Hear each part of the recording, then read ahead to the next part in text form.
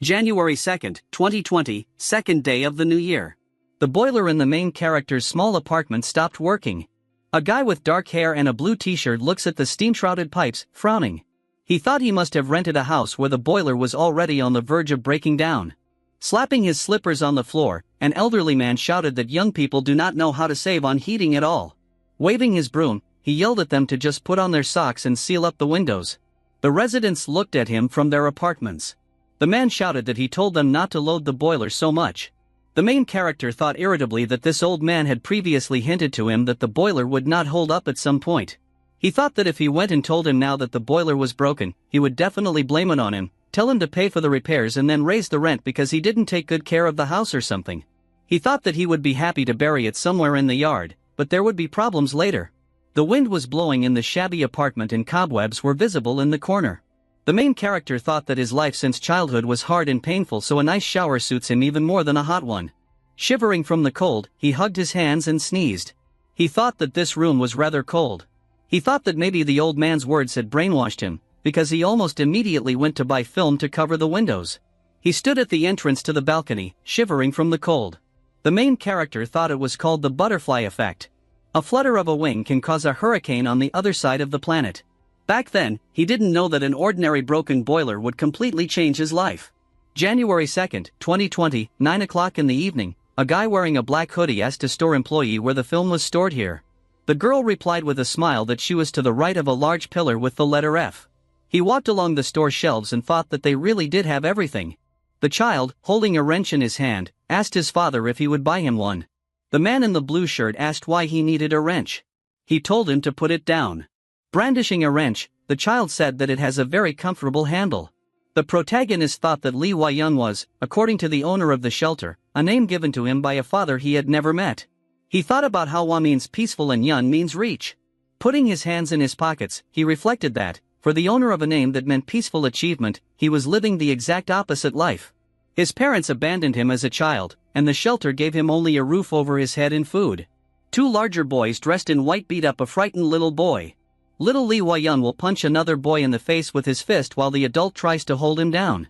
Lee Wai-young thought that this place had reinforced his belief that he should become stronger. He decided that money was the main source of power, so all he did was work, even in high school. Unfortunately, with poor educational success and no income, he could not count on anything but part-time work. Lee Wai-young, dressed in a courier's work clothes, gives the package to the customer. He gives him money in return, and the main character takes it, his eyes narrowing in displeasure. If Lee Wai-young has learned anything during his career, it's that the price of his time is a pittance. He thought of the world as a cruel place. Lee Wai-young stands in front of a rack with a machete. Smiling, he picked up the machete in his hand and thought about how stylish it looked. The girl quietly asked the guy with the cart what was wrong with the main character, and why he was smiling with a machete in his hands. The guy said he didn't know and said he wouldn't go near him. Lee Wai-young's smile was reflected in the machete blade, and he thought that it brought back memories. When Lee Wai-young realized that his hard work wasn't worth 10,000 won even if he sold himself into slavery, and that orphans couldn't serve in the military, he became a mercenary and participated in countless wars around the world as a member of the First Squad. The First Squad is an international mercenary band made up of orphans and social outcasts. In other words, those who have nothing to lose. People like Lee Wai-young were given a bed, clothes, and money for the rest of their lives. He couldn't help but be grateful. They teamed up, getting rid of pirates in the seas and beheading terrorists on land. Sometimes, Lee Wai-young even participated in international wars to earn his own price. Putting her hands on the machete, the salesgirl said that it was worth 240,000 won. She asked him what he was buying it for. She explained that it was much more suitable for a collection than for logging or camping, and said she could show him more practical machetes. Lee Wai-young replied that it was fine and it suited him. He had been thinking about buying a new machete for a long time, because it was very blunt and it was enough for him to hold it in his hands to feel its power. The main character pointed his finger at the film behind the saleswoman and asked for 10 meters. The girl began to cut off the film with a stationary knife. The cut was rough and jagged. Lee Wai-young thought irritably that this knife was so blunt that she couldn't even cut straight. He told her to stand back. The saleswoman raised her head questioningly. Lee Wai-young raised the machete and swung it in front of him. She stared at the neatly cut film in surprise. The main character turned around when he heard the noise. A crowd of people were bustling around something, saying that it was like someone was real. Someone asked me to take a picture with him. A huge shadow fell over the surprised people. Li Huayoung's eyes widened in surprise. A small goblin with a knife jumped at the fleeing people. The fleeing guy looked back in surprise. The goblin leaped towards him with a vicious smile, swinging its knife. Blood gushed out of the guy's body. He fell to the ground dead, and the goblin crouched down in front of him. The main character paled in surprise and thought that he looked like a goblin from a video game. The goblin was devouring the corpse with an evil smile. He turned to Li Huayoung with a bloody mouth. The main character recoiled in surprise. The goblin leaped at him, knife in hand. Li Huayoung chopped off his head with a swing of the machete. He asked me what was going on here. Shopping center building. The floor of the trading floor was smeared with blood, and there were bodies and trash everywhere. A scream rang out. Li Huayoung was breathing heavily, smeared with green blood. He was holding a machete. Frowning, he thought that the smell of blood was unbearable. When he heard the cry for help, he turned around. There were bloodied bodies on the floor. A few goblins are standing there, smiling maliciously. The woman covers the little girl, and they tremble in fright. She is frightened and asks for help. The main character swung his machete, cutting one of the goblins in half. The woman asked what was going on and where they were coming from. The little girl snuggled up to her chest in fright. The main character looked at them blankly. He looked down at his machete in exasperation and thought that with this blade, it was more of a crushing weapon than a cutting one. He decided that he needed to find something more suitable.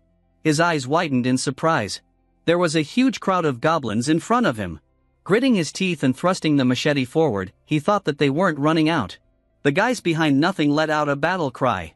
Several guys are fighting goblins with improvised means. The guy in the black t-shirt hit the goblin's head with an axe. A guy with blue hair and red glasses was sitting in a corner, holding his head in his hands and shaking, begging God to save him. A chainsaw blade appeared in front of his face, and he raised his head. Li Huayoung told him that this wasn't a dream and panicking wouldn't help. He told him to get up if he wanted life and added that prayers would not save him. The main character thought that right now, he just wanted to increase the number of goblins resisting. The four guys took up a fighting stance. The guy in the black t-shirt is armed with an axe, the guy with blonde hair is armed with a nail gun, and the guy with glasses and the main character is armed with chainsaws. The bespectacled guy turned around when he saw the goblin approaching. He cut his head open with a chainsaw. Li Huayoung turned to him and praised him with a smile. The guy looked down in shock, covered in green blood. The main character thought that even if someone is weak in body and spirit, the instinct of self-preservation will give them the strength to survive. The guy in the gray shirt called them to look away. The black sphere was wrapped in a bright vortex of blue energy, shielding his face from the light with his hand. Li Huayoung said that he was sure that the monsters were coming from there and they needed to destroy this thing. The guy in the gray shirt asked how they should do it. He said he didn't know. Two goblins emerged from the portal with vicious smiles. Among the shelves of the store, the bloodied bodies of humans and goblins lie on the floor. Li Huayoung and a guy with glasses are hiding behind a display case. The protagonist thought that things were only getting worse and the number of goblins climbing out of the rift hadn't decreased at all and the resistance energy was plummeting. No one can even imagine how to get rid of them once and for all. The main character looked out from behind the shelter and thought that their appearance was also inexplicable. The spatial rift that the goblins come out of would have thrown even the most brilliant scientists into disarray. Several goblins devoured the corpse of a woman. Li Huayoung counted from 5 to 1. The guy with glasses asked what he was talking about. The main character replied that there are 10 goblins in each wave and there are exactly 10 minutes between each wave. Frowning, he said there were 26 of them now and in 10 minutes there would be 10 more. The biggest problem is that even if Li Huayoung understands the whole situation, he doesn't know how to resolve it. In addition, not everything in this store is a good weapon. Heavy weapons such as axes, crowbars, chainsaws, and sledgehammers will consume too much energy and yet they can only be used in close combat, face-to-face with monsters. One wrong step and you can become their food. Many of the people in the store are already dead and those who fought at full strength look completely exhausted. Gritting his teeth, Li Huayoung thought that things would be different if he had a firearm. Someone gave the command, fire. There was a flash in the muzzle of the rocket launcher. They noticed the explosion behind them. Several armed soldiers entered the room and they announced that the counter-terrorism task force of the Metropolitan Defense Command was speaking. They said they were under their protection from now on. They told them to help the wounded and move towards them. A tank entered the room. Soldiers are firing automatic weapons. The goblin is shot in the back before it can attack the man with the child in front of it. The shop assistant covered her head with her hands as the shot hit the goblin behind her. Lowering the chainsaw, Li Huayoung exhaled. The goblin's corpse fell to the floor in front of him, spilling green blood. The guy with glasses thanked the main character. He said with an awkward smile that his name was Kim Bo-won. The main character indifferently replied that he was tired. He stood up and turned away, telling him to go where he needed to go. He thought that he was tired of weaklings. One of the main lessons he'd learned from his years as a mercenary was that weak people were the heaviest burden. Lee Wai-young doesn't want to drag around with ballast, especially when the danger isn't over yet.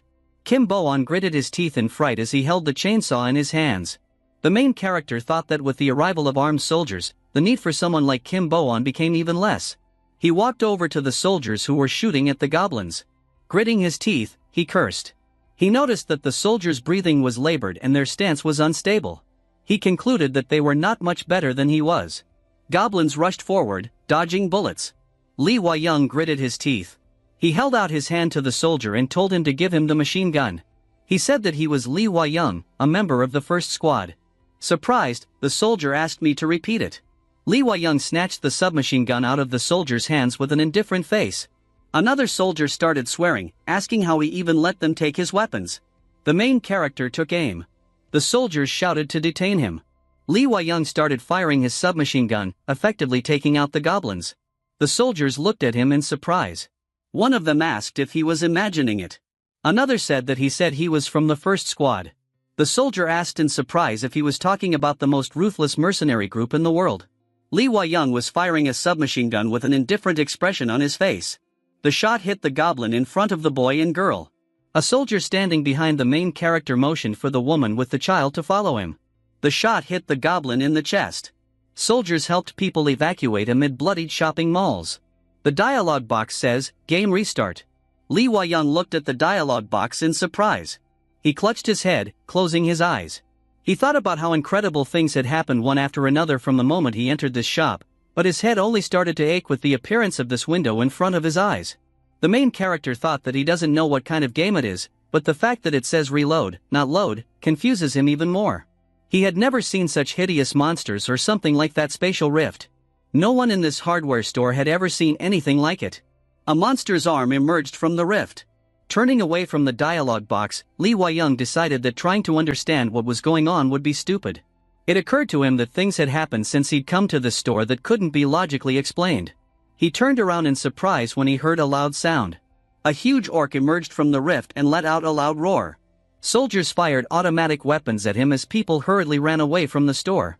The orc covered his face from the bullets with his hand. Bullets bounced off his body. The main character shot at him, gritting his teeth, and shouted that they had no effect on him. The main character and soldiers fire at the orc with machine guns as it slowly approaches them. Someone jumped, swinging an axe. Kim Boon sliced through the orc's legs with a swing of his axe. Standing behind the fallen orc, she said that the lower half of the orc's body is its weakness, and if you make them lose their balance, it will not be difficult to deal with them. Lee Wai-young looked at him in surprise as he lowered his weapon.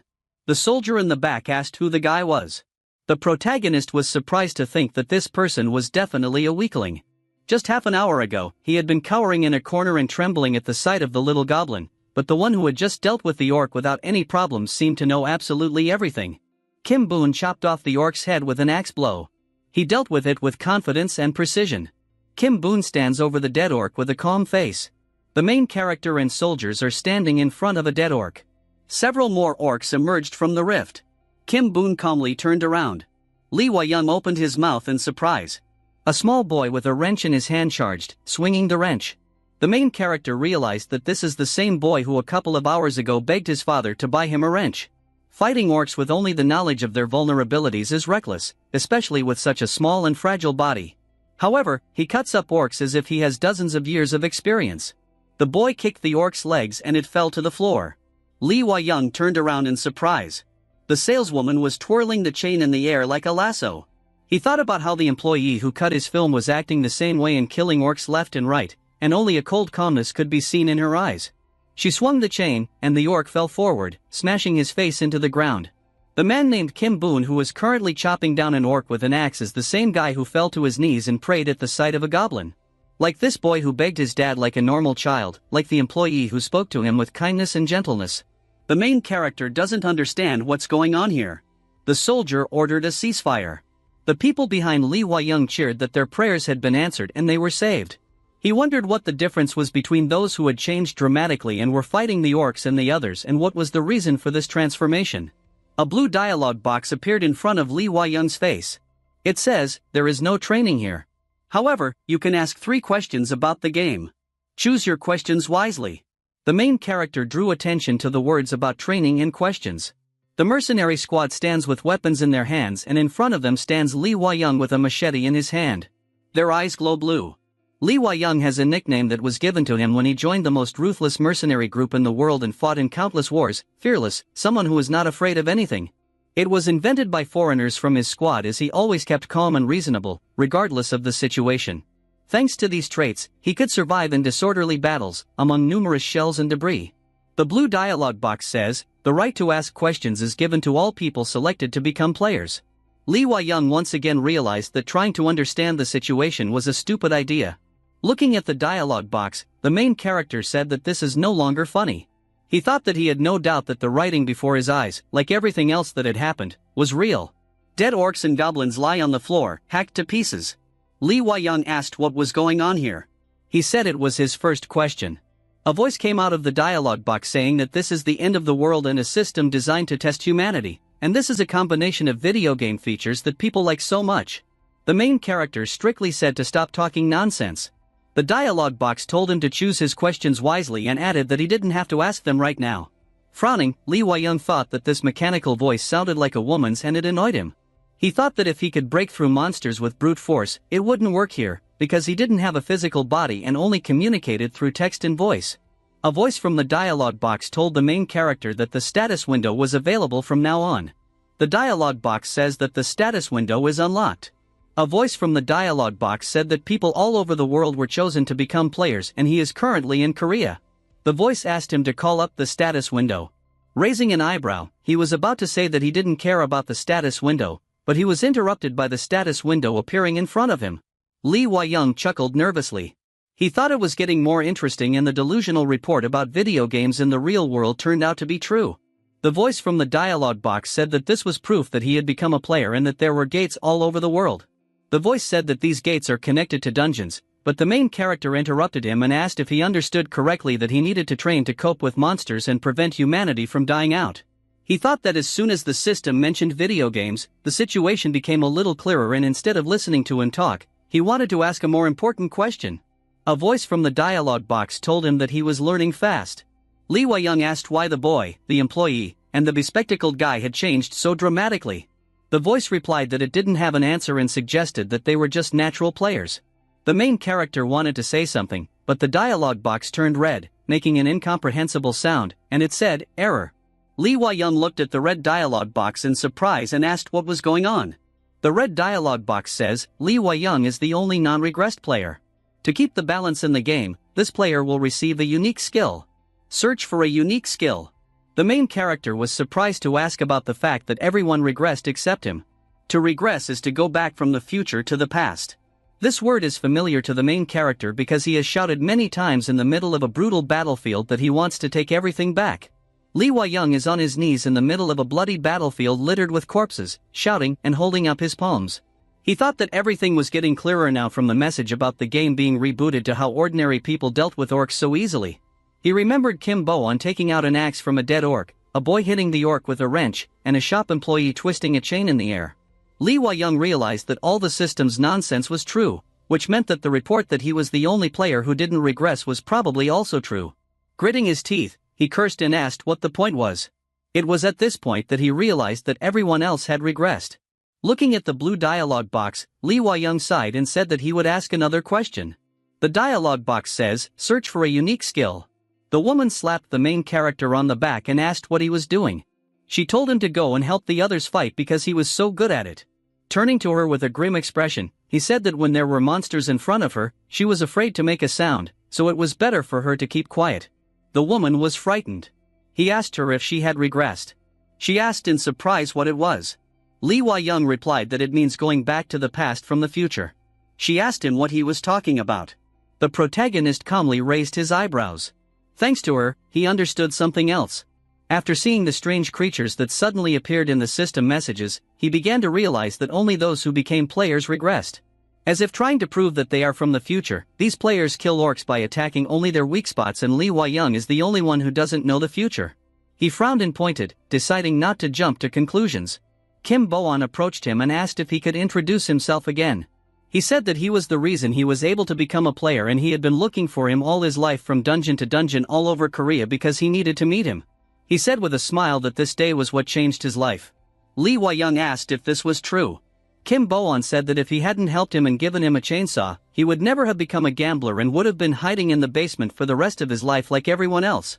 The protagonist calmly thought that these were definitely the words of a person who had visited the future.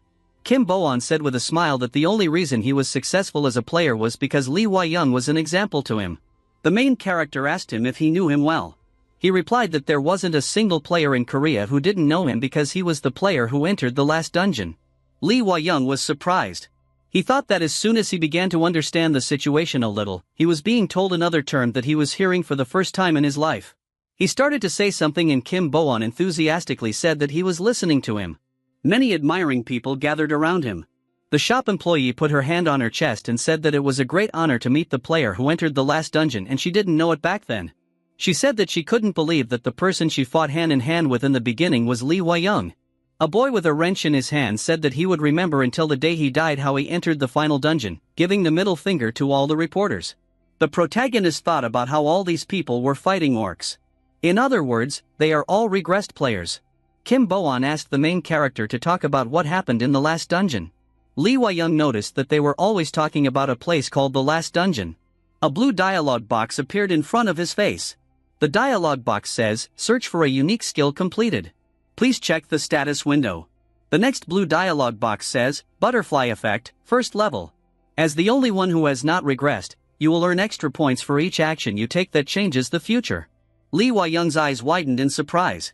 He understands perfectly well what the butterfly effect is. He thought that the flutter of a butterfly's wing might cause a hurricane on the other side of the planet.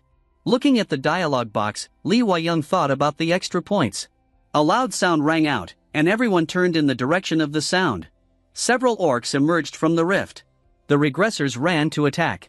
The main character with a calm face began to shoot from the machine gun and thought that just now the orcs had come running.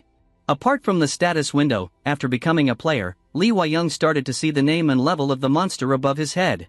On the blue dialogue box above the orc was written, "Orc, second level."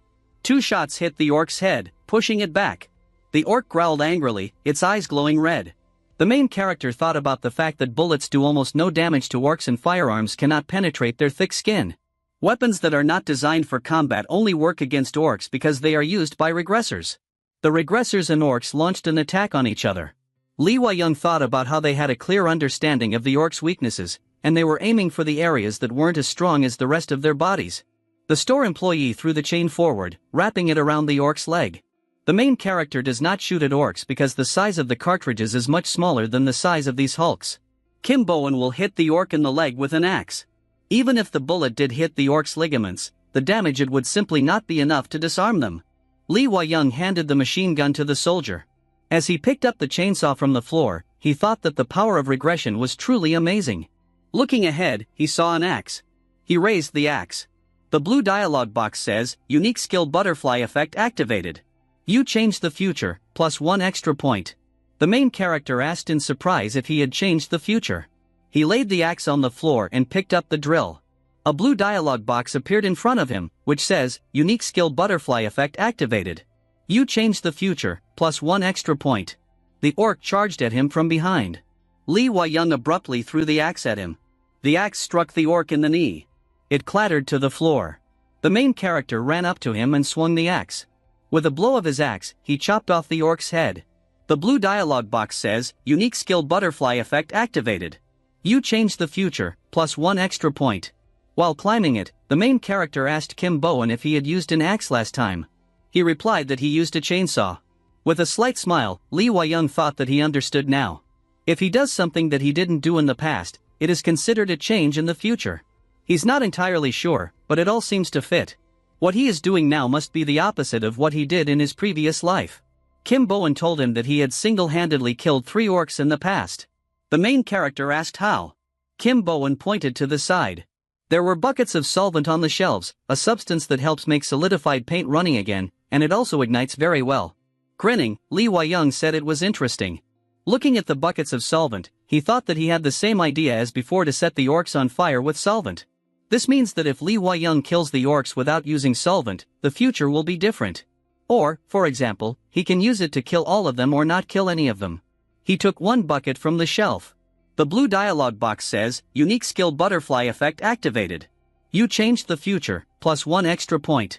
Exhausted players agreed to participate in the main character's plan. They immobilized the orcs by destroying their Achilles tendons or knee joints, after which he poured solvent on them and then set them on fire. The blue dialog box says, unique skill butterfly effect activated. You changed the future, plus 1 extra point. Level up, plus 3 extra points. Lee Wai-young stands surrounded by flames. He thought that now he was convinced. If he does the opposite of what he did in the past, he will get extra points. He thought he didn't know what they were for, but that wasn't new. He thought that even without allocating points to his stats, he could chop off orcs' heads without any problems. The blue dialog boxes say, Brave Newbie Achievement received. This achievement is given to players who complete the hunt without spending extra points. For getting this achievement, you will receive a skill. Armor, first level, strengthens the player's defense. The strength of the armor is proportional to the strength characteristic of the player. Lee Wai-young raised his eyebrows in surprise as he looked at the dialog box. Blue energy enveloped him. His hands turned black. Looking down at his hands, he asked what they were. The guy gritted his teeth, cursed softly, and said that he thought he was going to get this skill this time. The girl with the metal pipe frowned and quietly asked when he even managed to get it. Turning to them, the main character asked what was wrong and if it was a problem that he got this skill. The guy and the girl were scared. The girl frowned and said that it was a problem because he was using it to crush the whole of Korea. The guy gritted his teeth and said he couldn't believe he'd missed out on getting it. Calmly raising his eyebrows, Lee Wai-young thought that it must have been his skill in the past, at least judging from the fact that the butterfly effect wasn't activated. The future only changes if he does something new, but the skill didn't activate when he got Brave Newbie in armor. The rift began to glow with purple energy. Kim Bo-on, who was standing behind the main character, was looking at him with a cold gaze. They are facing a fault. The blue dialog box says, Orc and Goblin Dungeon. Goblins, 11. Orkov, 8. Maximum number of players, 4. Dungeon difficulty, D. Lee Wai-young thought that the goal of this game was definitely to destroy the human race. There are a fixed number of monsters in the dungeons, and after a certain amount of time, they come out of their gates and start destroying everything around them. He remembered Kim Bo-on saying that there were 10 goblins in each wave, and there were exactly 10 minutes between each wave. He remembered the monsters coming out of the gate. He thought that this gate connected these dungeons full of monsters to the ground. Lee Wai-young thought that there was only one way to break them. He said that they needed to kill all the monsters as soon as possible. He thought that the number of monsters in the dungeon and the maximum number of players that can enter it are listed in the dungeon information. The difficulty of a dungeon is also important, as it shows how rare skills and items can be obtained in it. Lee Wai-young said that the difficulty of this dungeon means that there won't be anything higher than rare. Looking at the dialog box, he thought that he had a reason to go there anyway. He wants to test something, or rather, test the stats he's gained in the newfound armor skill. He thought that since he had no information about the world, unlike the others, he needed a more obvious power, because the real power is physical power. The blue dialog box said, Armor, first level, strengthens the player's defense. The strength of the armor is proportional to the strength characteristic of the player. Extra points, 15.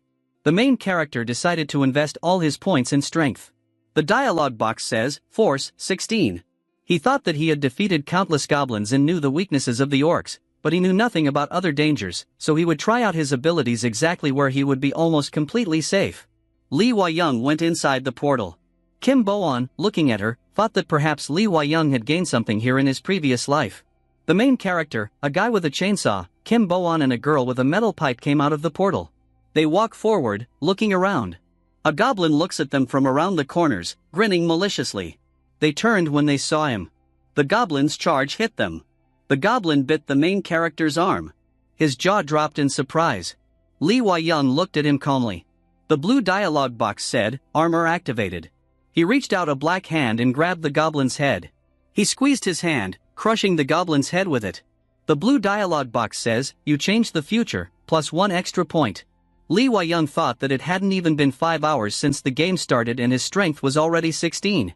The main character opened his hand and the goblin's corpse plopped to the ground. The girl said in a frightened voice that it was impossible. The boy gritted his teeth, cursed and said in surprise that he had crushed the goblin's skull with one hand. Kim Bo-on approached Lee Hwa-young and asked how. He said that the armor skill was the only one in the world and it was probably because of it that he was considered the strongest player in Korea in his previous life. The main character asked indifferently, so what? Kim Bo-on said he needed it more. He took the chainsaw out of the guy's hand and threw it at Lee Hwa-young. He frowned in surprise. Using his armor, he blocked the blow with his hand. The chainsaw blade sparkled as it rested against the protagonist's black arm. Chuckling horribly, he thought that even if he hadn't regressed, it shouldn't be like this. He decided it was his turn and held up a black hand. He grabbed the chainsaw blade in his hand and squeezed the chainsaw bent in his hand. Lee Hwa-young threw the chainsaw from Kim Bo-on's hand to the floor. The main character grabbed him by the neck. There was a blue dialogue box above Kim Bo-on's head that said, Level 3. Lee Hwa-young squeezed his throat and he was trying to say something. The main character looked at him with a dead look and thought, what a pity. He thought about how greed breeds destruction. The war teaches this and he even has a scar that now serves as a reminder. He guessed that they thought that since they had regressed to the hardware store and he hadn't yet managed to get all the skills he had in his previous life, they would be able to pick them up. Holding Kim Bo-on by the neck above the ground, the protagonist turned to the others and asked if there were any more applicants. They opened their mouths in fright. He told them to leave. Lee Hwa-young continued to squeeze Kim Bo-on's neck. There was a crunch and he dropped it to the ground. He thought about how letting go of his enemies during the war wasn't a thank you, but a rain of bullets. And so it has always been. Lee Hwa-young said that now that it started, the law doesn't mean anything. He thought that he knew very well that letting his emotions get in the way of dealing with those who had threatened his life at least once was unacceptable. He looked at the boy and girl and gave them a threatening look and told them to get out of his sight if they valued their lives. Lee Hwa-young thought about how cruel this game is because the inventory window appears above the deceased player to make it easier to pick up their items. A blue inventory dialog box appeared above Kim Bo-on's body. After clicking a button on the dialog box, Lee Hwa-young said it was convenient. The blue dialog box says, Goblin Champion Necklace, Strength +3, Agility +3. In his hand was a necklace with a blue glowing stone. After putting it around his neck, he said that he now owned it. The necklace turned red. The dialog box says, you changed the future, +1 extra point. He thought that 3 points of strength and agility was quite a lot. It gets 3 bonus points when a level is obtained, which means this necklace is equivalent to 2 levels. He thought that even though the more he leveled up, the less effect it would have, it was quite significant in the early stages. The guy crouched down next to Kim Bo-on's body and asked why he was wearing it. He said it was kind of tasteless. The main character picked up a chainsaw from the floor, walking towards the orc. He shoved the chainsaw into the orc's mouth. Swinging it up, he sliced the orc's head in half. Lee Hwa-young said that he doesn't feel the difference. He thought that 3 points of strength to his 15 wasn't a small increase, but he still didn't feel any different. The blue dialog box says, all monsters in the dungeon have been killed. The dungeon will soon be destroyed.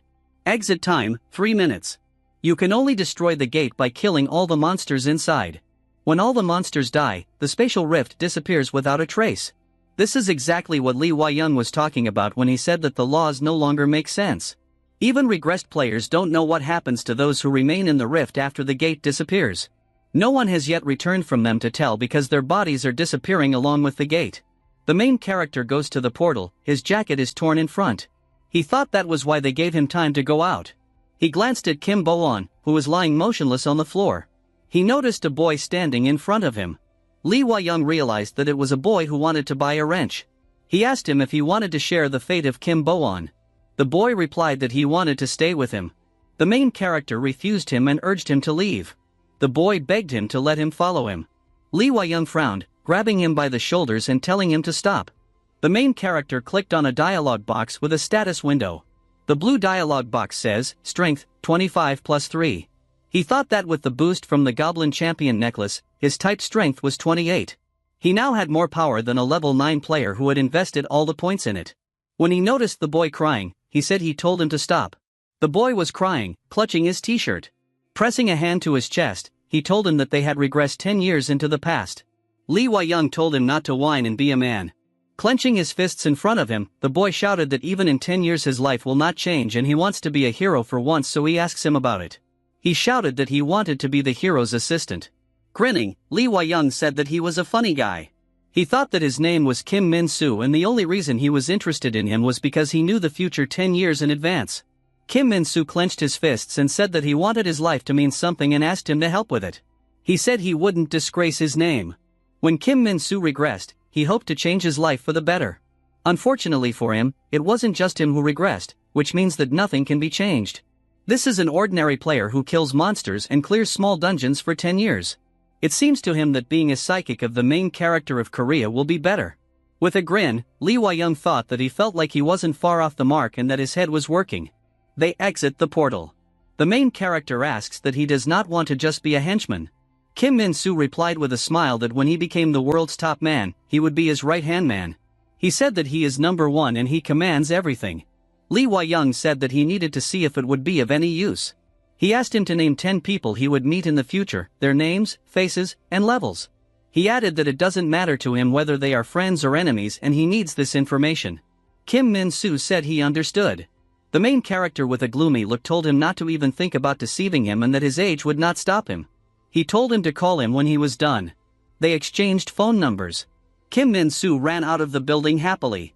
Lee Wai-young smiled and said that he was really funny. 3 days have passed since the regression of all players. At first, the players hid the fact of regression. There are many reasons. For example, they could easily be considered crazy.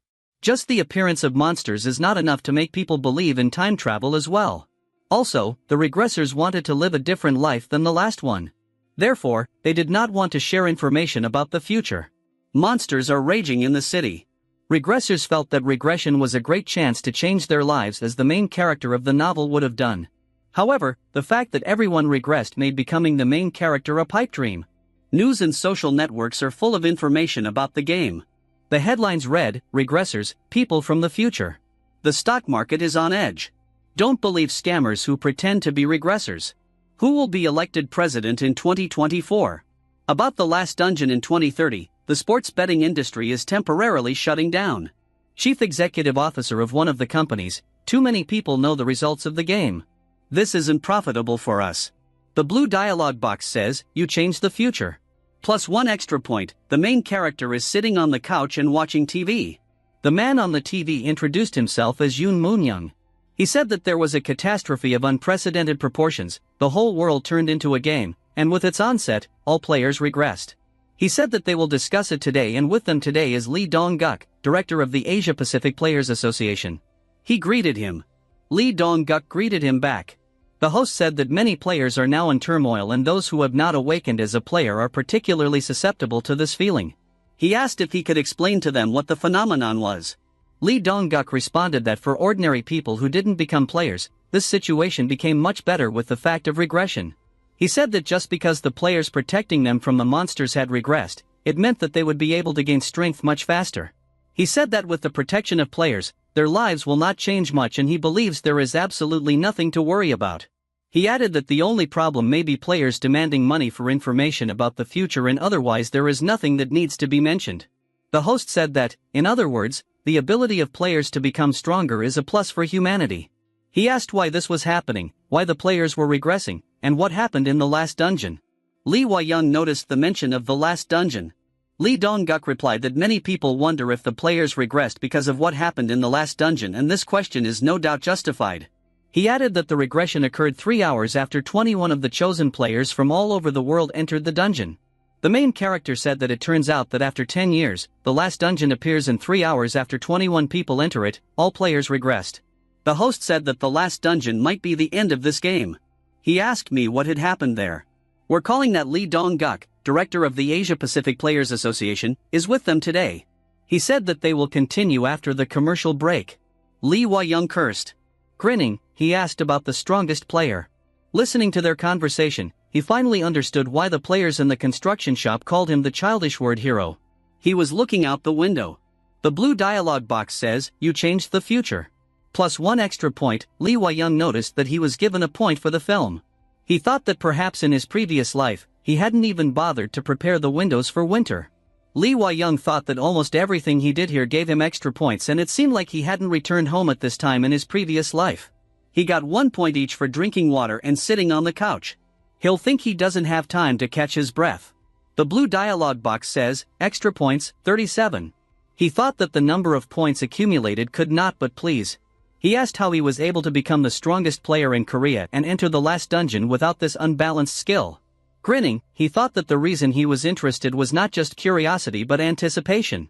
As a child, Lee Hwa-young learned that the weak always give up to the strong. Thanks to this, he also realized that he needed to become the strongest one. He remembered two guys grabbing him by the collar in the alley. The main character chose money as the source of power and later sold his life to countless wars to increase his value. Even in a world where the concept of a better person didn't exist, he wanted to be one. He thought that now there was such a title after all. The TV reporter was happily counting down from 5 to 1. He happily pointed his finger at 3 statues and said that they were statues of players Lee Hwa-young, Park Moo-sun, and Choi Chul-sundae. He explained that they entered the last dungeon as representatives of Korea. The crowd cheered loudly. Lee Hwa-young was petrified in surprise. When he saw his statue on the TV screen, he said it was him. As he gripped the TV screen with his hands, he thought about what those statues had done just 3 days after all the players regressed, and apparently, in his previous life, he really was an incredible player. Among the mercenaries, it was the most expensive, but that didn't mean anything, because a consumable is still a consumable. It didn't bother him, because he was only doing it for the money. However, now he sees that a cult is practically being built around him. The reporter said that the fact that after the representatives of each state entered the last dungeon, all the other players regressed means that something happened inside. He asked if they should ask the 3 Korean players, Lee Hwa-young, Park Moo-sun, and Choi Chul-sun, about what happened there. He said they were there, so they should know. Lee Hwa-young said that he was curious himself. The voice on the TV said that all 3 of them were now in hiding. The reporter asked if people who should be revered as heroes had disappeared without a trace. The voice said it was just like that. He said that these are the people who entered the last dungeon at the end of the game, in other words, the strongest players in Korea. When they entered the last dungeon, they were filled to the brim with unique items and skills, which means that now that they are back in the present, only they know the location of these unique and legendary items and skills. The host asked if they were hiding for their own safety. The man replied that it was true, and other players also want to get these items and skills because their strength corresponds to their rarity. The host said that he had heard that the World Players Association had issued a new decree. The man agreed and said that players who entered the last dungeon in their previous life would be forgiven for all their crimes. The host frowned and asked if they were sure that this decree was necessary. The man replied that players from different countries still need to follow the laws of their respective countries, and this rule was established by the World Players Association, but another provision was added to the law. He said to talk about the reason for this. The main character turned off the TV and said that he understood. He learned 2 interesting things. First, there are a lot of people hunting him. The second is that it is legal for him to beat them until they lose their pulse. He put on a sweatshirt and picked up a black face mask. The blue dialogue box in front of him said that he had changed the future and received an extra point. Wearing a mask over his face and a hood over his head, Lee Hwa-young runs down the city street. He thought about how no matter how much he thought about it, he didn't have a single reason to go to Gwanghwamun Square in his previous life, and since he didn't do it in his previous life, just going there would change the future. And, as if to confirm his words, system notifications pop up with each completed step. There are 2 blue dialogue boxes in front of it. One has a status window and the other says, Special Skill, Butterfly Effect, First Level. The blue dialogue boxes say, additional points have been applied to the Dexterity attribute. Dexterity, 55. Lee Hwa-young pushed off the ground and exhaled. He thought that the unwritten rules about spending extra points, such as that strength is the best stat for early play, or that those who spend mana quickly should spend it, meant nothing to him, because he was gaining points at a completely different rate from the rest of the players. The main character quickly runs along the street. It occurred to him that the usual rules simply didn't apply to him. Lee Hwa-young jumped from the roof of a building. He landed flat on his feet. He looked ahead, his eyes glowing red. Lee Hwa-young stands in the square amid a crowd of people. He looked at his statue, which says, Shadow of Death, Lee Hwa-young. Adjusting the brim of his cap, he said he couldn't believe it. If being chosen to enter the last dungeon is so significant, as they said on TV, the main character assumed that he would be recognized, so he had to prepare. He doesn't want to attract too much attention, and all he needs right now is information about his future. When he was a mercenary, he kept appearing on TV to increase his value, but that's beside the point now. He thought that everyone was thinking the same thing. Regressed players will not hide their desires from him. They want to get information from him, and they think he has it. However, this is not the case because it has not regressed. They don't know that, and they don't know something else. He had a new power that he didn't have in his previous life. Kim Boan was one of them. In any case, Lee Wai-young was now the target of the greed-blinded players. The main character narrowed his eyes with distaste. The players in the square were armed. Most likely, their goal is simply to attract attention. They could put it away in the inventory. With the title of heroes who will save the world from monsters, players also gained fame. Lee Wai-young thought that if he took off his mask in front of them, this place would become a slaughterhouse, but he needed other players. He had seen these 3 statues being worshipped on the TV broadcast. He thought that to these people, he was something like a deity. They wouldn't do it if they didn't know anything about him, no matter how exaggerated the stories are, but unlike the broadcast, he doesn't see them here. The statue of a man with a cloak draped over his shoulders reads, "We are here to save humanity. Thank you for all your support. The King of Poisons, Choi Chul Sunday." On the statue of a guy leaning his hands on his sword, it says, "We'll go in there and end this game once and for all." The Emperor of the Sword, Park Mu-sung. The statue of Lee Wai-young had 2 horizontal lines and 1 vertical line, meaning the middle finger, and was written, "Shadow of Death, Lee Wai-young." Folding his arms across his chest, Lee Wai-young shook his head at the words about the shadow of death. He saw the guy with the mace blow his statue's head off. The blue dialogue box said, "You changed the future, plus 1 extra point." The guy wearing a white jacket grinned viciously. It landed in front of the protagonist, and the statue's head fell to the ground. He put the weapon away in the dialogue box. Lee Wai-young looked at him calmly. The guy grinned. They stand facing each other in a cloud of dust. Turning around, the guy started running away from him. Lee Wai-young thought that now that his agility was more than 50 points, controlling his speed wasn't so easy. The blue dialogue box says, "You changed the future, plus 1 extra point." He ran after the guy. They run through the streets. Lee Wai-young grabbed the boy's neck. He held it up off the ground and asked if he knew it. With a sinister smile, the main character said that this means that he knows where he started running off to. The boy tried to draw his weapon, but Lee Wai-young grabbed his arm and told him not to even think about it. He snatched the mace out of his hands, thanking him and saying that he would need it. The blue dialogue box says, "You changed the future, plus 1 extra point." The blue dialogue box says, "Mace of the Orc Champion. Chance to stun the enemy 25%, plus 30 damage, plus 10 strength." Lee Wai-young asked who he works for. He thought that he was definitely from the guild, because it was impossible to get a rare weapon while being a loner and even in 5 days. He squeezed his neck and asked if he had watched the interview. He recalled that it was an interview with the director of the World Players Association and asked if he remembered what he said. He said that if he tried any tricks, he wouldn't even have a bloodstain left. The guy laughed nervously and demanded to let him go. Lee Wai-young said with a grim face that he had 10 seconds. He asked who he was and where he came from. Startled, the boy replied that he was Kim Chang-bai from the General Guild. Lee Wai-young told him to continue. After that, Kim Chang-bai finally gave up. The main character asked about Lee Wai-young's project. He thought that according to him, Lee Wai-young's project was the name of the General Guild's operation, the essence of which was to take over all the skills and items that he had collected in his previous life. He asked what would come first and said that if he didn't want to feed himself worms, he'd better talk. Kim Chang-bai said in a frightened voice that it was stealth. He apologized and asked me not to kill him. He said it would be in 3 days at the gate to the werewolf dungeon. Lee Wai-young told him to tell me more. The guy said that the werewolf dungeon where Lee Wai-young obtained the rare stealth skill would be opened in 3 days. He asked how they knew all this. Kim Chang-bai thought about why he was asking something that he knew about. He said he didn't know where they got this information from, but it was reliable. He shouted that he knew because it was his skill. Lee Wai-young asked how they were going to steal all of his skills. Kim Chang-bai said that 3 days before the dungeon opens, about 100 players will be on full alert and they are confident that he will come for the skill that he had in the past. The main character thought that it would not be easy to face 100 regressed players. He frowned, thinking. The dialogue box says, "You changed the future." Plus 1 extra point, Kim Min-soo soon arrived. He said Kim Chang-bai was lying and asked if he could just kill him. Lee Wai-young said that they would first listen to what he collected and then make a decision.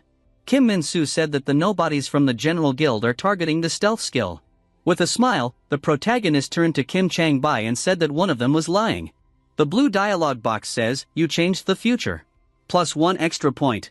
He thought that Kim Chang-bai and Kim Min-soo were talking about the same thing and he could only listen and compare their information. Kim Chang-bai shouted that the werewolf dungeon would open tomorrow. The blue dialogue box says, "You changed the future." Plus 1 extra point. Lee Wai-young smiled and asked him what that meant. Pointing his finger at Kim Min-soo, Kim Chang-bai said that he was lying. He asked if he was ill. Kim Chang-bai accused him of trying to deceive everyone. The main character walked up to them and held out his black hands. He grabbed them by the neck, lifting them off the ground, and told them to prove their case one by one. Kim Min-soo took out his phone from his pocket and showed it to Lee Hwa-young. The phone screen says, "Still no news about Lee Hwa-young. Will he show up at the werewolf dungeon on January 7th? The main character said that the 7th of January is tomorrow. Kim Min-soo nodded in satisfaction. Looking at his phone, Kim Min-soo said that the werewolf dungeon appeared in the first days of the game, and due to the characteristics of werewolves, it was quite difficult for beginners to kill them. He said that their attack speed is many times faster than that of goblins and orcs and they gather in packs. He showed the screen of Lee Hwa-young's phone and said that because of this, no one was able to win at the beginning of the game and the dungeon was eventually forgotten, and as a result, werewolves came out of it. Kim Min-soo said that this is why the werewolf dungeon is quite famous among players and these monsters from the nearest cities did not leave a stone unturned. Lee Hwa-young asked about the fact that everyone knows where it is. Dungeons and gates weren't a problem for the unawakened. At the beginning of the game, they attracted a lot of attention due to the absurd unreality of what was happening. However, over time, the novelty was replaced by routine.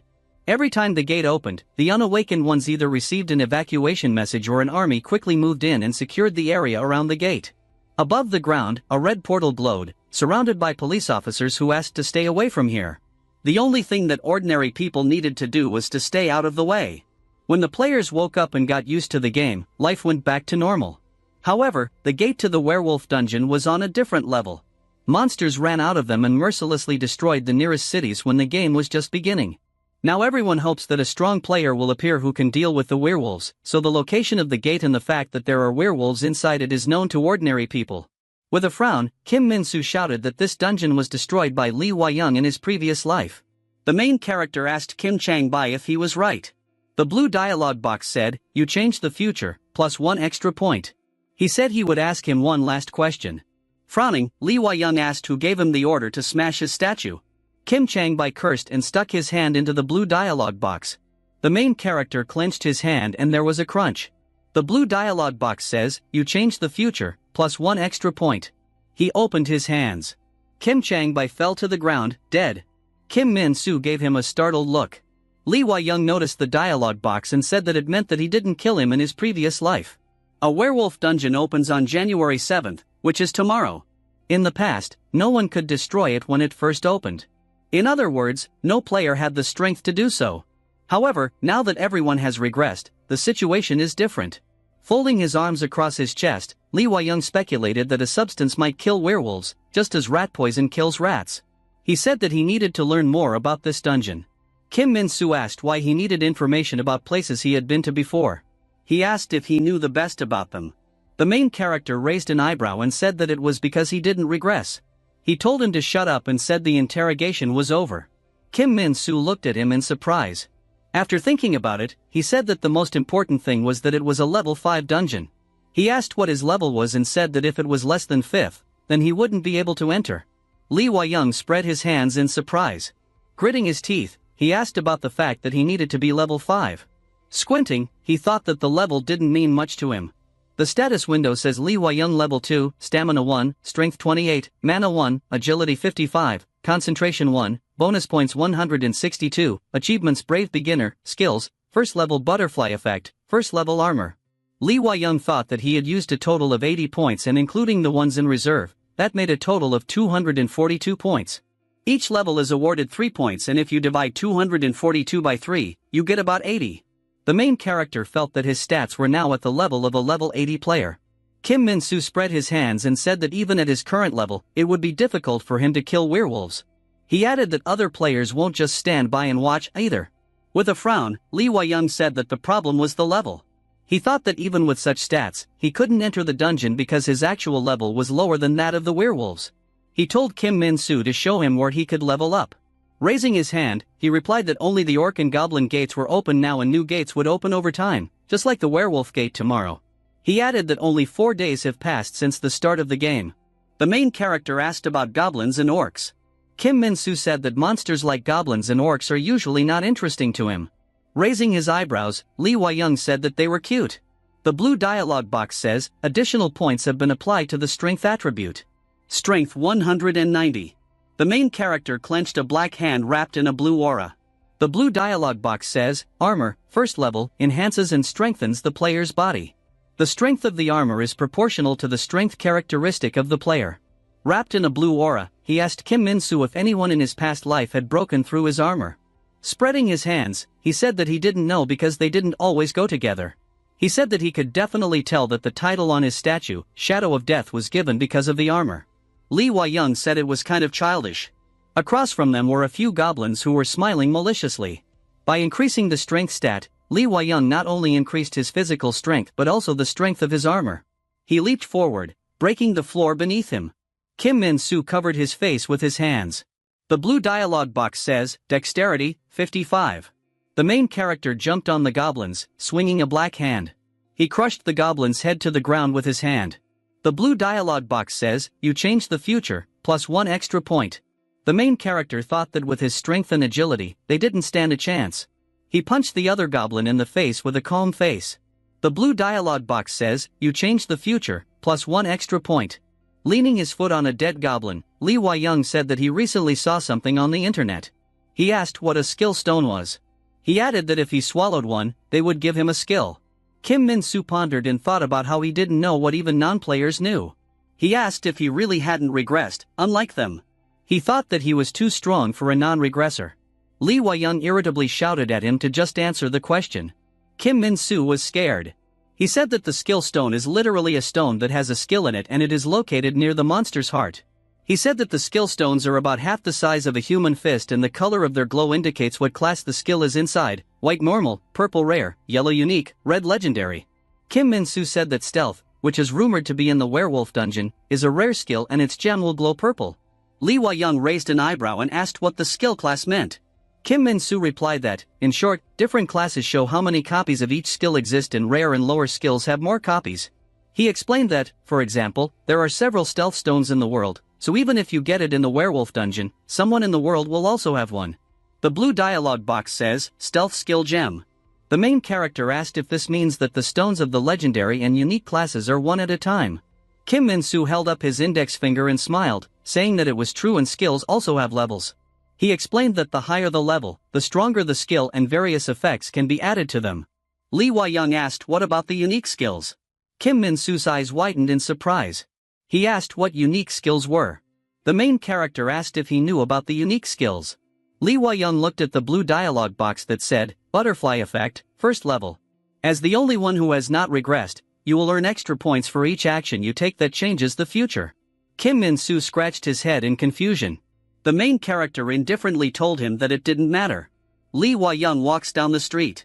He and Kim Min-soo hid around the corner of the building. Above the main character's head is written, Lee Hwa-young, level 5. Kim Min-soo asked what their plan was. Pointing his finger at the square, Lee Hwa-young said that he would do everything himself. He told him to go there and find out what they were going to do and tell him if there was anything interesting. Kim Min-soo nodded with glowing eyes. The main character thought that he directly exuded loyalty. He thought that the gate of the werewolf dungeon would soon appear here, and seeing 100 players from the general guild waiting for Lee Hwa-young to appear, he realized that Kim Chang-bai wasn't lying about everything. The first point of Lee Hwa-young's plan is to enter the gate as soon as it appears. A limited number of players can enter the dungeon and the number for each is different. According to Kim Min-soo, only 5 people can enter the werewolf dungeon. He thought that he needed to enter before the 5-player limit was exhausted, and if it didn't work out, then those people would kill the werewolves and get the stone. Lee Hwa-young looked at the watch on his wrist and said that there were 7 minutes left.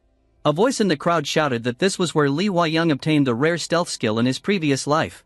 The blonde-haired guy raised his fist and shouted that the gate would open in 5 minutes and that today would be the day when the general guild would take the lead. He shouted that they were using Lee Hwa-young's skill to leave an even bigger mark on history than he did. The crowd cheered. He shouted that Lee Hwa-young hadn't shown up yet and told them not to let their guard down because they didn't know when he was coming. Grinning, he thought that he was already here. On the dialogue box in front of him was written, The gate will appear in 30 seconds. Werewolf Dungeon, level 5. There are a maximum of 25 werewolves. Number of players, 5. Dungeon difficulty, a crowd of people with dialogue boxes in front of them counted from 10 to 1. When they counted, a huge red gate appeared in front of them. The guy urged them to go ahead and make history. The guy waved to his friend and said that he would be back soon. The guy in the black shirt said that these werewolves were nothing to them, the regressors. The yellow-haired guy shouted at him not to die in the dungeon. They turned around and saw Lee Wai-young running towards the gate. When they recognized him, they took up arms and attacked him. Someone shouted that Lee Wai-young was here and ordered him to contact the headquarters. The main character thought that only 5 days had passed since the regression of all players, and if you think logically, a person with agility above 50 could not appear, but he does not care about logic. Lee Wai-young quickly ran past the armed men. One person in the crowd asked why he was so fast. Another exclaimed that such dexterity simply could not exist. Another voice urged them to run after him and not stand still. The main character ran into the portal, and in front of the guy who was chasing him, a red dialogue box appeared on which it was written, "The limit of players is exhausted. You can't log in." Kim Min-soo opened his mouth in surprise. Lee Wai-young and a few people are standing in the night forest. They look at the main character in fright, and someone said his name. He thought that having them all regressed was quite convenient because they knew who he was and he didn't even have to explain anything. Lee Wai-young smiled calmly and said, "Exactly." Blue dialogue boxes appeared next to the guys, and the guy with blue hair told everyone to be ready. They stuck their hands into the blue dialogue boxes. They ran to attack the main character while swinging their green whips. The blue dialogue box says, "Goblin Chieftain's Whip, low damage, allows the wearer to control goblins, damage, +1. Lee Wai-young used the armor skill and his arms and neck turned black, the whips wrapped around his arms and neck. The blue dialogue box says, "You change the future, +1 extra point." They pulled on the whips, spreading the protagonist's arms in different directions. The guy with the blue hair was looking at the blue dialogue box. He took out the net. Lee Wai-young rolled his eyes in surprise and thought that they immediately realized that they were no match for him, so they decided to tie him up because their punches wouldn't have any effect. Grinning, he noted that this was a good plan and thought that they were trying very nicely. Lee Wai-young knelt down next to the bound guys wrapped in the net. He said with a grin that it was a good try and it was a pity that it didn't work out. He turned as the snarling wolf approached. Several evil black wolves approached him. Lee Wai-young asked why they were so angry. The wolf's eyes glowed red and saliva was coming out of its mouth. The main character asked if this was normal for them. He asked the guys if they would like to be a snack for them. They pleaded with him, saying what they didn't want and just did as they were told. With a serious face, he asked them who. The wolves growled angrily. They launched an attack on Lee Wai-young. The blue-haired guy said in a frightened voice that Lee Wai-young was trapped. The guy in the black shirt said the werewolves had caught him. The guy with the blue hair sighed and said that it looked like they were going to die like this. The wolves attacked the main character, who was lying on the ground. One of the wolves twitched. Lee Wai-young rose to his feet, holding up a black fist. The wolves scattered. The blue dialogue box says, "You change the future, +1 extra point." The main character exhaled. The two blue dialogue boxes say, "You change the future, +1 extra point." The guys ask in surprise how this is possible.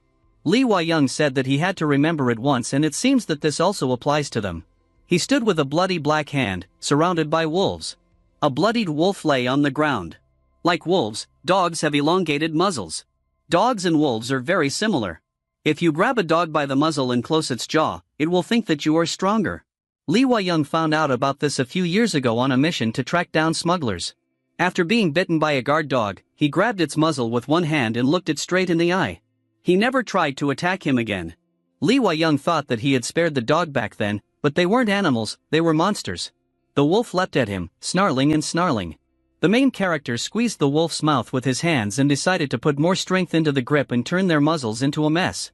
He crushed the wolf's face with his hands, spilling blood. The boys looked at him in shock, amazed at his strength. Lee Wai-young thought that unlike goblins and orcs, werewolves had strong bones.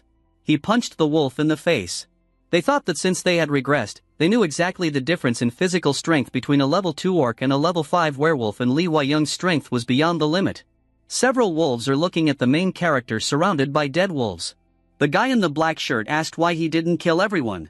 The main character calmly replied that he didn't need the gate to disappear just yet. When all the monsters die, the dungeon collapses and the gate disappears. Lee Wai-young is going to get out of this dungeon as soon as he finds the werewolf with the skill stone, because the general guild players are waiting for him outside. He remembered the guy who commanded the rest of the crowd. If the gate disappeared, they would know that he had killed all the werewolves and taken the skill stone, and they would definitely want to turn Korea upside down to find it. To avoid this trouble, Lee Wai-young decided not to kill all the werewolves, but to quietly slip through the gate. 2 wolves with bloody mouths growl angrily. 3 wolves rushed to attack the main character. He looked at them with a calm face and said that it wouldn't be enough. It disappeared in front of their eyes and was behind them, hitting the three wolves. Whimpering, they fell to the ground. Li Huayang walked up to the terrified guys and addressed them. After the game began, rifts in space and time opened up all over the earth, and monsters rained down from these rifts, causing irreparable damage to civilization. Everyone knew that this was the end of humanity. To deal with this destructive force, a game system was introduced. In order to stop the apocalypse, you need to kill all the monsters in all the dungeons. Apart from a small group of fanatics, there are almost no religious people left. A man in a black hoodie shouts that they accept the will of the Lord and realize the mistakes of humanity and asks them to stop this game. People in green robes, hands folded, repeat after him. They shout that they believe the goblins are little messengers of God. Li Huayang thought that it was impossible for God or Buddha to send monsters that were only seen in games before. And while people didn't know what to believe, a new faith emerged in the form of guilds. The crowd cheers on the men with swords who got out of the car. Someone is shouting that the common guild is their only savior in this world. Li Huayang thought that he was right when he said the word faith. In addition to fans, they also have parishioners. This way, there was nothing stopping the guilds from getting bigger and bigger. They were fighting among themselves for possession of the dungeons. What fell from the monsters could be used as a source of energy and even make weapons from it, which could help in further clearing the dungeons. In addition, skill stones from dungeons can be sold to players for a lot of money. In other words, owning a dungeon brings huge profits. And in addition to the material benefits, closing these gates, which are capable of enormous destruction, brings a lot of public approval. Li Huayang thought that the guild was both a business and a religion. He asked the guys who was in charge. The guy lying on the ground said in a frightened voice that it was Choi Chul Sung. The guy said that their main character is Choi Chul Sunday. The main character repeated his name in surprise. He thought he knew the name and saw it on the statue next to his own. He asked if he said to come for stealth. The dark-haired guy said in a startled voice that they were just following his instructions. The red-haired guy frowned and asked why he had just told him everything so easily. He called him a traitor. Li Young paused for a moment, then sat down next to the red-haired guy and put his hand on his shoulder. His hand turned black, and he squeezed his shoulder hard, making it crack. The boy screamed in pain. The dialogue box says, "You changed the future and got 1 extra point." With a sinister grin, his eyes glowing red, he said that he didn't come here to joke around. Rising to his feet, Li Young repeated Choi Chul Sung's name thoughtfully. He thought that he was the head of the General Guild. He asked if he was one of the people who went with him to the last dungeon. The 3 statues in Gwanghwamun Square were modeled after the 3 players chosen by the Korean representatives to enter the final dungeon. He is an associate who went to close the dungeon with the main character. The main character remembered the report about the erection of their statues and thought that he could not call him a colleague because he had never met him. He thought about the fact that the one he had fought hand in hand with was now trying to steal his skills. Li Young said thoughtfully that he could understand it because that's human nature. He thought that he was not even offended by this, and he knew that the desire for personal gain is the engine of progress. He calmly opened one eye. Several black wolves appeared in front of the protagonist, and he thought that after a few werewolves died, new ones appeared. Li Young thought that the number of monsters in a dungeon is always the same, and since there are only 25 werewolves in this dungeon, new ones will appear at regular intervals to fill up the number. He figured they'd arrived on time and he wouldn't even have to get his hands dirty. Clutching the net in his hand, he said that he hoped Choi Chul soon would forgive him for killing his men. The dark-haired boy made a frightened plea to him. The main character threw a net with guys towards the running werewolves.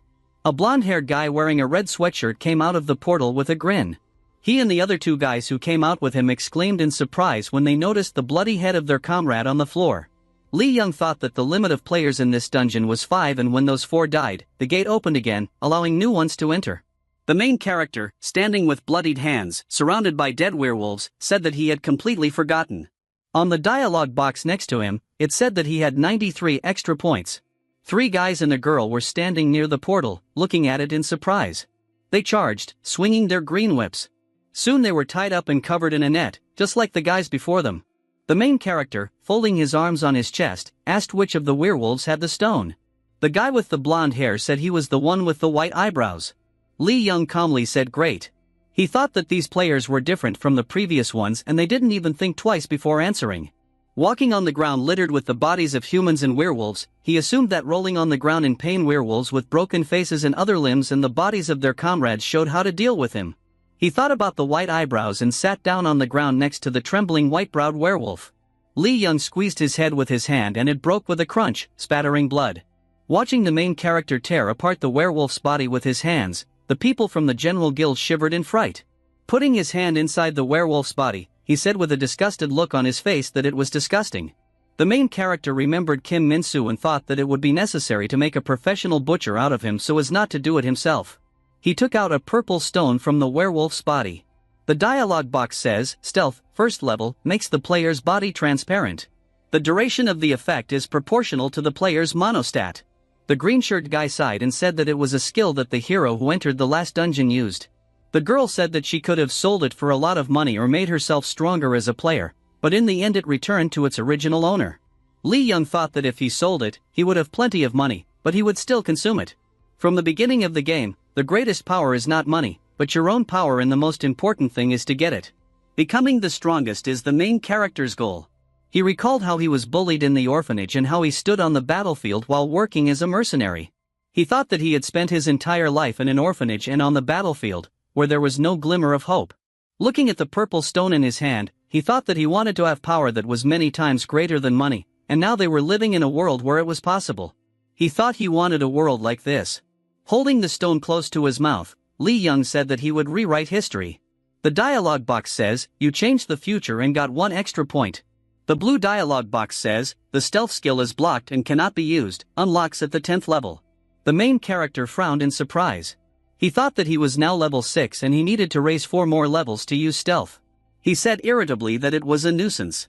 The blonde-haired guy asked what was wrong. Lee Young replied that no matter how strong he was, this useless number didn't allow him to enjoy his strength. He thought that he needed to level up again. Looking at the dialogue box that said he had 102 extra points, he thought he would put it all into strength. The dialogue box says, strength 289 plus 3. He thought that he should use stealth when leaving the dungeon, because there are 100 not-so-friendly guys waiting for him there who really want to get this skill. Lee Young thought that 100 players from the general guild were waiting for him to appear. He thought that even with his incredible strength, it would be difficult to defeat 100 players, and even if there was only one monster left in the dungeon, it would continue to summon them. The people from the guild looked at the broken-limbed werewolves falling to the ground in fright. The main character thought that since the dungeon would fall apart when he killed the last monster, he would just let it live and kill the rest. He thought that 300 units of power was a real tragedy for the poor level 5 werewolves. He punched the werewolf in the face. Lee Young thought that just by moving his finger, he could break all their bones, so he had to be more careful. He thought that a 50-point dexterity might also help speed things up. He killed 3 werewolves with 3 quick strikes. The blue dialogue boxes say, level up, plus 3 extra points. Lee Young, level 10. The stealth skill is unlocked.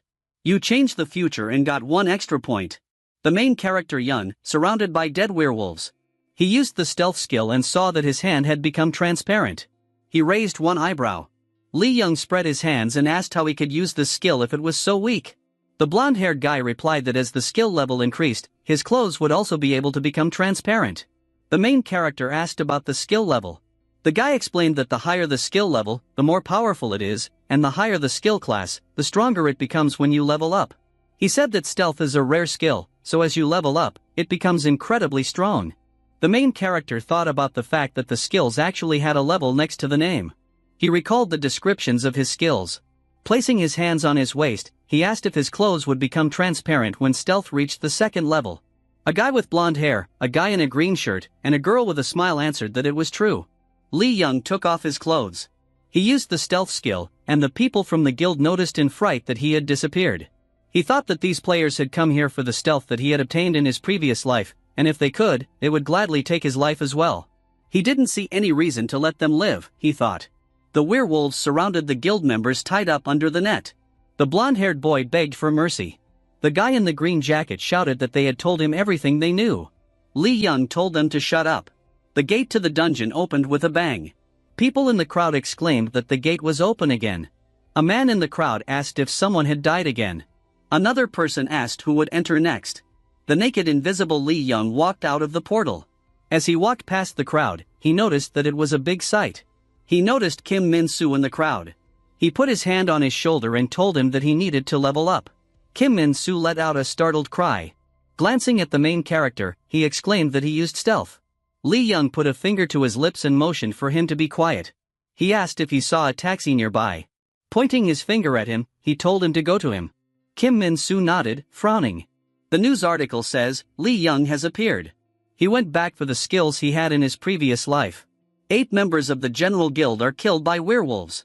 Lee Young's shocking hunting method. The skulls of the werewolves are shattered. Will it be unstoppable again? All about Lee Young. The werewolf dungeon was destroyed just 5 days after the game started. Leaning his face on his hand, Lee Young stared at his phone with a bored look. Kim Min-soo approached him and told him to look at his phone screen. On the phone screen, there was a video from the news release. The person said that many people were curious about Lee Young's appearance in the werewolf dungeon. He asked why this was happening. Another person replied that there are many reasons, but Lee Young's star quality definitely plays a role. The main character asked what it was. Kim Min-soo replied that they were discussing it. The voice in the video asked what he meant by star quality. The bald man offered to take an example of what happened in a previous life. He said that right before entering the last dungeon, Lee Young gave the middle finger to numerous reporters and people really liked it. He said they adore how unflappable he is, being one of the strongest players, and he just does what he wants. Laughing, he suggested that was why people were so interested in him. The girl asked if he meant to say that everyone is watching Lee Young just because of his star quality. The man replied that there could be many reasons, but he thinks so. Lee Young said with a smirk that this guy can speak properly. The girl said that the chairman of the Players Skills and Technology Association wants to speak out. She asked him to speak.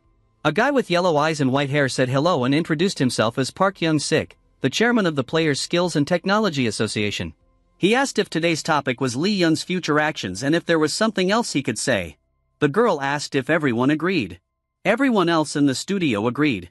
She asked him to continue. Park Young-sik closed his eyes and said that, in fact, as soon as Lee Young showed up at the werewolf dungeon today, the game was already over. They asked in surprise what he meant by that. Someone told him not to talk nonsense. The main character looked at the screen in surprise. The girl smiled awkwardly and asked him to explain. The bald man frowned and asked him to avoid saying things that might confuse people. The guy with the dark hair asked if he was just saying that because no one needed it anymore. Kim Min-soo told the main character that this is the chairman of the Players Skills and Technology Association, Park Young-sik, and he is a very influential person. He said that anything he says about players or monsters will be documented and a report will be made about it, so everyone is surprised by his words. Kim Min-soo explained that as all players regressed, the importance of the Players Skills and Technology Association plummeted, and they no longer have the monopoly on information that they once had. Lee Young thought about how despite the angry people around him, Park Young-sik remained serious. Park Young-sik said that they, in collaboration with the General Guild, examined the bodies of the werewolves, and they all had the same wounds in the area of the skull, which was crushed from compression. He said that the bones of werewolves are incredibly strong, and according to statistics, their skulls can only be crushed by level 40 players who have spent all their strength points. A guy with dark hair jumped up from his seat and said that a player of Lee Young's level could break the bones of werewolves with good equipment. Park Young-sik replied that the highest level open dungeon at the moment is the level 14 Blue Monkey dungeon, and there are no stronger monsters right now. He said that even if he got something from them, the power of their items wouldn't be enough to shatter the skulls of the werewolves in one hit. He started to pull something out from under the table. Park Young-sik said that he also wants to believe that Lee Young has the tools or equipment that can give him such an opportunity. He said that even though he had studied monsters for more than a dozen years, even he found it difficult to explain their injuries. He laid the werewolf's head on the table. The dark-haired guy asked him what he was doing, startled. The girl screamed, covering her mouth with her hands. Park Young-sik said that the most interesting thing was that Lee Young just poked the werewolves with his finger. He said that he had been studying the dungeons and their inhabitants for more than 10 years, but this was the first time he had ever seen anything like this. He said it was definitely a finger mark about the size of a medium one. A guy with dark hair exclaimed that this was absurd. The bald man pointed at him and shouted that what he had just said would sow confusion in the players' minds. He told him to take responsibility for his crazy statements and give up his post. Lee Young, looking at the phone screen, thought that they all have selfish goals, and those who are trying to challenge Park Young-sik are people who have power. All of these people have high positions in organizations related to players and no less high authority among players. These organizations include the Players Association, the Guild Association, companies that generate energy from dungeon items, and companies that produce items and equipment for players. He thought that if it was true that he had killed the werewolves by flicking his finger on their foreheads, the regressors' morale, dreams, and hopes would be completely destroyed. He thought that it was obvious that the profits of companies working with players and dungeons would also drop many times. Park Young-sik said the game is over. He said that in this lifetime, Lee Young would once again be one of the last dungeon's entrants and complete the game. A guy with dark hair stood up and told the audience not to despair because they still have a chance to enter the stories. The girl asked if there was a connection between the middle finger shown by Lee Young to the reporters before entering the last dungeon and killing the werewolves with the same finger. Lee Young raised an eyebrow and asked what she was talking about and how she became a host with such intelligence. He thought that no matter what he did, his actions were different from his previous life and he ended up getting extra points all the time. The only similarity between his past and present images is that they are both considered strong, and if you do not take this into account, then they are completely different. The main character thought that the most important thing right now was his level. He realized that no matter how high his stats were, they didn't make any sense with a low level. Looking ahead with his eyes glowing red, Lee Young said that he needed to pick it up as quickly as possible. He thought that he almost missed the opportunity to enter the werewolf dungeon, couldn't activate stealth when he got it, and it was all because his level was too low and the fact that he was a level 80th player by stats didn't matter at all. He said that if he gave up, the players would turn on him like wolves for a chance to take what was his. The main character thought that just as dungeons have a level threshold, if their level isn't high enough, they won't be able to enter them, and if they can't enter them, they won't be able to get skills and equipment. He thought the hunt ahead was boring and monotonous. Lee Young snapped the fingers of the black hand and thought that the easiest way to level up now was by killing werewolves. The main character punched the werewolf and thought that he did not go to the dungeon where he got stealth because there is not one dungeon in the world with this type of monster. He thought that when he first crushed the skull of a werewolf with his bare hands, it was nice, but he was already getting bored. The main character and Kim Min-soo are standing in the forest. Lee Young holds a werewolf in his hand and says that he is bored and will go kill someone else. Kim Min-soo argued that this is the best place right now. Throwing the werewolf to the ground, the protagonist asked which dungeon was next. Kim Min-soo replied that the level 14 Blue Monkey dungeon was also open, so he couldn't enter it with his level. Lee Young asked if there was even a single level 14 player out there right now. He added that only 5 days have passed since the start of the game. Kim Min-soo said that he thinks there are no such people. The main character thought that he thought so because it is physically impossible, even if you hunt day and night without rest. He thought that it also meant that no one could enter that dungeon. He raised his eyebrows. The main character told Kim Min-soo that he could hunt blue monkeys without entering the dungeon. He asked what he meant by that. The main character asked that, since there are no level 14 players now, will the blue monkeys come out of the gate? Kim Min-soo exclaimed in surprise. He said that the Blue Ape dungeon, like the Werewolf dungeon, really appeared too early, and since there were no level 14 players in the previous life at this stage, these monsters then caused a lot of destruction. Lee Young put his hands on his waist and said that it seems that something can't be changed even after the regression. He thought that even if the players regressed and became stronger than in the previous life, they couldn't change the rules of the game. Kim Min-soo said that blue monkeys are unpleasant opponents and they are not only fast but also very smart and can learn during combat. Looking at the dialogue box that says that he has 324 extra points, the main character thought that there really are a lot of them. He said it didn't matter. Lee Young thought that his stock of extra points was equivalent to 108 levels, and now that there were no level 14 players, 108 was an unimaginable number. He thought that this was an unimaginable concept of an unimaginable world. Lee Young and Kim Min-soo entered the red portal. He thought that no matter how strong the monster was, it didn't matter at all. Lee Young thought that even the people who didn't awaken as players and therefore didn't regress knew that the blue monkeys would appear here and that the destruction they would cause would be colossal. So there's not a soul here right now, not even any players, because even with the regression, 6 days isn't enough time to compare in terms of time. He put his hands in the pockets of his trousers and said it was a bit empty. Kim Min-soo pointed the way with a smile. He said that he had seen blue monkeys here, even if only on TV, and they should not be underestimated. He said that perhaps because their level is higher than 10th, they can use ranged attacks and learn from people and imitate them. Hearing the car horn, Kim Min-soo said that it looked like monsters were playing with cars. Lee Young asked about the fact that they were already out of the gate. He asked what he had said about their characteristics and suggested that they were annoying with their speed. Kim Min-soo said that's right. On the dialogue box in front of the main character, it was written that he has 521 additional points. He said to apply extra dexterity points, and a blue aura enveloped him. The dialogue box announced that additional points had been applied to the dexterity attribute. The next dialogue box said agility, 578 plus 3. The main character quickly ran forward. While shielding his hands from the gust of wind, Kim Min-soo exclaimed in surprise. He heard a noise. Kim Min-soo went after the main character, thinking that he was only level 3 and would die from one of their hits and he needed to be more careful. Lee Young was hitting the blue monkeys on the ground, surrounded by dialogue boxes saying that his level had been upgraded.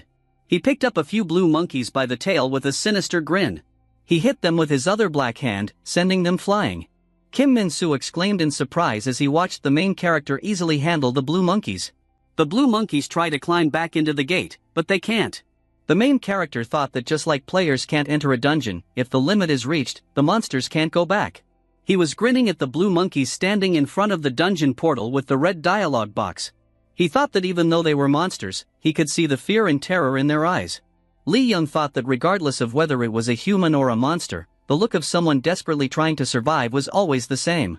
Kim Min-soo asked what was going on and said that it shouldn't be like this. He thought that the blue monkeys were said to be very intelligent, so they were trying to escape, but why were the monsters that destroyed humanity now running away? Lee Young, laughing angrily, surrounded by a dialogue box saying that he had leveled up, ran to the monkeys and asked where they were going. The monkeys opened their mouths in fright. The main character thought that in order for him to enter the dungeons that will continue to appear as the game progresses, he needs to have a high level, and if his level is lower than the level of monsters in the dungeons, he will not be able to enter them, and his life as a player will have to end. He thought that besides not being able to get items and skills, the difference between him and the rest of the players would grow and grow. He opened the status window. The status window read, Level 17. He smiled slightly as he looked at the status window shrouded in a blue aura. Kim Min-soo exclaimed in surprise that he was level 17. He asked him about how it had only been 6 days and he was already level 17. Lee Young was breathing heavily, his hands resting on his knees. He told him to shut up. He thought that he was completely exhausted, and it seems that the stamina unit is not enough support for such abnormal strength and agility, and this was not a problem, because with each level increase, his stamina was restored and only a few monkeys had to be killed, but after the 15th level, more and more had to be killed. The main character added extra points to stamina. The dialogue box says that additional points have been applied to the stamina attribute. Lee Young stood there, wrapped in a blue aura. The dialogue box says, Stamina, 213. He sprinted forward. Angry blue monkeys threw garbage at him. The main character covered himself from flying objects with his black hands. As he got closer, he grabbed the startled monkey by the tail. He started to beat up the other monkeys with a vicious smile. He said that all those who got out were finished. Kim Min-soo expressed surprise. Lee Young dusted off his hands and asked him what had happened. He said that everyone was amazed that he killed werewolves with a flick of his finger and they should have seen the carnage. There were many dead monkeys lying around them.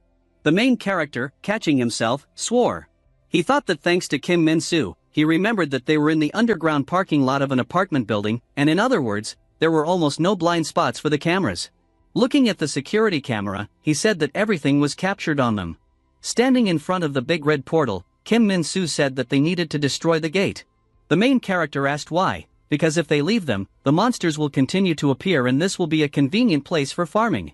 He replied that if they did that, then monsters of a higher level would not appear on the ground. Lee Young thought that the blue monkeys were level 14 monsters and he was now closer to level 18 and it was simply not profitable to kill monkeys and he was only here because there were no higher level dungeons yet. He asked me what it meant. Kim Min-soo replied that high-level dungeons only appear after destroying low-level ones. He asked if he thought that millions of people could all stop destroying low-level dungeons together. He said it was impossible. The main character thought this was true and he knows firsthand that people have always been incredibly selfish. He asked with a smirk if this meant that the more dungeons he cleared, the harder it would be for other players.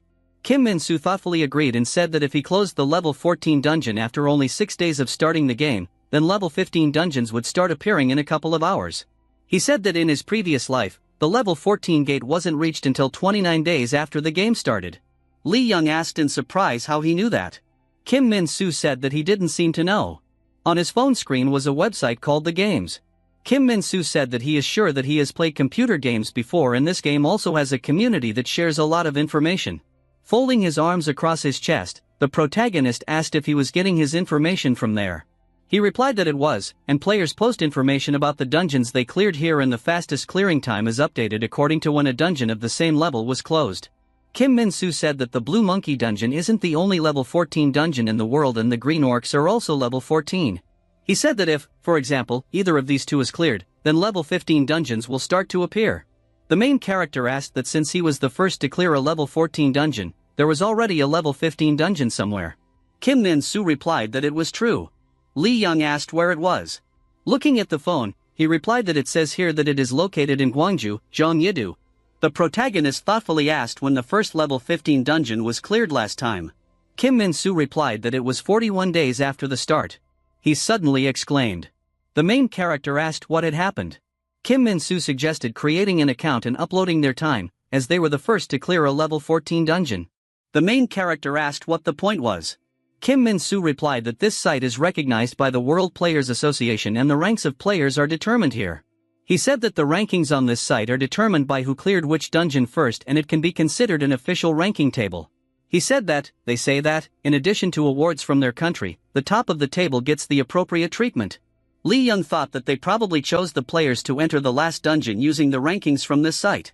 Grinning thoughtfully, the main character suggested using the nickname Fearless. It didn't make much sense, he thought, and maybe he was just used to hearing it. Looking at his phone, Kim Min-soo said that he was already registering them. On the phone screen was written, Republic of Korea. The level 14 Blue Monkey dungeon has been successfully cleared. January 8, 1534. ID, Fearless. People in the comments exclaimed that level 15 monsters are about to start appearing. Kim Min-soo and Lee Young stared at the phone screen. Comments appeared one after another. After the game started, buildings called gate shelters were erected. Their goal was to minimize damage to the building and population from the clutches of monsters. All the gate shelters in the country were built in the shape of a stadium with a dome. Ordinary people who didn't become players would rush there as soon as a gate appeared near their homes. The little girl asked her mother when they were going home. With a smile, she asked her to be patient a little longer and the players would soon get rid of the monsters. The girl protested that she had seen on the internet that they had cleared the gate 29 days after the game started. She said she didn't want to wait another 18 days and wanted to go home. The man on the high ground shouted that the Blue 8 gate was gone and they could pack up and go back to their homes. The guy in the green t-shirt asked what he was carrying, because it hadn't even been a week and no one could get rid of them so quickly. The guy in the blue jacket asked if it was supposed to be funny. People started throwing garbage at the man, shouting at him to get off the hill. The screen behind him lit up. There was a video of the main character fighting with blue monkeys. People in the crowd asked in surprise who it was and if it was true. Someone exclaimed that the monkeys were really dead. Someone shouted that this was a new account. On the phone screen, there was a post that the main character and Kim Min-soo made. Someone said that there was no account with the Intrepid ID in a previous life. Another person asked who it might be. Another said it didn't matter and whoever it was, he was their hero. Kim Min-soo and the main character are walking along a city street surrounded by trees. Kim Min-soo said that in his previous life, a level 15 dungeon was cleared 41 days after the game started. Lee Young asked if it happened in Korea. Kim Min-soo replied that it happened in Japan. He said that it was the Red-Eyed Horse dungeon in Korea also had a level 15 gate, but no one could clear it. The main character asked what kind of monster is there where they are going. Kim Min-soo said it was a giant bear. He said that he shouldn't have any problems with monsters below level 20 because they don't use abilities and once they start, clearing the gate will take much longer. He said that if you read the games, he would see that there was a gap of 71 days between the level 19 and level 20 dungeon. Kim Min-soo asked if he felt that walking the entire 300 kilometers was a bit too much. The main character told him to just go. There were a lot of dialogue boxes behind him about how he changed the future and got 1 extra point. Lee Young said that each step is a separate decision. Clearing his throat, Kim Min-soo asked about the future changing thing. He asked me, with bright eyes, to imagine that he had dropped his pen and someone else had picked it up. He asked if it would be considered a change in the future if he didn't drop it and no one would pick it up. The main character awkwardly replied, maybe. Kim Min-soo asked if that was why he was walking. He said that the bugs that escaped from his feet, the sprouts that he trampled on, all happened because he decided to go on foot. He exclaimed that walking itself changes the future. A red truck stopped abruptly behind them. The driver, waving his fist, shouted to them that this is a road for cars. Kim Min-soo scratched his head awkwardly, then apologized and asked him to keep driving. Lee Young walked up to the driver and asked with a smile. The driver asked if he was deaf and shouted at him that it was a highway. As he drove away, he asked what they would do if they were hit. Kim Min-soo let out a sigh of relief. He was surprised to see that Lee Young had disappeared. The main character runs along with the truck and asks the driver what the problem is if he can overtake his car. The driver exclaimed in surprise. The main character told him to control himself if he wanted to live. The driver obediently apologized. The dialogue box says, you changed the future and got 1 extra point. The driver reflected that it had only been 9 days since the game had started, and even if a person had invested all of their agility points, they wouldn't have been able to run at the speed of a car. He decided that he was just imagining things. Lee Young thought that it would be more useful for him to continue counting like this. He thought that because of him, the dungeons opened at a different pace from his previous life, and this alone gave him the opportunity to further increase the gap between himself and other players. He thought that the memory of regressors becomes useless as soon as the future changes, and even without regressing, he is able to significantly influence this gap. Clenching a black fist in front of him, he thought about level 20 monsters. Lee Young thought that this wasn't all, and he needed to open the level 20 dungeon as soon as possible. He had heard that in his previous life, he had used a weapon that was only available to players of level 20 and above, which meant that it had also fallen from a monster of the appropriate level, and he needed to hurry. In front of the main character is a huge bear, growling loudly. Lee Young said that monsters will start using skills from level 20. He punched the bear in the stomach. The main character exhaled. There were 3 bears in front of him, and the main character said that he was strong. The bear hit the ground in front of it. Lee Young dodged by jumping back. He ran up the giant bear's arm, and the bear looked at him in surprise. Lee Young grabbed the bear's neck and snapped it off. The bear fell to the ground. The main character said with a grin that they were attacking one at a time, so it would take a long time to kill them all. The dialogue boxes say, "Your level has been upgraded. 3 additional points are awarded. You changed the future and got 1 extra point." The 3 bears in front of him swung their paws with a menacing growl. Under the main character's post on the games, there were comments. The first one said, "It looks like I'm not going anywhere in this life either." The second one said, "Let's just stop. It's time to start looking for part-time jobs again." The third one said, "There isn't a single player in our area who can defeat a level 16 monster, so what should we do?" Fourth, in other words, the monsters that destroyed our homes will soon reappear. Another commenter asked why this is even legal. Kim Min-soo and Lee Young look at their phone screen. People's comments praised Fearless. Someone said it was Korean and asked if it was Lee Young or Park Moo-sundae. Another person said it was probably Lee Young because they said he killed a werewolf with a flick of his finger. Another comment read, 2643029459493 Hanyang Bank, Kim Chul-soo, Mr. Fearless, I love you. Kim Min-soo looked at his phone in surprise, and the protagonist asked what was wrong. He said that someone had just cleared out a level 16 dungeon. Lee Young asked who did it. Kim Min-soo replied that it was Poison Choi. The main character asked who it was, and Kim Min-soo said it was Choi Chul-sundae. The main character, remembering the statue, chuckled and said that that guy was already level 16. Kim Min-soo said that he cleared the level 16 dungeon so quickly that it seems like he was just waiting for the level 15 dungeon to be cleared. Lee Young replied that he must have learned an important skill in that dungeon in his previous life. He said with a grin that someone interesting had finally appeared. Choi Chul-sun was a player who was called the Poison King in his previous life. He was the head of Korea's largest guild, the General Guild, and right now he's living up to his reputation. The main character said that he was trying to steal his stealth and they need to be faster. He asked what weapons he had used in his previous life. Kim Min-soo replied that he didn't know its name, but it was a black dagger. He said that people joked that if all the blood spilled by Lee Young's dagger was poured on the ground, the planet would drown in it. The main character asked why they were so infantile.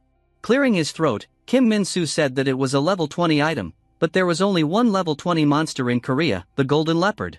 He added that it is a scary creature. Lee Young asked with a smirk how many times he needed to repeat that it didn't matter to him. Kim Min-soo agreed. 2 posts appeared on the game's website, Republic of Korea. The level 17 Golem dungeon has been successfully cleared. January 9, 2111. Republic of Korea. The level 18 Raging Ogre dungeon has been successfully cleared. January 10, 51. Lee Young asked about the level 20 dungeon appearing right after the level 19 dungeon was cleared and where it was. Kim Min-soo, looking at his phone, replied that according to the games, the level 19 dungeon is near Gangnam Station and the level 20 dungeon is in Yeoldong Park in Bandung, Gyeonggi Province. The main character replied that it was 30 minutes without taking into account traffic jams. Kim Min-soo said that they would be lucky if it appeared in a park where there were no people. Lee Young said with a smirk that even if there were people there, they wouldn't be able to go and they could watch him get his weapons back. The main character's status window read, Lee Young, level 21. Lee Young said to invest extra points in strength. The dialogue boxes say, additional points have been applied to the strength attribute. Strength, 1033. Clenching his fist, he said that now he could fight with his bare hands. Kim Min-soo awkwardly replied that he could see. The dialog box says, the player's strength stat has exceeded 1000 for the first time. You have received a new achievement, King of Power. You have received the petrification skill for an achievement. Petrification, first level, turns the opponent's body to stone for 3 seconds. The duration of the effect is proportional to the player's strength stat. The main character looked thoughtfully at the dialog boxes. He pointed a palm wrapped in a blue aura at Kim Min-soo. The main character asked if he could move. Kim Min-soo said that wasn't the case. He asked if it was petrification and if it reached the power of 1000. The main character said that this is true and quizzically noted that he is always so surprised when he does something. Kim Min-soo replied that it was amazing because he had just received the skill that Emperor Yun Song-wai had. Lee Young asked about the Emperor. Kim Min-soo opened something on his phone and showed him the screen with a smile. The main character thought that there was a large list of records from their past lives with the ID of the Chinese king. Young Song-wai is a person with the ID Chinese king. Nicknamed the Emperor, he was a legendary player who united all the players in China. The games has a separate section with dungeon sweeps from their past lives and the ID Chinese king appears in most of them, which means that he was the first player to clear them. The main character thought that in his previous life, he had cleared more dungeons than him. He asked about the fact that he used to have this skill. On the phone screen, the player rating was displayed, with the Chinese king ranked first and Lai Young ranked second. Lee Young said that the dungeons he cleared in the past definitely have items and weapons that he used. Kim Min-soo enthusiastically waved his fists, admiring the value of the protagonist's strength and saying that it was much higher than top tier. Lai Young smilingly told him to go to the place where the level 20 dungeon would appear and tell him about everyone who would be there. He said that he would come as soon as he cleared the level 19 dungeon in Gangnam. Their backs were turned to each other, and Kim Min-soo replied that he would contact him immediately if he noticed anything strange. Above the head of the monster with one huge red eye is written, All-Eyed Mole level 19. Lai Young thought that he needed to kill them for the level 20 Golden Leopard Gate to appear. If anyone else on this planet clears a level 19 dungeon, the level 20 gate will open. He thought that he could just wait at them and enter as soon as they opened, but it seems that there aren't any players in the world who can clear a level 19 dungeon yet, so it's up to him to kill the blue-eyed moles. A police officer in a bulletproof vest asked the main character to show his documents. Lai Young thought that it looked like they were trying to evacuate everyone from here. He calmly replied that he didn't have them with him. There was a loud sound, and the policeman turned around. A gray one-eyed mole jumped out of the ground with a loud squeak. The police officers ordered to open fire and they started firing automatic weapons. The police officer shouted to the main character to leave the zone, because it is dangerous here. He told him that their guns were useless against them. He asked if he was a gambler. Lai Young replied that it was true. Behind the policeman, a blue-eyed mole leaped up, swinging a paw with huge claws. The main character looked at him with red eyes and used petrification. The mole froze, unable to move. He fell to the ground, and the policeman recoiled in surprise. The main character grabbed the mole by the neck with a black hand and crushed it, squeezing it hard. The dialogue box says, "You changed the future and got 1 extra point." The policeman allowed him to pass and wished him good luck. Lai Young went down the steps underground to the red portal. He thought that compared to the rest of the monsters, which were quite aggressive and stupid by nature, these ones were quite cunning. There are only 15 red-eyed moles in the dungeon. Standing near the portal, Lai Young asked when they would get out. There were many holes in the ground in front of him. He thought they were buried in the ground and didn't look like they were going to come out. He thought that if he tried to dig them out one by one, he would waste a lot of time. The main character called up the inventory. A blue dialogue box appeared in front of him. A voice from the dialogue box said that the blue monkey's fur exudes extremely harmful fumes when burning. The voice told him to be careful because they could be fatal. Lai Young thought that Kim Min-soo had talked about using the smoke from the burnt fur of blue monkeys to lure out monsters, so he saved up some wool. Kneeling down, he thought that there were 15 moles and many more burrows, and they had clearly caused quite a bit of trouble in his previous life. The mole jumped out of the ground, swinging a clawed paw. The main character blocked the punch with his black hand. He grabbed the mole's neck with his black hand and crushed it, squeezing it hard. He held out a tuft of fur to the next hole. The dialogue box says, "You changed the future and got 1 extra point." He threw the blue monkey's fur and a burning match into the hole. The dialogue box says, "You changed the future and got 1 extra point." He was standing in front of smoke-filled burrows, surrounded by dialogue boxes proclaiming that he had changed the future. Surrounded by dialogue boxes, he counted to 15. The dialogue box says, "Level increased. 3 additional points are awarded. All the monsters in the dungeon were defeated. The gate will be destroyed. Remaining time, 3 minutes." Kim Min-soo told the protagonist over the phone that he wouldn't really like it. The main character asked what had happened. Kim Min-soo said with a worried expression that there were a lot of reporters here. Ly Young told him to get rid of them and that he would come soon. Kim Min-soo said it was suspicious. He asked why no one from the guild was here and why if they knew about stealth, they didn't know about it. He said that he didn't see a single person who looked like a guild member. The main character suggested that they understand that if they come, they will not return home. The police officer said that the fearless one was Ly Young. Another said it was expected. Another said that he killed all the moles in just half an hour. The main character was standing next to a police car, Yulden Park. While sitting in the car, the main character told Kim Min-soo that he told him to get rid of the reporters. Kim Min-soo apologetically replied that they weren't listening. Hanging up the phone, the main character said that he would solve everything once and for all. People in the crowd turned around when they noticed Ly Young. The reporter handed him a tape recorder and asked him what he thought about players all over the world complaining about it. A female reporter with a piece of paper in her hand asked if he was deliberately trying to undermine the morale of the other players. The guy with the camera said that the whole world is undergoing terrible destruction and high-level monsters appear much faster than in the past. He asked if he felt that the responsibility lay with him. Enthusiastic fans asked if they could get his autograph and take a picture with him. Ly Young stood with an eyebrow raised, surrounded by microphones. He thought the chaos was noisy and annoying. He thought that after being a mercenary and living in the midst of exploding shells and gunfire, he had come to appreciate silence. He remembered the explosion on the battlefield. Ly Young thought that he would use this opportunity to make sure that the reporters and other vermin wouldn't come within 100 meters of him. He said it was their own fault that they were so weak and they needed to try harder. The reporter asked if he really thought so. The main character answered in the affirmative. He said with a grim face that weakness is not a sin, but those who complain about their fate deserve hell. A reporter with dark red hair asked what he thought about Bovard, who entered the last dungeon as a representative of Canon, saying that Ly Young is an overrated player who is strong now, but will become the weakest among high-level players in the later stages of the game. Ly Young asked which channel had the most viewers. A guy in a yellow shirt and a girl with pink hair raised their hands, shouting what they had. The main character asked what the Canadian's name was. A reporter with dark red hair answered that his name was Bovard. The main character sighed, surrounded by camera flashes. He gave me the middle finger. Ly Young said with a smile that it was for Bovard. The blue dialogue box says, Golden Leopard Dungeon, Golden Leopards, 7, maximum number of players, 2, dungeon difficulty, B+. Ly Young thought that all players needed to hunt 7 golden leopards, and the B+ difficulty wasn't easy. He was standing in front of the 3 leopards, wrapped in a blue aura. The difficulty of a dungeon also shows how rare items can be obtained in it, and B+ means that they are the best here. Frowning, Ly Young swung his fist, which glowed with a blue light. The leopard charged at him, and the protagonist punched him in the chest. The leopard snarled angrily. The main character twitched, squeezing one eye shut.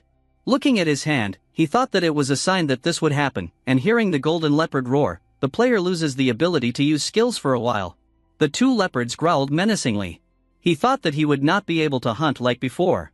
Spreading out his hands, Ly Young said with a grin that he probably couldn't use his skills here. The leopard charged, and the protagonist dodged. As he turned black, he thought that he wanted armor, and if their fangs or claws grazed him even a little, he would bleed. The leopards looked ahead in surprise. The main character hit the leopard in the face with his fist. He thought that with the armor, he could block their attacks with his forearm and then kill them one at a time. Unfortunately, he didn't have any armor, he thought. Ly Young stands next to the dead leopard. 2 pairs of red eyes stare back at him from the darkness behind. The crowd of leopards roared. The main character with a sinister grin beckoned them over wrapped in a blue aura. The leopards charged. Ly Young grabbed the leopard's neck with a sinister smile. The dead leopard fell to the ground. The 2 leopards behind him were looking at the main character. He thought that he would make grabs. A pair of red eyes could be seen in the darkness behind him. The leopard charged, growling menacingly. Grinning, the main character called for an end to this. Behind Ly Young lies a pile of dead leopards. He walks forward, holding the leopard's tail. Dialogue boxes appeared in front of him. You have defeated the level 20 golden leopards. Reward received. He looked thoughtfully at the dialogue boxes and wondered if he would have to open them again to get what he deserved. The main character was surprised to notice a new item in his inventory. He reached into the dialogue box. The dialogue box described a dagger wrapped in a red aura, dagger of destruction. A dagger capable of wreaking havoc on the wearer and everyone in its path. Can get the effects of the owner's skills. While holding the dagger in his hand, Li Young touched the tip of the blade with his finger and said with a grin that it wasn't bad. The dialogue boxes say, all monsters in the dungeon are defeated. The gate will be destroyed. Remaining time, 3 minutes. The main character thought it was a strange dagger and it didn't have any stats or even any extra damage. The description is purple. He thought that he had finally obtained the weapon he had used in his previous life. Grabbing the dagger with his hand, he used the armor skill. The dagger turned black, as did his hand. The main character used stealth and the dagger became invisible as well as his body. Chuckling, Li Young thought that he was really getting his skills. He thought that, unlike other weapons, it doesn't have stats but it can get skill effects. In other words, the stronger the main character, the stronger he is. Li Young walked to the dungeon entrance with his hands in the pockets of his pants. He clattered out of the portal in the city, where he was met by reporters. Surrounding him, they said that there were rumors that he was the one behind the fearless ID in the games. They asked if it was true. Li Young frowned. They asked if the Golden Leopard dungeon had been cleared and if there were any weapons from his previous life in it. He thought that the reporters were once again surrounding him around the perimeter. The reporters were standing in front of him, looking at him expectantly. The main character glanced at Kim Min-soo in the crowd. He stood with his hands clasped in supplication. Li Young thought that he had asked Kim Min-soo to get rid of them while he was in the dungeon, but again, it didn't work out. He thought it was excusable since he had neither the power nor the authority. After a pause, he wondered why they weren't there. Surrounded by reporters, the protagonist thought that there must be players here eager to get his skills and items. He thought that even the reporters were waiting for him all this time and the players weren't. He thought it annoyed him. The man with the microphone grinned. He asked him when he would get the unique God's Eye skill. A man in a blue jacket with blonde hair grinned and handed him a microphone. The main character looked at him in surprise. He thought of the Eye of God. Li Young asked about the Eye of God. He glanced at Kim Min-soo. Kim Min-soo nodded. People asked him what his current skills were and said that a lot of people were wondering. Another voice asked him to say something. The main character stood surrounded by camera flashes. Another voice asked what his level and stats were. Li Young replied that his level was 24 and his strength was 1033. He stood frowning, and the reporters looked at each other in surprise. The main character walked forward, and the reporters in front of him parted. He said that he had heard that now any of his actions are legal. As he left, he started talking about what would happen if someone decided to harass him again. He silently indicated with a sinister grin that he would kill them. The next day, the world fell into chaos again. The headline of a newspaper article with a photo of Li Young giving the middle finger reads, "Middle finger in response to Bouvard's provocations." Another newspaper headline reads, "Force 1033, the appearance of God." Another headline reads, "The Golden Leopard dungeon was cleared in less than 40 minutes. Does it have any peers?" Another headline reads a quote from North Korea's foreign minister, "In North Korea, there are very few players who can handle monsters. Li Young needs to be stopped." Another headline says, "If you interfere with me, I will kill you." The article contains a photo of the main character indicating with a gesture that he will kill them and a quote, "I refuse to be interviewed. If you come to me, I'll kill you." Li Young asked about the Eye of God. Kim Min-soo said that he doesn't know if it's actually called that, but it's a skill that he had in his previous life. The main character thoughtfully asked what he was doing.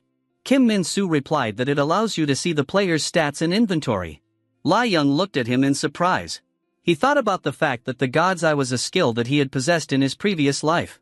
Kim Min-soo held up his index finger and said that this is a unique skill that not only exists in a single instance, but also becomes much stronger when improved.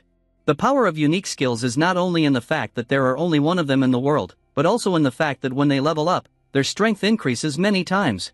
Li Young thought that by increasing the stealth level, he could make the objects he touches invisible, and in the same way, unique skills not only increase their stats but also get new effects. Raising the level of a unique skill is sometimes called second awakening. Kim Min-soo folded his arms, closed his eyes and said that since he was the only one with the skill, only Li Young knew about its true strength. He said that it was rumored that at the second level of the skill, he was able to detect the tiniest constriction of the opponent's pupils or learn the rhythm of their heart from a distance. He added that, given that he only ever hit players' weak spots, the eye could be even scarier. He imagined the main character standing on a mountain of corpses. Li Young asked where he was. Kim Min-soo said he didn't know. Pulling something out of his pocket, he said it would probably help them. He showed his phone screen, which read, "Cleared dungeons." He said that the chance is high, but not 100%. The screen read, title, Golden Leopard Dungeon. Level, 20, Location, South Korea, Player, Lee Young. The main character thought that the games is a site that stores data about all cleared dungeons, including those that he cleared in a previous life. Looking at the phone screen, the main character said that there are a lot of them. He thought that the problem was that there were so many of them, and he definitely wouldn't be able to clean up each one. Lee Young thought that all the players had regressed and one of them would definitely want to get the Eye of God. He thought that it wouldn't be just one or two people, it could be both large guilds and low-level players. Kim Min-soo said that he should understand that he was one of the strongest players in the past, and there is a lot of talk about it. The main character asked why. Kim Min-soo held up his index finger and said that he felt that the rumors circulating among the players might be true. He said he was talking about Lee Young's project. The main character frowned and asked what he was saying about him again. Kim Min-soo said that the major guilds in South Korea definitely have a broad summary of every player who entered the last dungeon. He asked if he thought they knew a regression was going to happen. The main character thought that if they knew that they were regressing, then carefully collecting information about the strongest players in the world is a good solution, because it is much easier to pick up skills and items before someone else gets to them. The idea that they knew about the regression was absurd, he thought. Kim Min-soo replied that he hardly knew about the regression and just wanted to kill the players. Lee Young grinned and asked about the fact that they wanted to kill the players. Kim Min-soo replied that large guilds had very detailed information about famous players, where, when, and what they received. The main character asked what the murder had to do with it. Kim Min-soo replied that there was a connection. He asked if he remembered the stealth theft attempts. He said that they knew he already had armor, so they prepared nets and whips. Kim Min-soo said that now that he is stealth, they will come up with something else to minimize its effect in killing him. A lot of red eyes are looking at the main character. Kim Min-soo said that judging from the fact that they didn't succeed last time, it was logical to assume that they had a complete list of Lee Young's actions up to entering the last dungeon. He added that they are always waiting for an opportunity. The main character thought that these pieces of paper with information about his past life were now like a treasure map that would guide them through all the items and skills that he had. Kim Min-soo said with a sad face that he, like the other players, was a member of a guild in his previous life and their guild also did this. He said that in this world, skills and items are the main thing, so stealing them from others has become completely normal. The main character said that he still doesn't understand something. He asked that, assuming that he records information about all players who have items and skills that he needs, how does he know where they got them? Kim Min-soo replied that he would record the gate they had cleared. He said that back then, if they didn't have the skill in Gate 1, but they used it in Gate 2, then you can guess that it was obtained in Gate 1. Lee Young thought that players were willing to kill others for items and skills and to make things easier for themselves. They followed up watch every move of these players. Grinning, he said he liked it. He asked about the General Guild, a large guild that has always been the best in Korea. Poison King Choi Chul-sung, one of those who entered the last dungeon, is its head. First of all, since this is a large guild, they have an incredible potential for gathering information. Secondly, they had already tried to steal the main character's stealth. He thought that since they knew where the stealth stone was, there was a high chance that they knew the location of other skills and items as well. With a wistful grin, he said that he and Choi Chul-sung had some sort of unspoken arrangement. He said that he thought he knew why no one was at the Golden Leopard Gate. The main character said that they were preparing for a more important skill, the Eye of God. He said that regressors have little use for items unless they are legendary. Kim Min-soo said that they can safely craft items from materials from dungeons because they have knowledge of recipes. He added that there were a lot of companies involved in manufacturing in the past life. The main character said that it seems to him that there may be two reasons for the absence of not only the General Guild but also other players at this gate. Kim Min-soo asked what those reasons were. The main character asked if it would be easier to kill him when he had already collected most of them, because collecting them all one by one is somehow a chore. He imagined a crowd of armored men with swords, daggers, and staffs. Lee Young said that if you killed him when he did, you wouldn't have to waste much time. He added that this is only if they succeed. Kim Min-soo said it was impossible. The main character agreed with a smile and said that the only reason they didn't take the dagger was because they were afraid of it, and now they don't want anything to do with it. A post appeared on the game's website, Republic of Korea. The level 21 Black Orc dungeon has been successfully cleared. January 11, 1231. ID, Poison Choi, the main character, looking at the dialogue box, said with a grin that he was trying. He thought that players from other countries like the United States and China were also on the list at first, but starting from the 20th level, only he and Choi Chul-sung were left. Lee Young said that the difference is small. In his status window, it said, Level 25, Lee Young. Stamina, 223. Agility, 573 plus 3. Strength, 1033 plus 3. Concentration, 1. Mana, 1. Extra points, 732. Achievements, Brave Novice, King of Power. Skills, Butterfly Effect, First Level, Armor, First Level. He decided to put all his points into concentration. The dialog boxes say additional points were successfully applied to the concentration attribute. Concentration, 733. The main character said with a grin that no one can be king yet. He thought that the Emperor achievement was obtained when he reached 1000 points of a certain stat and when his strength exceeded 1000. He received the King of Strength achievement and with it the petrification skill that the Emperor, Young Song-wai, had previously possessed. Shrouded in a red aura, Li Young thought that a level 334 player would have 1000 stat points in total, and now that a level 21 dungeon had just been cleared, there simply couldn't be a player of that level. Kim Min-soo said with a smile that it was a good choice and concentration was important. The main character thought that concentration is very important in hand-to-hand combat, and he learned that if it is high, he will be able to use the rest of the characteristics even more effectively. He will be able to dodge more often and better see the weaknesses of opponents, and concentration is also useful when he can't use skills. The main character stands with his hands clasped and his eyes closed, enveloped in a blue aura. Kim Min-soo put his hands in the pockets of his shorts and asked if he needed mana. After a short pause, the main character replied that he had not finished it yet. Kim Min-soo admired that this was true because he used his skills wisely. The main character thought that the mana characteristic determines the ability to take and use mana from the streams around, and if everything is calculated correctly, then it will be enough. Li Young only used skills when absolutely necessary, so he didn't spend much mana. Rubbing his neck, he said that he needed to increase his stealth level now. Kim Min-soo asked why not rush in and clean up quickly. The main character replied that they do not need to make a fuss if there is a way to avoid it. He thought that he knew that torturing hostages was much less effective in obtaining information compared to espionage and infiltration. Li Young said with a sinister grin that once his stealth reached the second level, he would be at the General Guild headquarters. Kim Min-soo told the main character that he thought about how he always wears such unremarkable clothes. He raised his index finger with a smile and said that now that he was stronger, he should dress properly. The main character, lifting his jacket, asked what he meant. Kim Min-soo said that he needed something cool to show how strong he was. Li Young replied with a smile that he didn't need cool clothes because he was cool himself. Kim Min-soo replied that he knew, so he thought that the clothes would make it more obvious. He looked down in frustration. Exhaling, the protagonist told him to guide him. Kim Min-soo agreed in surprise. Standing in front of the building's doors, he said that according to the rumors, this shop has the best clothes for players going to dungeons. When he got inside, he said with a smile that they sell not only ordinary clothes, but also unique items that make it easier to stand out from the crowd. In the room, 2 crossed swords hung on the wall and there was a row of shelves with potions of various colors. Colorful potions glittered on the shelves, armor sets glittered in the light. The main character was looking around the store while Kim Min-soo was talking enthusiastically. He showed the main character a leopard print sweatshirt and gold jewelry, and Li Young shook his head in disapproval. The main character looks at the set of armor. The store employee asked if there was anything he could do to help them. Li Young turned around. Kim Min-soo ran up to the store employee and said that they were looking for clothes that looked really cool. The employee twitched nervously. He agreed and told him to follow him. Kim Min-soo exclaimed in triumph as he held a box of clothes in his hands. The main character said that he looked happy and offered to go and pay. Kim Min-soo happily agreed. With an awkward smile, the salesman apologized for his bluntness and bowed, asking to be allowed to give it away for free as a thank you for their visit. The main character grinned. Kim Min-soo asked if this was true.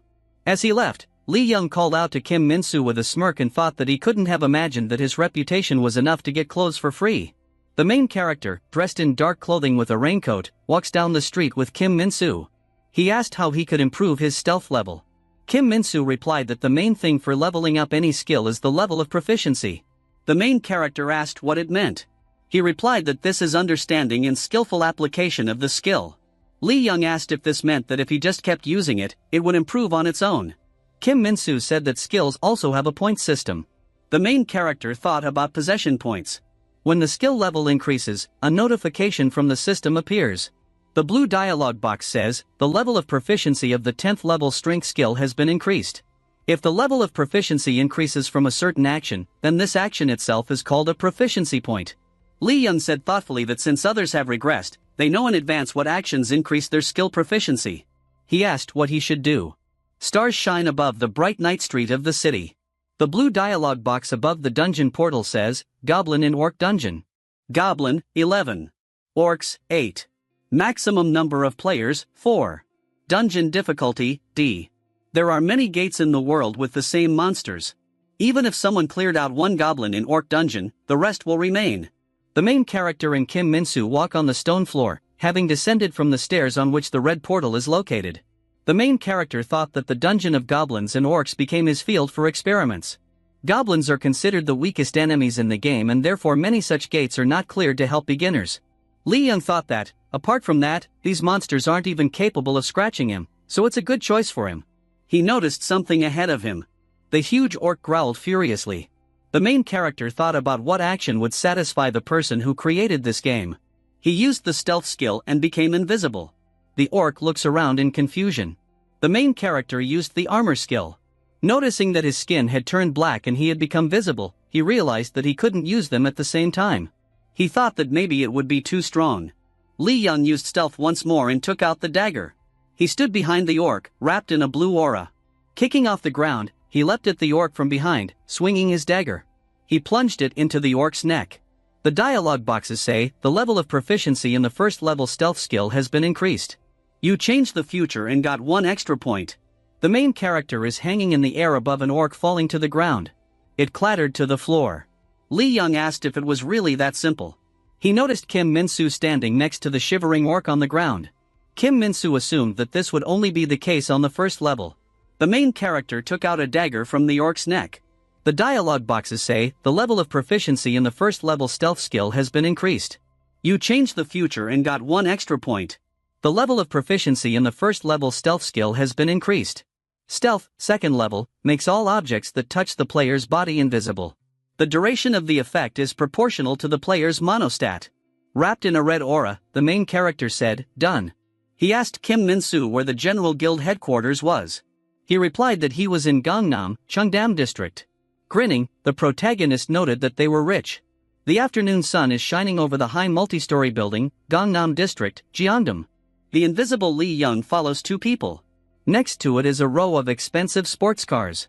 Looking around, he thought that this must be the entrance. The blue-haired guy told the blonde-haired guy that because of Lee Young, they were left with nothing all the time. He replied that Lee Young was saving the world and told him to just pretend to participate in the guild's life and keep getting paid. Laughing, he said that if anyone had heard this, they would have been kicked out immediately. The guard greeted them.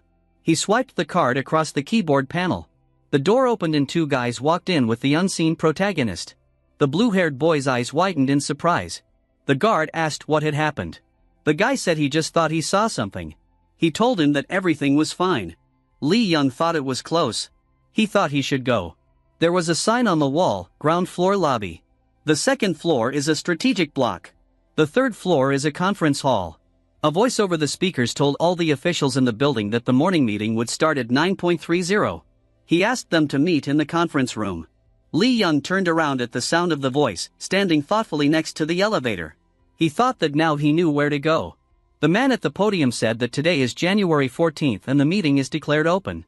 The main character, folding his arms, thought that there were a lot of people here and this is clearly not the last time he sees them. He decided to memorize as much as he could. The armored guy with brown hair told the red-haired guy that there was no chapter today because he was in a level 23 dungeon. The red-haired guy asked if he was working too hard.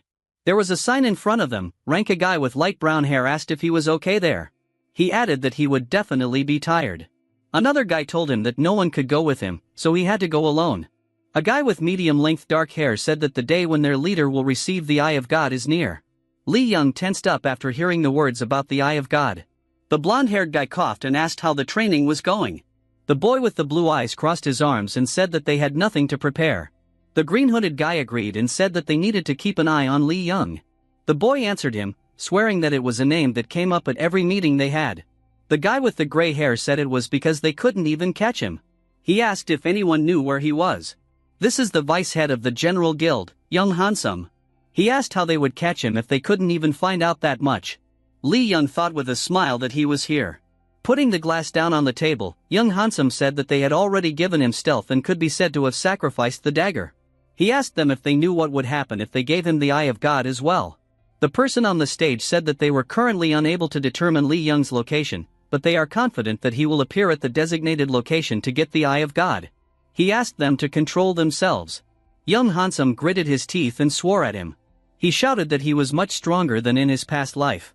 He threw the papers loudly on the table and asked what he was up to, how he became so strong, and how they could catch him without knowing all this. On the paper was a picture of the main character giving the middle finger. The title says, Strength, 10 to 33. The Appearance of God. Young Hansum told him to look at it and asked if he thought a force of 10 to 33 units was real. Closing his eyes and rubbing the back of his head, he said that there was no confirmation that this was true and Li Young definitely did it on purpose, wanting to scare off the players who were hunting him. He said that Li Young wasn't that kind of person and he would rather they went straight for him. He told him to explain their plan in more detail. The man on the stage slammed his papers on the podium. He said it was a record of everything Li Young did in his previous life.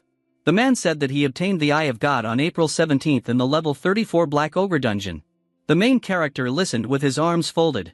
The man said that 4 of their players were killed in the process. He asked them to raise their hands. The guy raised his hand. He said his name was Han Woo-sung and he was killed by Li Young in the Black Ogre dungeon. 3 people raised their hands. The girl with dark hair said her name was Li Eugene. A guy with blonde hair slicked back said his name was Park Kwang-ho.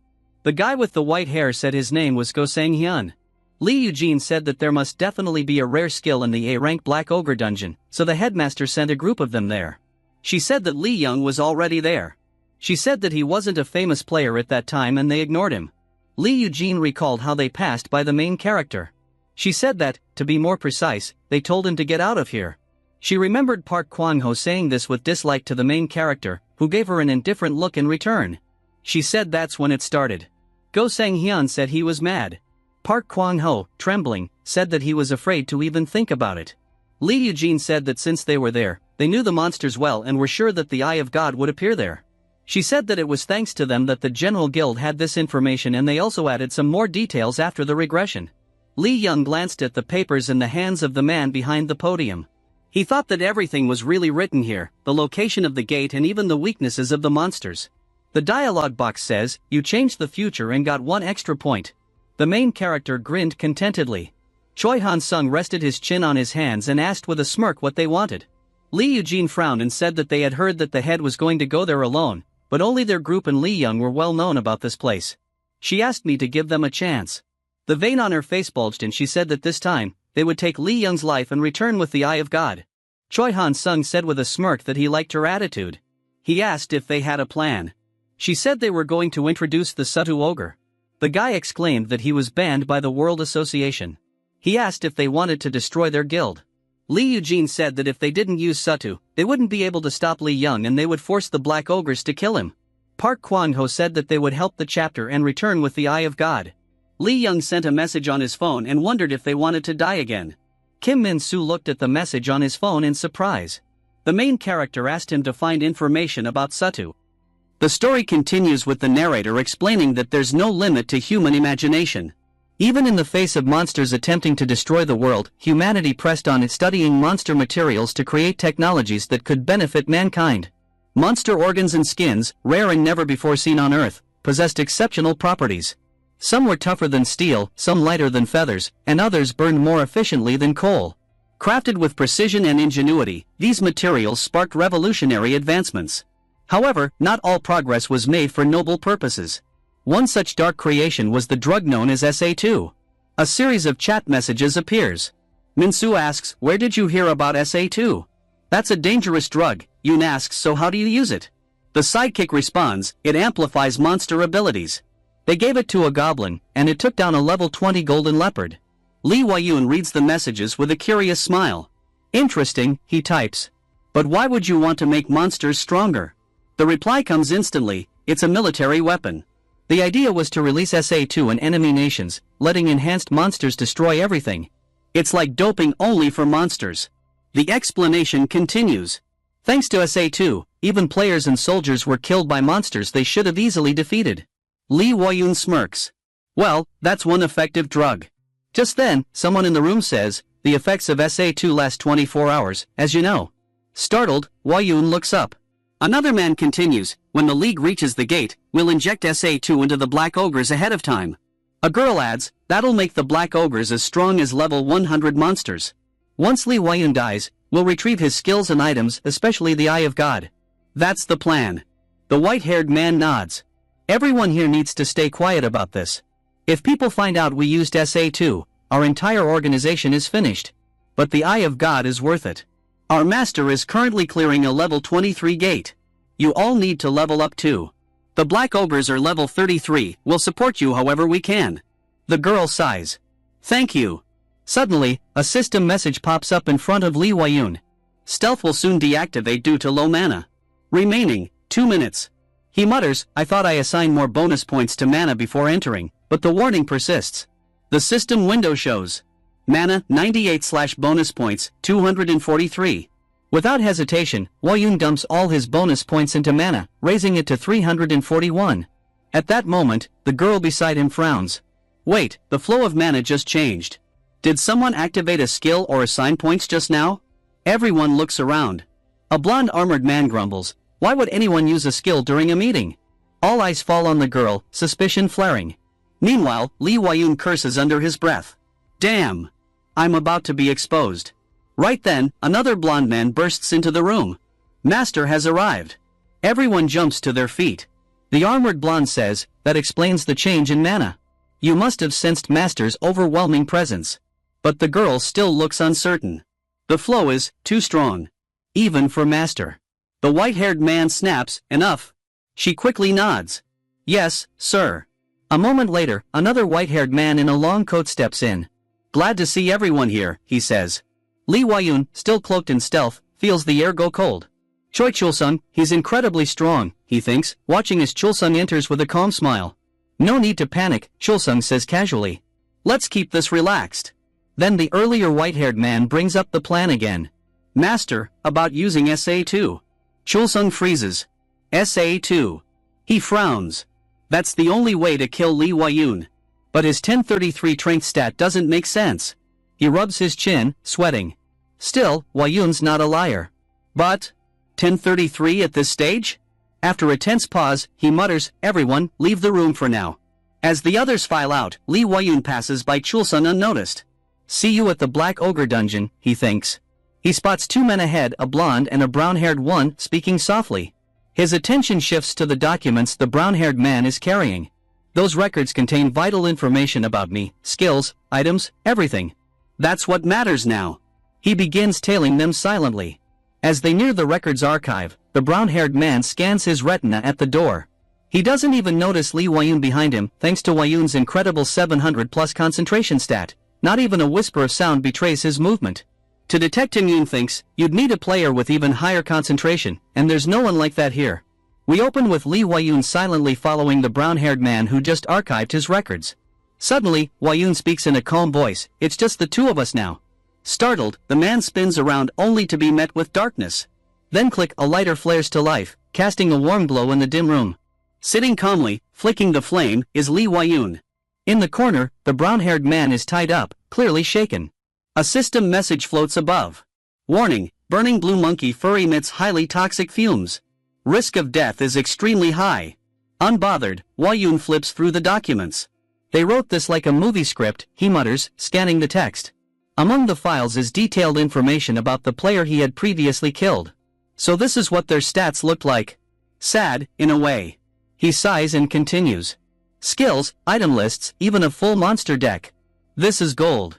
Then the documents delve deeper into Wayun's own past and future. The report describes how, after clearing a level 245 dungeon, Wayun's body began to change. His form darkened, blurred, and began disintegrating everything he touched.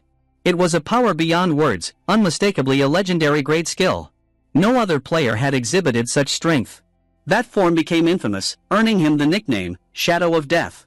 Since the world had reset, that skill now belonged to the General Guild's Master of Choice. That final paragraph ended the record on Lee Wayun's mysterious evolution. Standing up, he murmurs, "This is probably a copy. Where's the original?" The tied man struggles behind him. Without warning, Wayun slams his fist into a wall, sparks erupt. The building's safety system activates. Another system message appears. You have altered the future. Bonus points awarded. In a quiet moment beneath spraying water, Wayun reflects. After he destroyed the supercomputer holding all General Guild data, the system bombarded him with messages. The number of bonus points he received revealed just how deeply the guild had shaped the world. 1 act. 1 destruction. 1 shift in the future. He checks his status window. Bonus points gained, 1021. Never before had he seen such a haul. It was as if the system itself recognized the ripple effect his actions would cause. But for now, only one thing mattered, getting stronger. The scene shifts to a shadowy cave. Hwa-yoon stands with his sidekick. A system window floats in front of him. Without hesitation, he allocates all of his newly earned bonus points to strength. They don't even know how strong SA2 will make those monsters, he mutters. His sidekick nods. Even so, 2000 strength? That's insane. Changing the topic, Hwa-yoon asks, so, how much more did you learn about SA2? The boy replies, quite a bit, actually. Turns out, humans are terrifying. What does SA2 have to do with skills and items? They believed that if monsters became stronger, dungeon difficulty would increase, and so would the quality of loot. So they messed with the game's internal balance. They were trying to cheat the system. Hwa-yoon rubs his chin. So, they wanted better drops. To get them, they boosted monsters using SA2. But the system didn't acknowledge the artificial power-ups? Exactly, the boy nods. Hwa-yoon sighs. That's such a pain in the ass. His thoughts wander to the black ogres. They're going to use SA2 on them. Will they be too strong for me? We could test it out, the boy says, glancing toward a goblin nearby. He pulls out a small container and tosses it. It hits the goblin, a thin needle injects into its skin. Almost instantly, the goblin shrieks. Its eyes glow blood red. It charges. As it nears them, Hwa-yoon grabs the goblin by the head. You're faster now.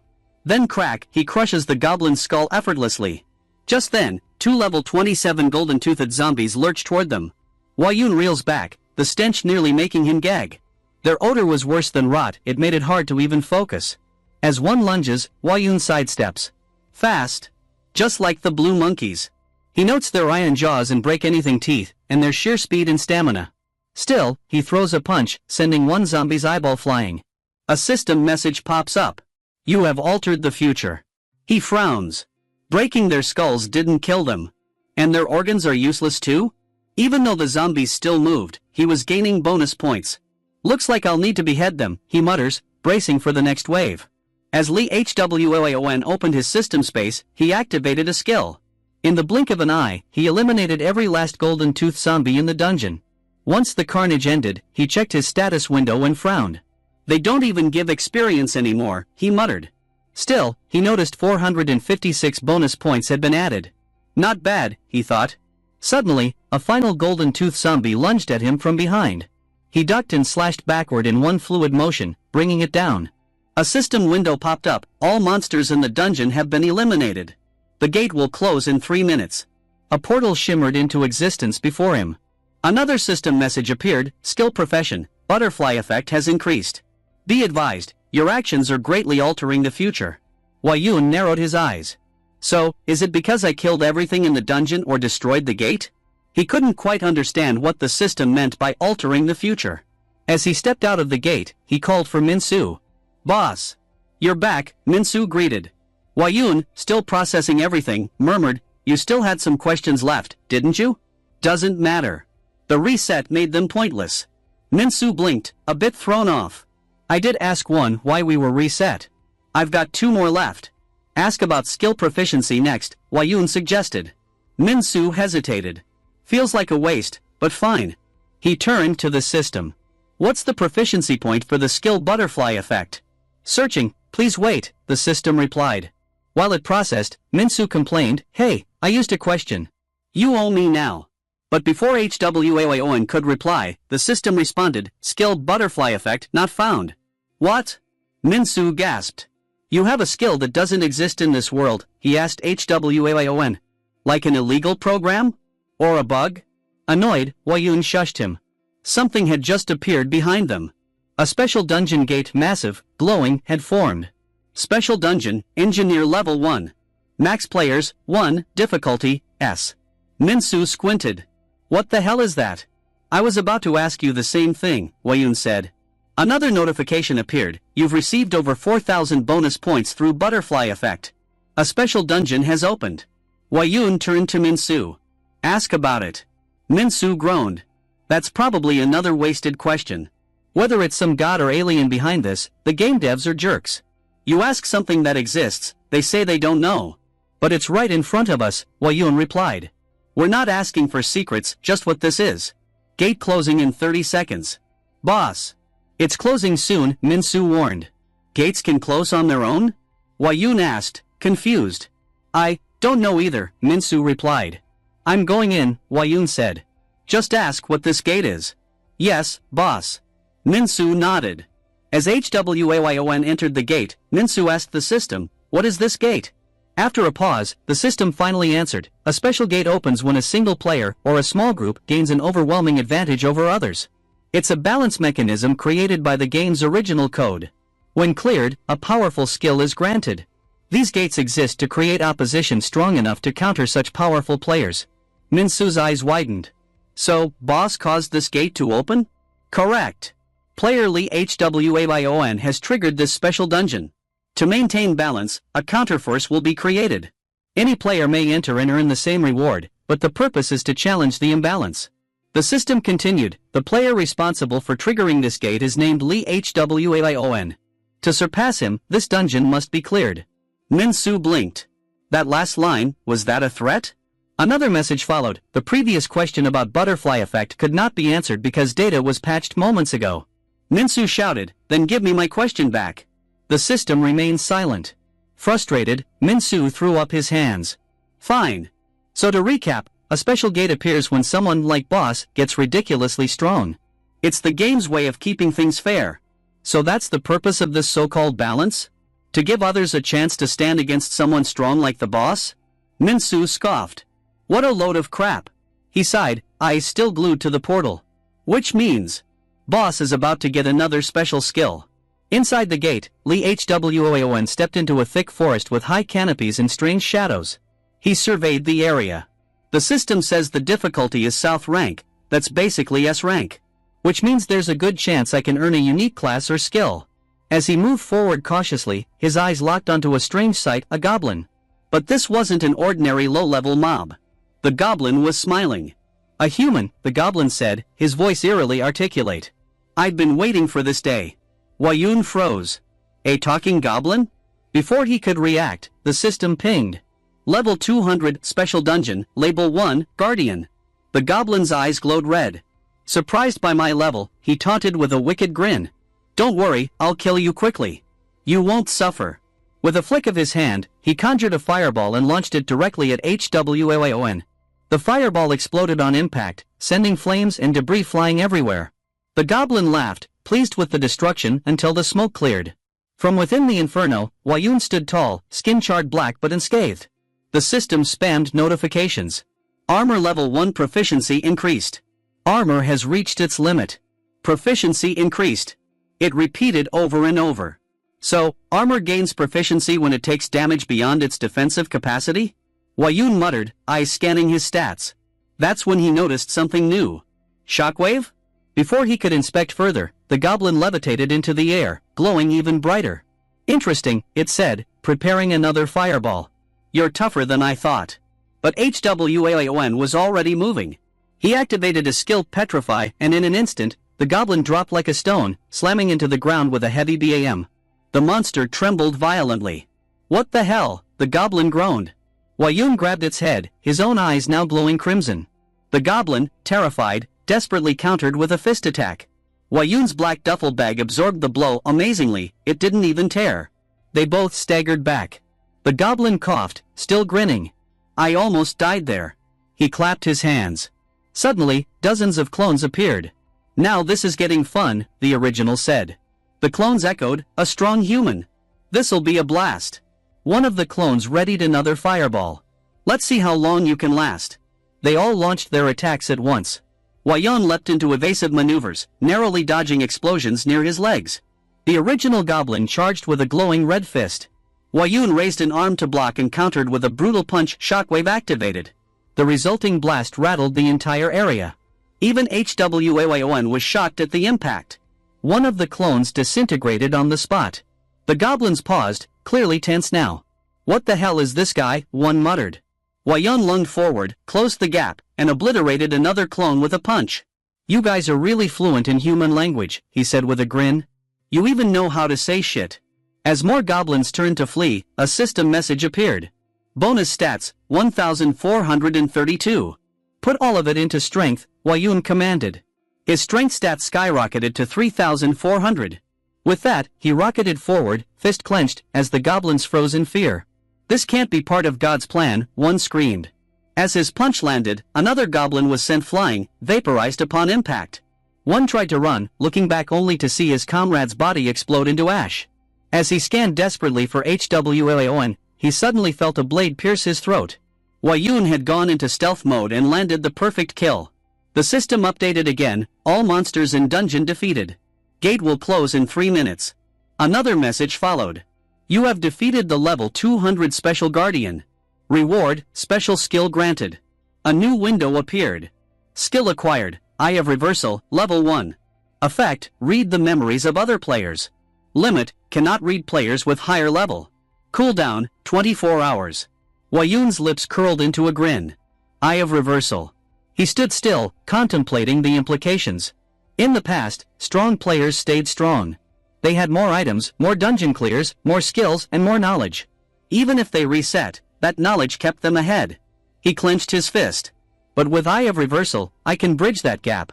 I can steal what they know, everything they've seen and done. A cold gleam shimmered in his eye.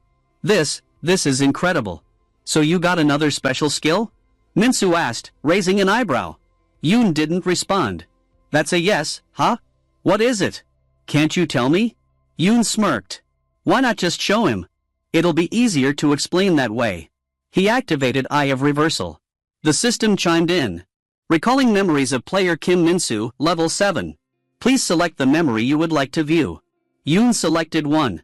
Let's see, the moment in the supermarket. The system began playback. Now displaying memory from player Kim Minsu, level 7.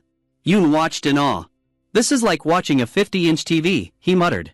The screen had pause, rewind, and fast-forward buttons like he was watching a movie. In the memory, Minsu was at a store with his father. Daddy, can I get this? Young Minsu asked, holding up a monkey wrench. His father frowned. Why would you need a monkey wrench? Put that down. Yun skipped ahead. The scene turned grim. Minsu's father was being attacked and killed by a goblin. Minsu's expression turned from innocent curiosity to utter horror. Fast-forwarding again, Yun watched the moment when Minsu met him. That's the guy who'll change my life, Minsu had whispered to himself. Then he spoke to Yun directly. Please, let me come with you. You're the only one who can defeat them all. The one who'll rise above everyone else. Back in the present, Yun smiled and muttered, so this is how you really felt. Minsu blinked, confused. What are you talking about? You told yourself that day, in the supermarket, that I'd be the one to kill all the monsters. To rule above all others. Minsu's jaw dropped. Wait, what skill did you get? Yun chuckled. Let's do it. Wait, what? I said, let's make it happen. We'll kill all the monsters, and rule the world. Minsu stared in disbelief. Are you out of your mind? Yun activated Eye of Reversal again and replayed his own memory just 10 seconds ago. On the TV screen, Yun could be seen grinning and shouting, let's do it. Let's make it happen. We'll kill all the monsters and rule the world. Minsu groaned. Oh my lord. Yun burst out laughing. He's not my lord either, he joked. Minsu frowned, clearly regretting his life choices. Please, just cut it out. Yun kept laughing but thought to himself, now I just need to wait for level 29. Meanwhile, notifications and posts were flooding the player forums. South Korea, level 28 dungeon cleared, Golden Tooth Zombie. Date, January 4th, 1:21 p.m. Comments were pouring in. So unfair. What is this bull crap? The final boss is level 400. Are we just supposed to wait around? Our country can't even handle level 23 monsters right now. He's a god. Yun read through them while sitting in his room. The debate over his dungeon clearing speed was getting intense. Still, he had to keep uploading his clear times to the official rankings. The government and the World Player Association based everything on the game's official records. And once someone hit the top 10, they'd gain exemptions from mandatory logins, tax-free earnings, and even higher national authority than the president. But that's not what I want, Yun thought. What I want is something only one person can get. The final dungeon. The one who clears that will have it all: wealth, fame, power to rule the world. I just need to finish this game faster than anyone else. Just then, Minsu came rushing in, waving his phone. Boss. Poison Choi. Yoon blinked. What's with Choi Chulsung now? Minsu showed the screen. South Korea, Poisonous Spider Dungeon cleared, level 29. Date, January 14th, 3:45 p.m. Player, Poison Choi Chulsung. Yoon stared at it. What the hell? Is this supposed to be normal? No way, Minsu replied. It's not possible unless Chulsung also unlocked some crazy new ability. But one thing's for sure, he's gunning for the Eye of God. Yoon narrowed his eyes. So we'll meet in the Black Ogre dungeon. What do we do? Looks like we'll have to fight him. Yoon handed the phone back and smirked. You don't even know what a fight is. A real fight is back and forth, give and take. The scene shifted, level 30 dungeon, dark-horned hogs. Massive beasts with electrified rhinoceros-like horns stood before Yoon, growling. He was panting, clearly worn out. If I get hit by that thing, I'm done for, he thought. But that horn, he could tell. It was valuable. Many had probably died here just trying to get it. And I'm running out of mana. He grimaced. Damn it. I used too much of Eye of Reversal on Minsu. Somewhere nearby, Minsu sneezed. Yoon quickly pulled up his stat screen and dumped all his bonus 453 points into mana. That's better, he thought, feeling energy return to him. He cracked his knuckles. Alright, let's try this again. And he charged straight at the herd of lightning-charged hogs. The dark-horned hogs snarled and rushed toward Yoon. In response, he activated his armor and grabbed one of the beasts by its electrified horn. With brute strength, he swung the hog and slammed it straight into another charging behind. Both crashed to the ground with a heavy thud. Yoon blinked. Ha! The horn didn't break? A slow, wicked smile spread across his face. So this is why these guys are so damn expensive. The hogs cried out, stunned and pinned. Yoon didn't waste the opportunity, he drew his dagger and began slicing at their horns. The system flashed. Dagger of Destruction. A dagger that drags both enemy and wielder toward destruction. Skills can be applied directly to the blade. He admired the weapon for a second. Now this is impressive. Yoon had applied armor reinforcement directly onto the dagger, and as he carved through the horn, the hog trembled violently. Yet despite the thrill, he muttered with disappointment, level 30, huh? Not living up to the hype. He drove the dagger in and finished the job. System notification. You have changed the future. You have acquired, Horn of the Dark-Horned Hog. A rare material that can be used to craft a legendary great item. Yoon held up the horn, grinning. Well, that'll fetch a good price. Not that I need it, my gear's already solid. System notification. All dungeon monsters defeated. The gate will close in 3 minutes. Satisfied with his haul, Yoon made his way to the exit. Later, lying on his bed with his phone in hand, he stared at the screen. Online forums were buzzing, news of someone clearing the level 30 dungeon had spread like wildfire. I don't even know how this stuff leaks so fast, he muttered. Then frowned. And these idiots are seriously annoying. How many level 32 gates are open around here?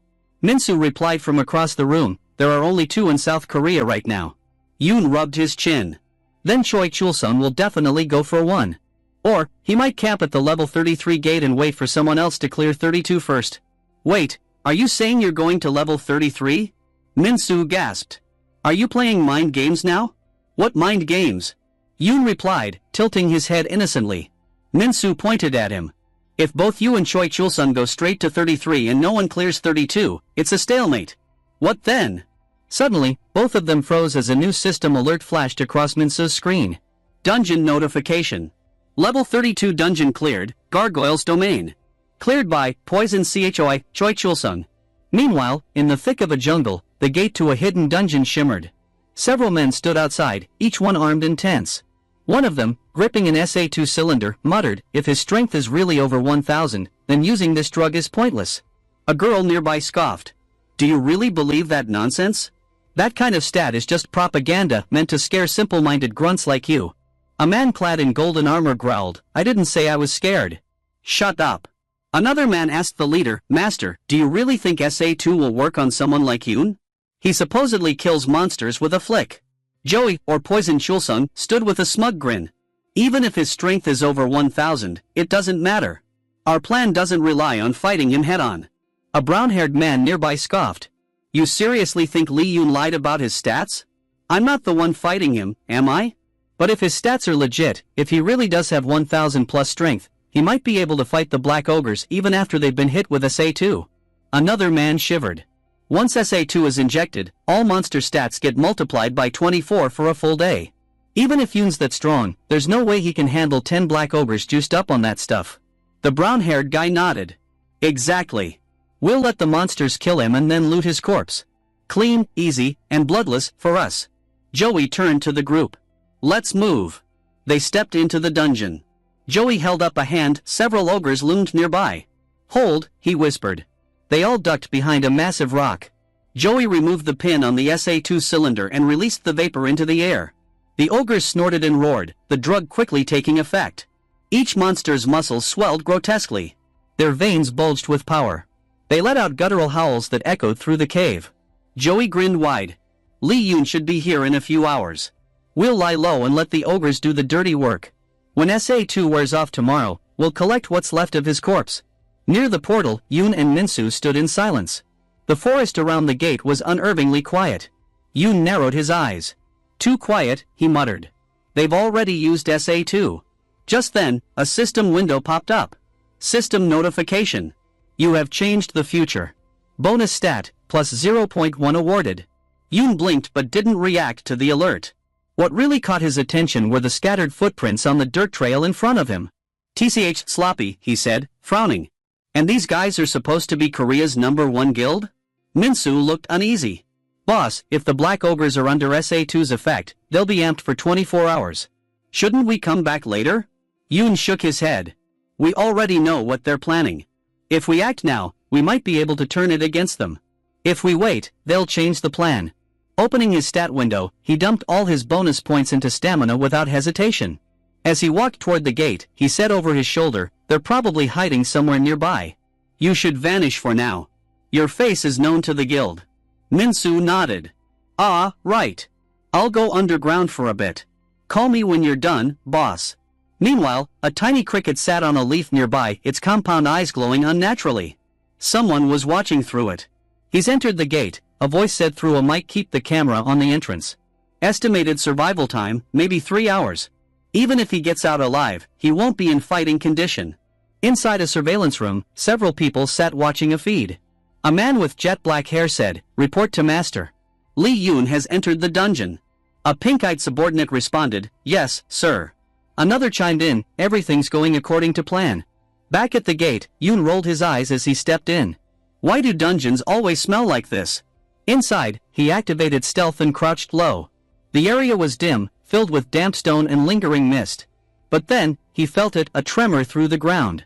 His eyes widened. That was a vibration.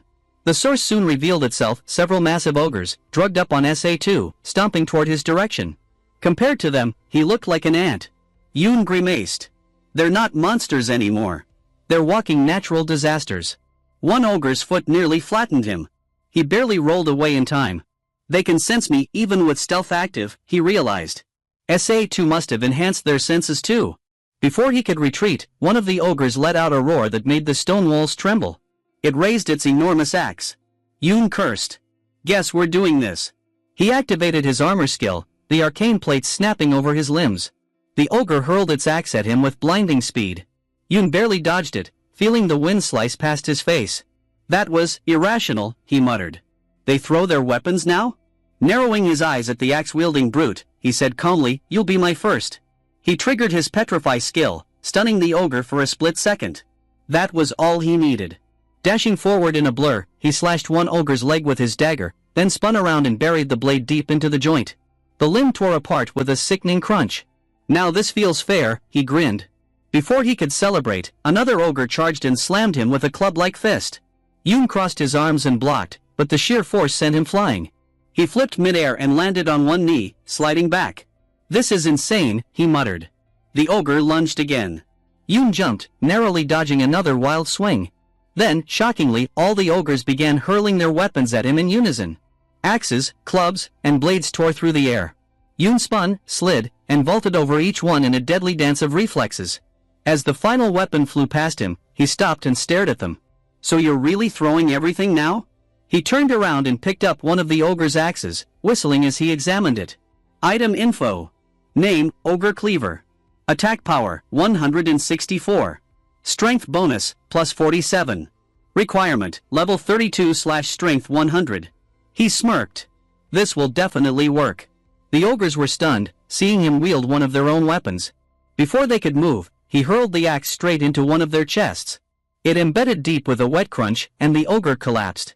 System notification. You have changed the future. Bonus stat, plus 0.1 awarded. The others stared at him with wide, furious eyes. Yoon cracked his neck.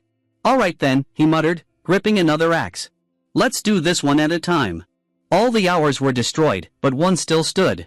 Yoon smirked. Let's see who wins this fight, he declared, lunging forward.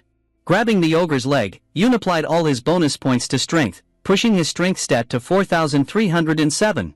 His grip tightened, and with a surge of power, he heard a crack. The ogre trembled in pain. But it wasn't the leg Yoon had grabbed, it was an arm. The ogre roared, swinging another arm towards Yoon, smashing the ground. But Yoon was faster. He seized the creature's leg this time and crushed it. The ogre thrashed wildly, desperately trying to hit Yoon but fell to the ground instead. Yoon stood before the beast like a shadow of death. You can't die just yet, Yoon said coldly. If you die, the gate will close. So hang in there. Yoon calculated quickly. 9 ogres down. One barely holding on. His gaze narrowed. I still don't know which of them has the eye of God. His mind raced. I need to contact Choi Chulsung and the general girl. Stepping out of the dungeon gate, Yoon hurled the ogre's head onto the ground before a hidden spy camera. Are you watching? He called out. The plan wasn't bad, but it wasn't good either. Hurry up. Your plan failed. I'll be waiting inside. He turned and re-entered the dungeon. Elsewhere, in a dimly lit lab, figures watched the feed. Faces tensed, whispers filled the room. One of the leaders spoke. We need to report this. Split the screen. We need to contact Master, another commanded. The screen split, and soon, the image of Choi Chulsung appeared. What's the matter? Choi Chulsung asked, a calm but sharp tone in his voice. Master, the worst-case scenario, the leader reported.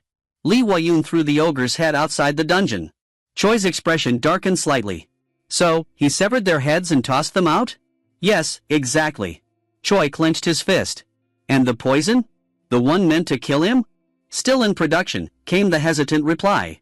Listen carefully, Choi announced, his voice a cold blade. Everyone in the control room can hear me, right? From this moment, anyone who proves useless will die. New orders, create an enhancer that can pierce Lee Wayun's armor within 3 hours. A chorus of voices shouted, yes, sir. In his private office, Choi leaned back, staring at a syringe filled with a dark liquid. He muttered, I need a damn poison that can kill Lee Wayun. And I need it now. Choi's power came from a unique skill, poison mastery.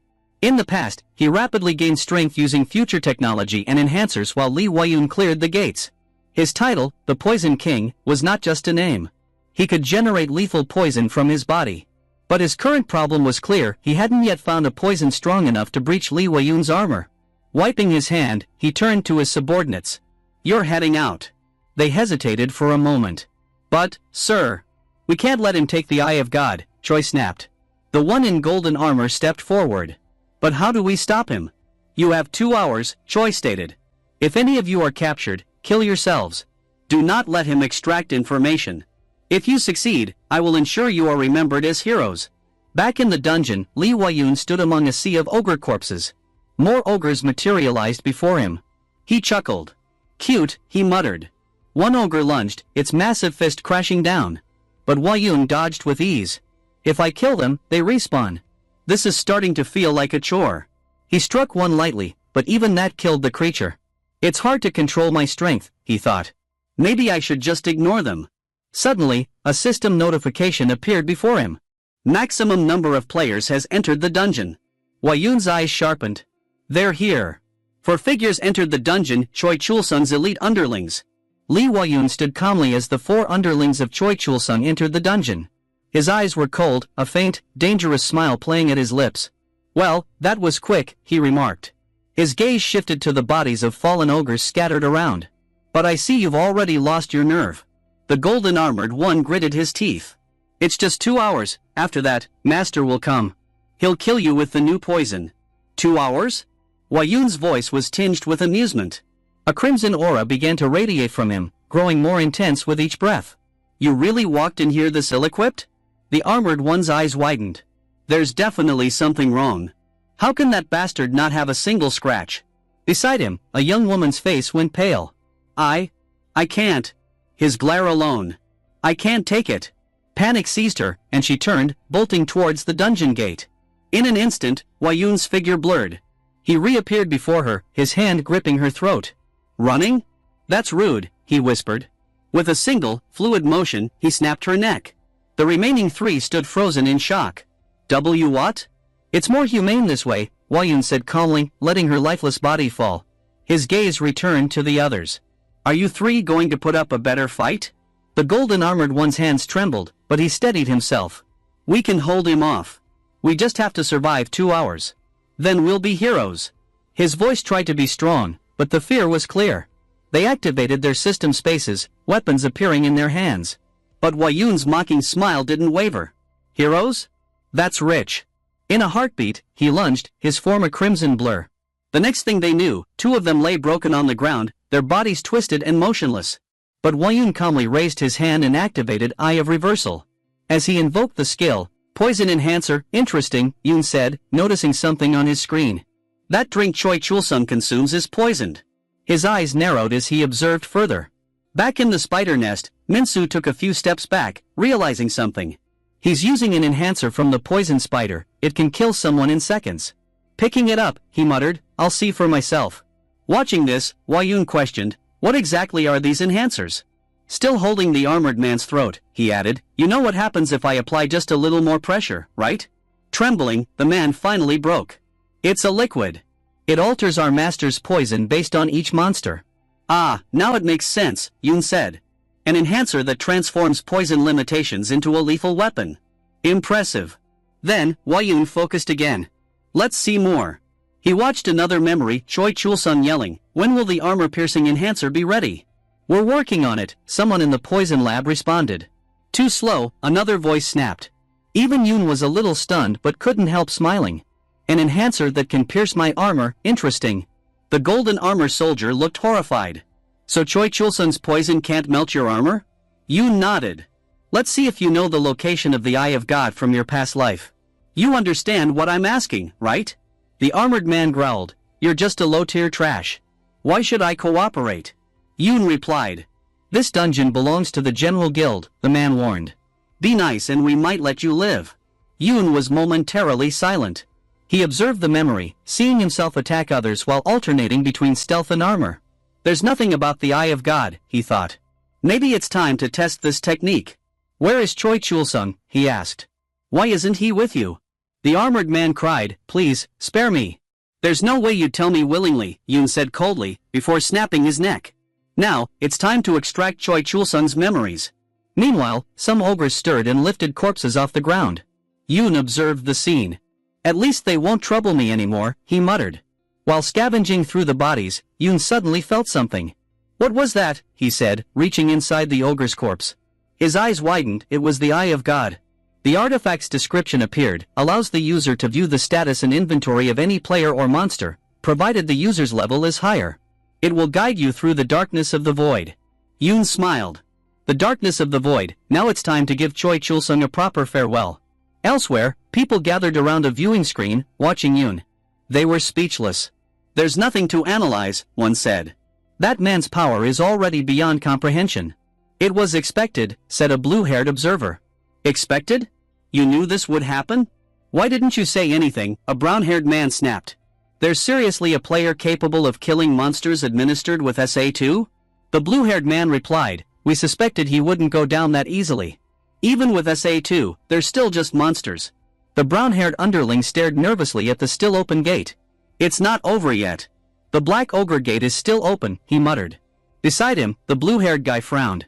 I wonder why. Why is it still open? The brown-haired one hesitated, confusion clouding his expression. But the blue-haired man's face twisted with realization. He's waiting. That bastard is waiting for his prey. He isn't satisfied with just the Eye of God. Wait. Don't tell me. The brown-haired guy's voice trembled. Master.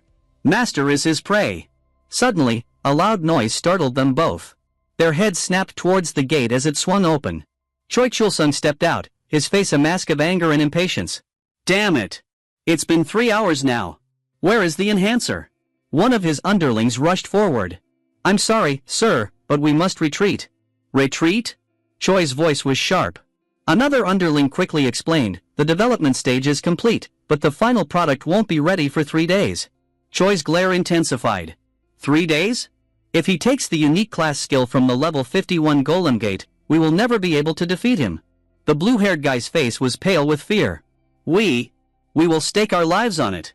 Choi leaned closer, his voice low and dangerous. Are you certain I can take his head in 3 days? Yes, master.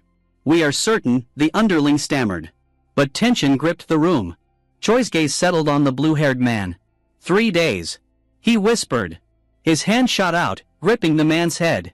And I said I'd kill anyone who proved useless. Black veins spread from his fingers as he injected his lethal poison. The blue-haired man gasped, his skin turning a sickly green as he coughed blood. Moments later, his lifeless body slumped to the ground. The remaining underlings froze, terror gripping them. The brown-haired man trembled, sweat dripping down his face. Choi's voice was ice-cold. Double the security around the laboratory creating the poison enhancer. Make sure Lee Wayun stays in that dungeon. If he reaches the level 51 Golem Gate, it's over. He clenched his fist. We will kill him, and steal everything he has and will have. Inside the dungeon, Lee Wayun stood among the corpses of ogres, their bodies strewn across the dark, blood-stained ground. His expression was calm but thoughtful. So, Choi Chulsung isn't coming, he murmured. I guess the enhancer isn't ready. His gaze turned calculating. One way to end this would be to attack the General Guild's headquarters. Wipe them all out. But that would take time and effort. Not to mention, it wouldn't benefit me in the long run. He smirked. No, it's more efficient to kill Choi Chulsung directly. Then use his guild's vast influence to my advantage. Wayun rubbed his chin, thinking from Choi's perspective. If Choi wants to avoid facing me, his next target would be the Silver Armor Dungeon, a rare class. But more than that, the unique class skill and items I have are his real goals. He wants to stop me from regaining my power. He leaned against a rock, considering. He's probably developing a poison enhancer capable of killing me. But my next move is clear, I need to ensure he never completes it. Without another word, Wayun walked towards the dungeon gate. As he stepped out, his figure shimmered, vanishing into stealth mode. They're probably watching for me even now. Outside, Minsu stood in front of a parked car, his hands in his pockets. Suddenly, Wayun appeared beside him. Minsu. Minsu jumped, spinning around. Master. You startled me. The factory making the enhancer. It's in Payu, right? Wayun asked. Minsu nodded. Yep. I figured it out by tracking the vehicles under the General Guild. It's in Gwangju, Payu. Wayun's eyes narrowed, and he activated the Eye of God. Minsu's status window appeared, revealing his abilities. Wayun studied it thoughtfully. Something wrong? Minsu asked, a bit nervous. You should be careful, Wayun said. At this point, just breathing the same air as me might get you killed. Wait, what do you mean by Minsu began, but Wayun ruffled his hair, smiling slightly. You need to get stronger, he muttered. Minsu's face lit up. I knew it. I knew boss would get the Eye of God, but to actually see it. Wayun's smile faded slightly. Remember, I am the one destined to stand above all others. Minsu blushed, embarrassed. Stop it, boss. Anyway, where exactly in Payu is that factory? Wayun asked. I can take you there now. I even got a car for us, Minsu said proudly. When did you buy a car? Wayun raised an eyebrow. When you were still in the dungeon. I used the money we got from selling the ogre horns. Minsu grinned. Let's go, master. As the car sped down the road, Wayun checked his status window. A small notification caught his attention. Bonus points, 2053. Over 2,000 points. That's new. Wayun thought for a moment before allocating all of them into concentration. His stat rose to 2,786. It's simple. Concentration directly enhances my Eye of God. With higher concentration, I can see an opponent's stats, skills, and weaknesses with greater clarity. Another notification appeared. Achievement unlocked, King of Concentration. Wayun's lips curled into a smirk. King of Concentration, huh? Fitting. Lee Wayun stood in front of a building, resting one hand on his car. He called Minsu and then activated his ability, Paralyze, level 1. This rare skill could only be used by players who had accumulated 1,000 concentration points. When used, it disabled one of the opponent's senses for 5 seconds, but only if the caster's level exceeded the target's. A system prompt appeared, asking Hwa-yoon which of Minsu's senses he wanted to paralyze. He chose vision. Minsu flinched in confusion. But before he could respond, Hwa-yoon ordered him to stay put. Without hesitation, Hwa-yoon gathered energy into his fist and smashed through the wall beside him with such force that the entire building trembled. Inside, people in white coats, clearly a lab, were thrown into panic. At first, they thought it was an earthquake, but then one of them noticed something through the dust. "Wait, look," he gasped. Glass shattered around them as Lee Hwa-yoon stepped forward through the debris. "Tell Choi Chul-sung to come out," Hwa-yoon demanded. One of the lab members stammered, "He's not here." Hwa-yoon simply nodded, then drove his fist into a nearby pillar, cracking it down the middle. The lab workers froze in shock, and then chaos broke loose. "Stop him! Somebody stop him!" they screamed as Hwa-yoon rampaged through the building. Cries of "Run for your lives," and "That guy's insane," echoed even outside where Minsu stood. He looked up, horrified. "Is this really happening again?" he whispered. Amidst the chaos, Hwa-yoon noticed a CCTV camera. He walked over, picked it up, and stared into the lens. "Oh, you're watching, aren't you?" he said coldly. "Your precious enhancers are about to go down the drain. This is the last pillar. Once it's gone, you're finished." Then he paused, smirking. "But I'm willing to make a trade. I want something from you too." And with that, he crushed the camera in his hand and turned toward the final pillar. The moment he walked away, the building collapsed behind him. He calmly dusted off his coat and kept moving forward. Later, Hwa-yoon sat on the ruins of the building. In front of him stood Choi Chul-sung, burning with fury. Hwa-yoon activated Eye of God and pulled up Chul-sung's status window. Level 47. Achievement, Poison King. Skill, Poison, Level 2. The system explained that this skill released a deadly toxin from the user's body, with an 80% chance of killing the afflicted. Hwa-yoon chuckled, his expression taunting. "That's a pretty dangerous skill." Chul-sung was livid. "You coward," he shouted. Hwa-yoon laughed. "Coward? Who's the one that snuck into the Black Over dungeon and used SA2? He stood up.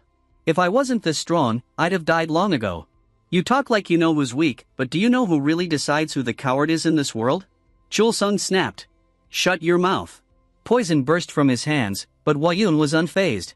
He raised one hand and instantly destroyed the incoming poison ball. Chul-sung stared, stunned. In the blink of an eye, Hwa-yoon closed the distance and appeared right in front of him. Chul-sung recoiled, but before he could react, Hwa-yoon grabbed him by the neck. Poison oozed from Chul-sung's skin, attempting to melt Hwa-yoon's hand, but it had no effect. The poison dripped to the ground, disintegrating everything it touched. "If you had poison strong enough to melt my armor, then maybe you'd be dangerous," Hwa-yoon said with a mocking smile. He activated Eye of Reversal. Chul-sung began trembling violently. Through the skill, Hwa-yoon scanned Chul-sung's memories, extracting useful information about his abilities, equipment, and most importantly, his final trump card. He focused on a particular memory and played it back. In the vision, Chul-sung was laughing maniacally. "May I call you?" he began, before catching himself. "Just stay still." Suddenly, he conjured poison in his hand and launched it at Minsu, who was standing in front of a car. Minsu's eyes widened in terror as the poison raced toward him. The attack struck him dead on. Watching the memory unfold, Hwa-yoon's face twisted in horror. "Minsu! I told you to stay away," he shouted, his voice breaking. Blinded by rage, Hwa-yoon conjured a massive surge of power into his fist and with a single punch, obliterated Chul-sung's head in one devastating blow. As Choi Chul-sung's body hit the ground, the system window flashed, "You have changed the future. Bonus point +1. Without wasting a second, Lee Hwa-yoon reached into the system interface and retrieved a glowing crystal. He sprinted toward Minsu, who was writhing in pain, calling out weakly, "Boss." His body was covered in burning purple veins, Choi's poison eating away at him. Hwa-yoon knelt beside him and quickly placed the crystal into Minsu's mouth. A reaction occurred instantly, the poison began to fade. Hwa-yoon let out a small sigh of relief. As he watched the crystal work, he thought to himself, so this is why Choi's poison never affected his own body. It makes sense now. Minsu, still in pain but recovering, looked up and asked, "Why didn't you keep your distance, boss?" Hwa-yoon replied calmly, "You're cured now. That poison, Choi's skill, it's yours." With tears in his eyes, Minsu managed to smile. "Thank you, boss." "No need to thank me," Hwa-yoon said, brushing it off. "Just treat me like the guy who saved your life." Then, with a smirk, he added, "Now gear up.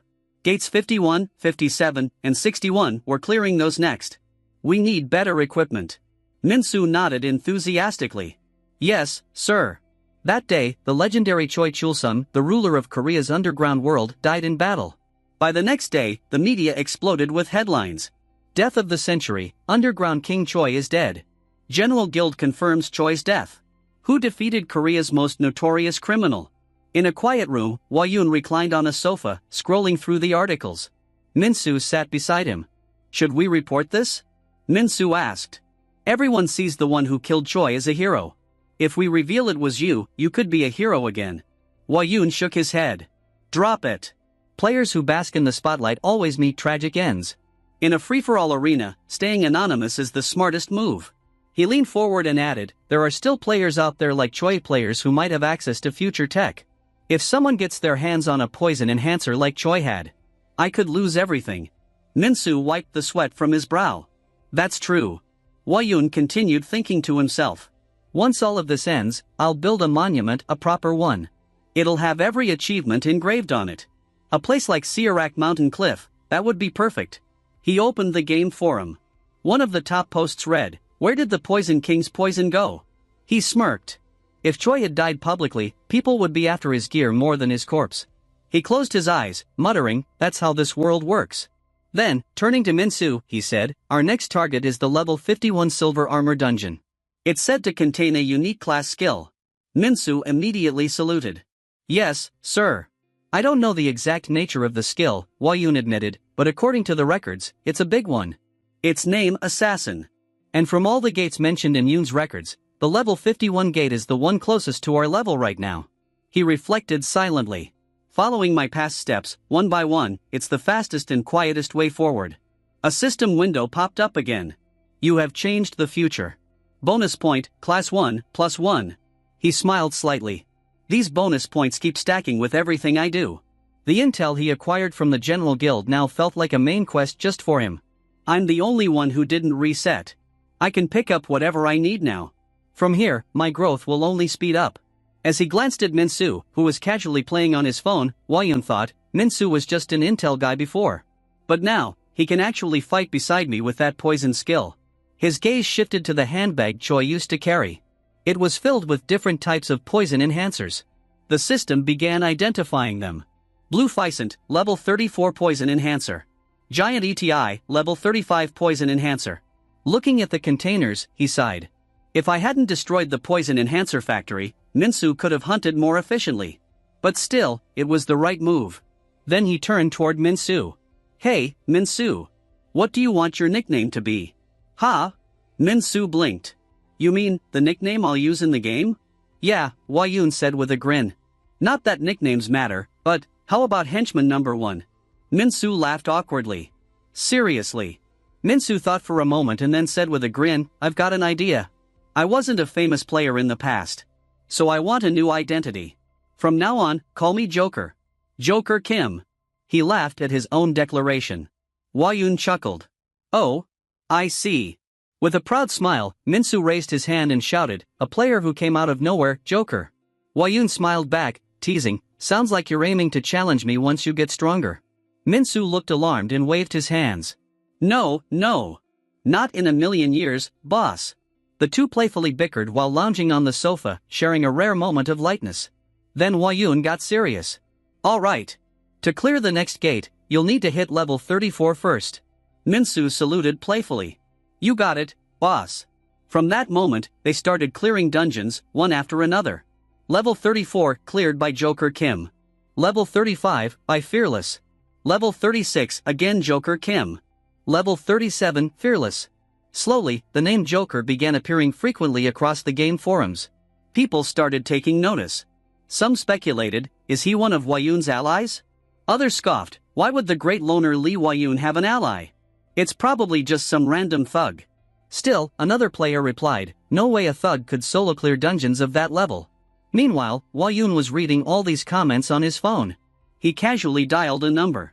Wanna take a break, he asked. Minsu's voice answered, laughing, ha, are you tired, boss? These enhancers Choi used, they're insane. How so? Hwa-yoon asked. The monsters are just melting away from my poison, Minsu replied. I'm already pushing close to the level 38 gate. Let's take a break after this run? Hwa-yoon nodded. Yeah, but remember, your body is still too weak for that kind of power. Don't worry about me, boss. Minsu said with a grin. I'm Joker Kim, remember? Don't get cocky, Wayun warned with a smirk. Call me once you clear it. Yes, sir. Minsu replied enthusiastically as the call ended. Wayun leaned against a tree and exhaled. It's already been a month since everyone reset, and I haven't rested once. He opened his status window. Strength, 4031. Concentration, 2516. Mana, 453. Bonus points, 2453. Which king should I become next? He wondered. Then he commanded the system, apply all bonus points to agility. The system responded. All bonus points applied to agility. Agility, 3026. Another message appeared. Achievement unlocked, King of Agility. New skill acquired, Gravity Control. Wayun looked at the new skill with interest. Gravity Control allows manipulation of gravity in a 3-second area. Gravity strength scales with agility. Range scales with mana. He smiled. Gravity, huh? Looking around, he realized no one was nearby. Might as well test it. He activated the skill. The system asked him to input a gravity weight for the selected zone. He thought for a moment, then inputted 100 tons. Error, beyond skill capacity. He lowered it to 2 tons. The skill activated. The land around the targeted area began to sink slightly. He watched with fascination. So, this is what 2 tons of pressure feels like. A grin spread across his face. Is this what it feels like to be a god? Suddenly, a system notification popped up. Your actions are greatly affecting the future. He frowned. A butterfly effect? Before he could ponder more, his phone rang and vibrated violently. He answered. What's up, Minsu? Minsu's voice was strained and panicked. It's an emergency. Please come now. What do you mean by emergency? Wayun asked sharply. Be specific. There's a level 100 leak in here. Minsu shouted. Wayun's eyes widened. What? On the other end, Minsu was running desperately. Behind him, a leakin covered in blood-red aura was chasing him, its eyes glowing with malice. Minsu screamed, Boss! It's... The call cut off. Wayun froze for a moment. Then, thinking back to the system's earlier message, it all clicked. So that's what it meant. The future I've kept changing is finally catching up. With a burst of force, he launched forward into a sprint, dashing faster than ever. This is the start of the real storm. As Wayun reached the portal, he spotted Minsu lying just outside it, bruised and groaning. Wayun sprinted to his side. Minsu, he shouted. Minsu looked up, eyes watery, and said weakly, Boss, you're not even going to ask if I'm okay? Wayun knelt down beside him. What happened in there? Minsu, trembling, pointed at the gate. There's a level 100 monster in there. This doesn't make any sense. How are those damn wolves inside a level 38 dungeon? Wayun's eyes narrowed. What happened to your arm? Minsu looked at his shredded sleeve and bleeding arm. I dodged the thing's attack, this is from the wind of that swing, boss. The wind! Tears welled in his eyes. What do we do? If this is a level 100 dungeon, does that mean it has level 100 items? Then he burst into sobs. Wait, forget the item. Boss, we're gonna die. But Wayun stayed calm. He thought, it is important, to me. He stood. Stay here. Boss, wait. Minsu pleaded. But Wayun had already stepped into the portal. Inside, he was greeted by the hiss of snakes. Fire serpents, these are level 38 monsters. So where's the leakin? One serpent lunged at him. Calmly, he swung his leg, knocking it aside, then grabbed another by the neck and twisted it. He used the serpent's body like a whip, taking out the rest in seconds. Still, no sign of the leakin. Did Minsu panic and lie? Then he heard it, a low growl that sent chills down his spine. Drool dripped from the jaws of a towering leakin, now standing upright, glaring at him with a gleaming sword in hand. Wayun activated Eye of God. The system displayed. Monster, leakin, level 100. Spawned due to special skill, butterfly effect. So he was telling the truth, this is the altered future in motion. The leakin snarled and raised its sword, charged with electricity. With a thunderous roar, it swung down. Wayun, already moving, dodged with ease. You little, he muttered and flung the dead serpent like a whip. It smacked the leakin's face, but the beast barely flinched. TCH, that didn't do much. He tossed the snake's corpse aside. The leakin raised its sword again. Wayun activated Execute. As the slash came, he sidestepped, appeared in front of the beast, and flicked its forehead. Crack! The lichen flew backward and smashed into the ground, creating a crater. In the blink of an eye, Wayun appeared before it again. This time, he threw a punch that rocked the beast's jaw, making it cough blood. He didn't stop. Blow after blow rained down on the lichen's skull. System notifications began to appear mid-fight. You have leveled up. You have leveled up. You have leveled up. Wayun finally stopped when the monster stopped moving.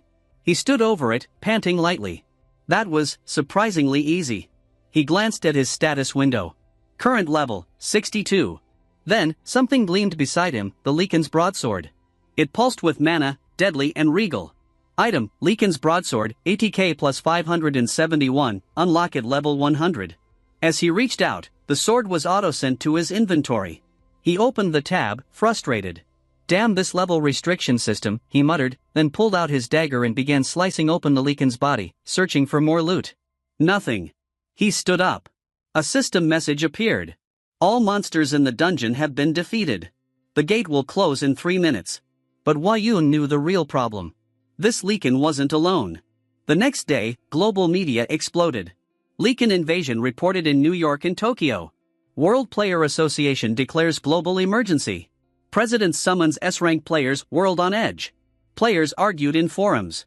This situation doesn't make any sense. Where did these monsters come from? How did Lichen-class bosses get out into the world? Wayun sat quietly, watching the chaos unfold on his screen. Well, this is one hell of a situation, he murmured. Ninsu, standing nearby, looked puzzled. Boss, what do you mean this is all because of you? Lee Wayun replied calmly, This is what the system meant when it said the future had changed. Everything I've done until now, those choices are what caused the lichens to appear. Ninsu's eyes widened in alarm. Wait, seriously? Then what do we do now? I mean, you're the only one who can kill those lichens, boss. Wayun placed a hand on his forehead, visibly annoyed. This is such a pain. I never meant to bring the world to the brink of collapse. He opened his phone, expression serious.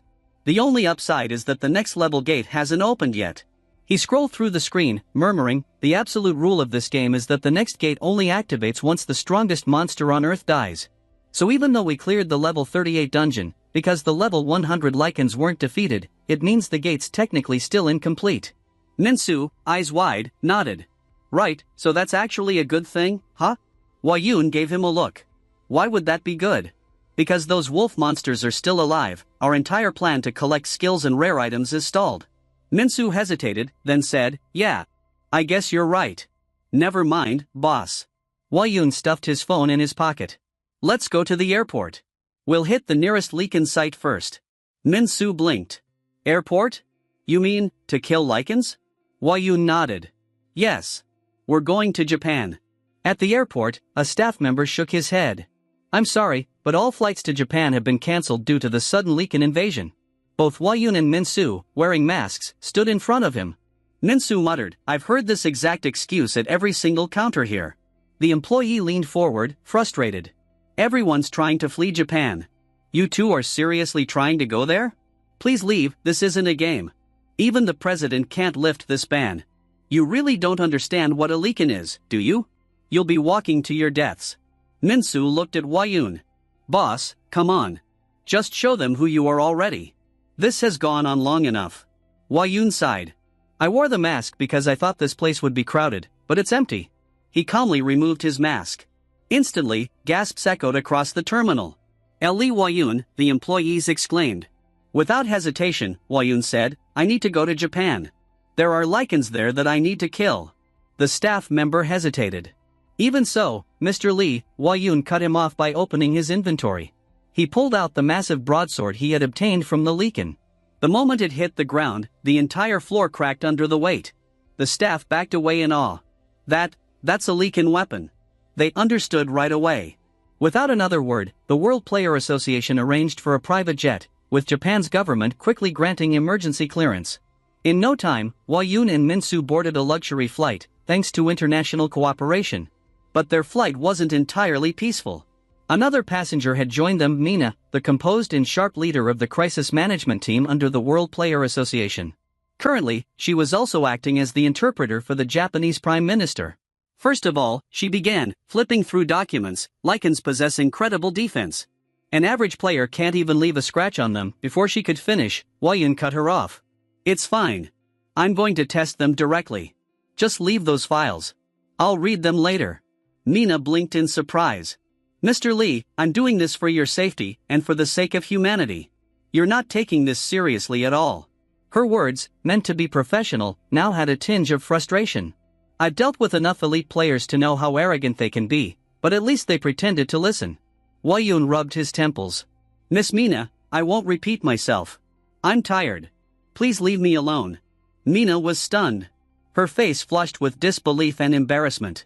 What did you say? She stammered, trembling with anger. This is the first time any man has dared ignore me like this. Not a single famous player has treated me with such indifference. She turned away, biting her lip, and muttered, Aren't you being too nonchalant?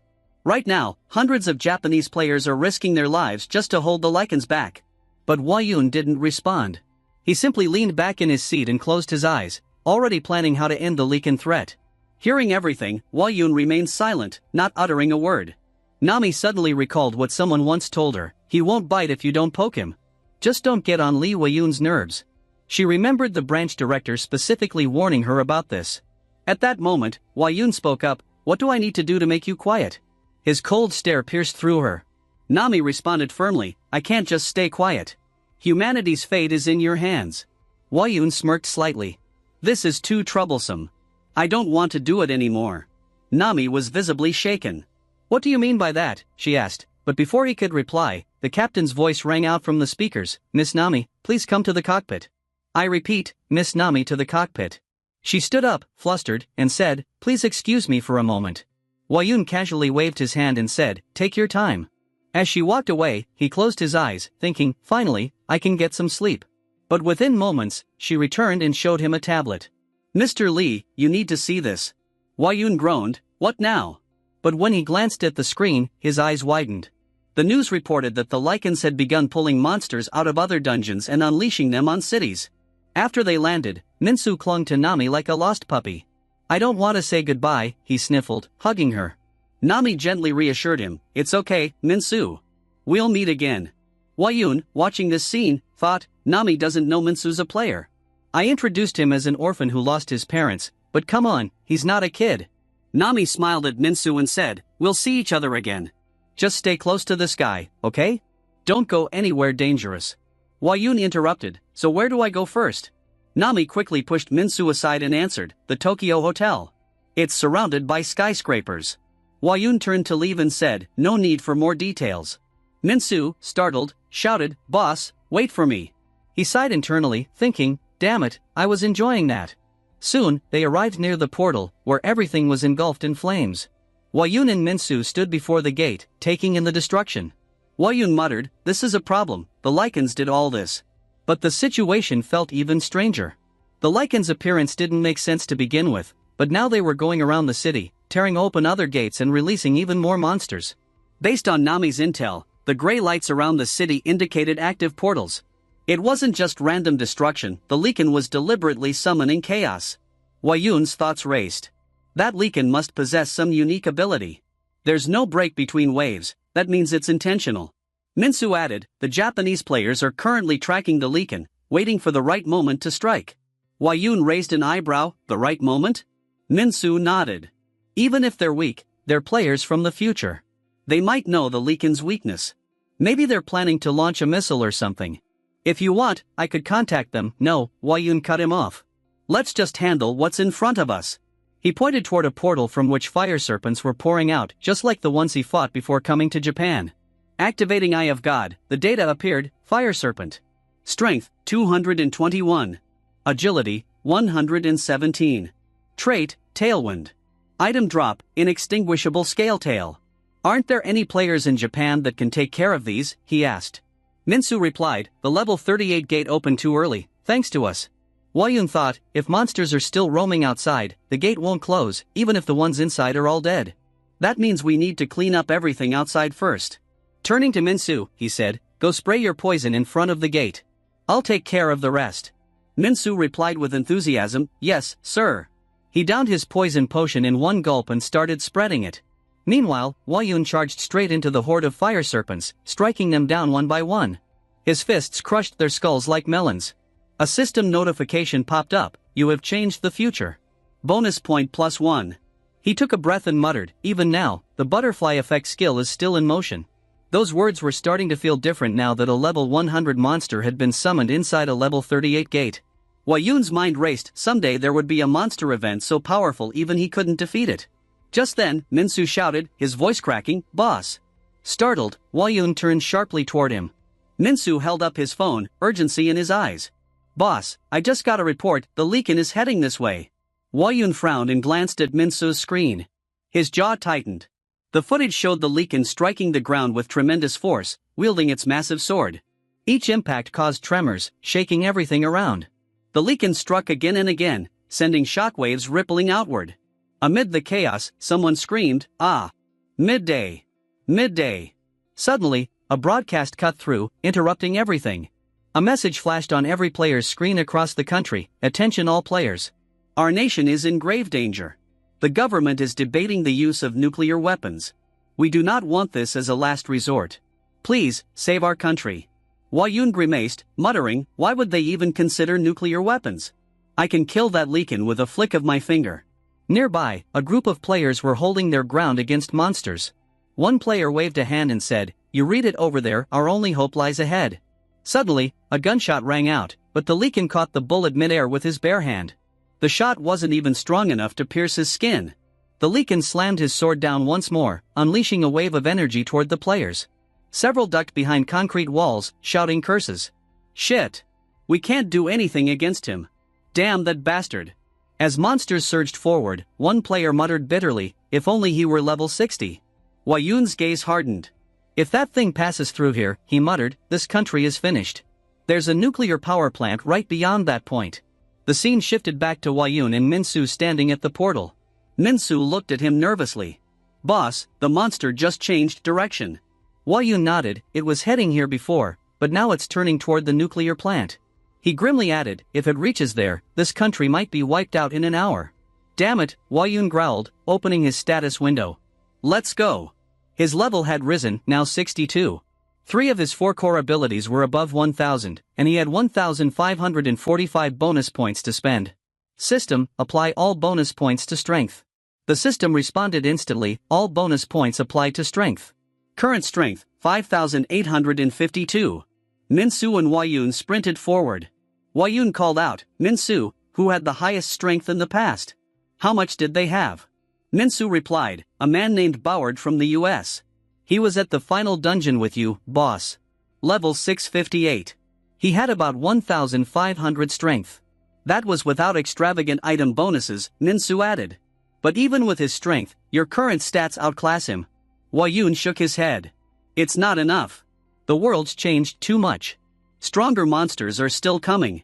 Suddenly, a crashing noise echoed nearby. Both of them froze, eyes wide and mouths agape. Ahead lay a chaotic battlefield, monsters clashing with players. Some shouted, "Get a grip already," while others screamed in panic, "We're screwed." One player yelled, "Just focus on the monsters. It's a total mess." Minsu said, "They say it's not far from here, the nuclear plant."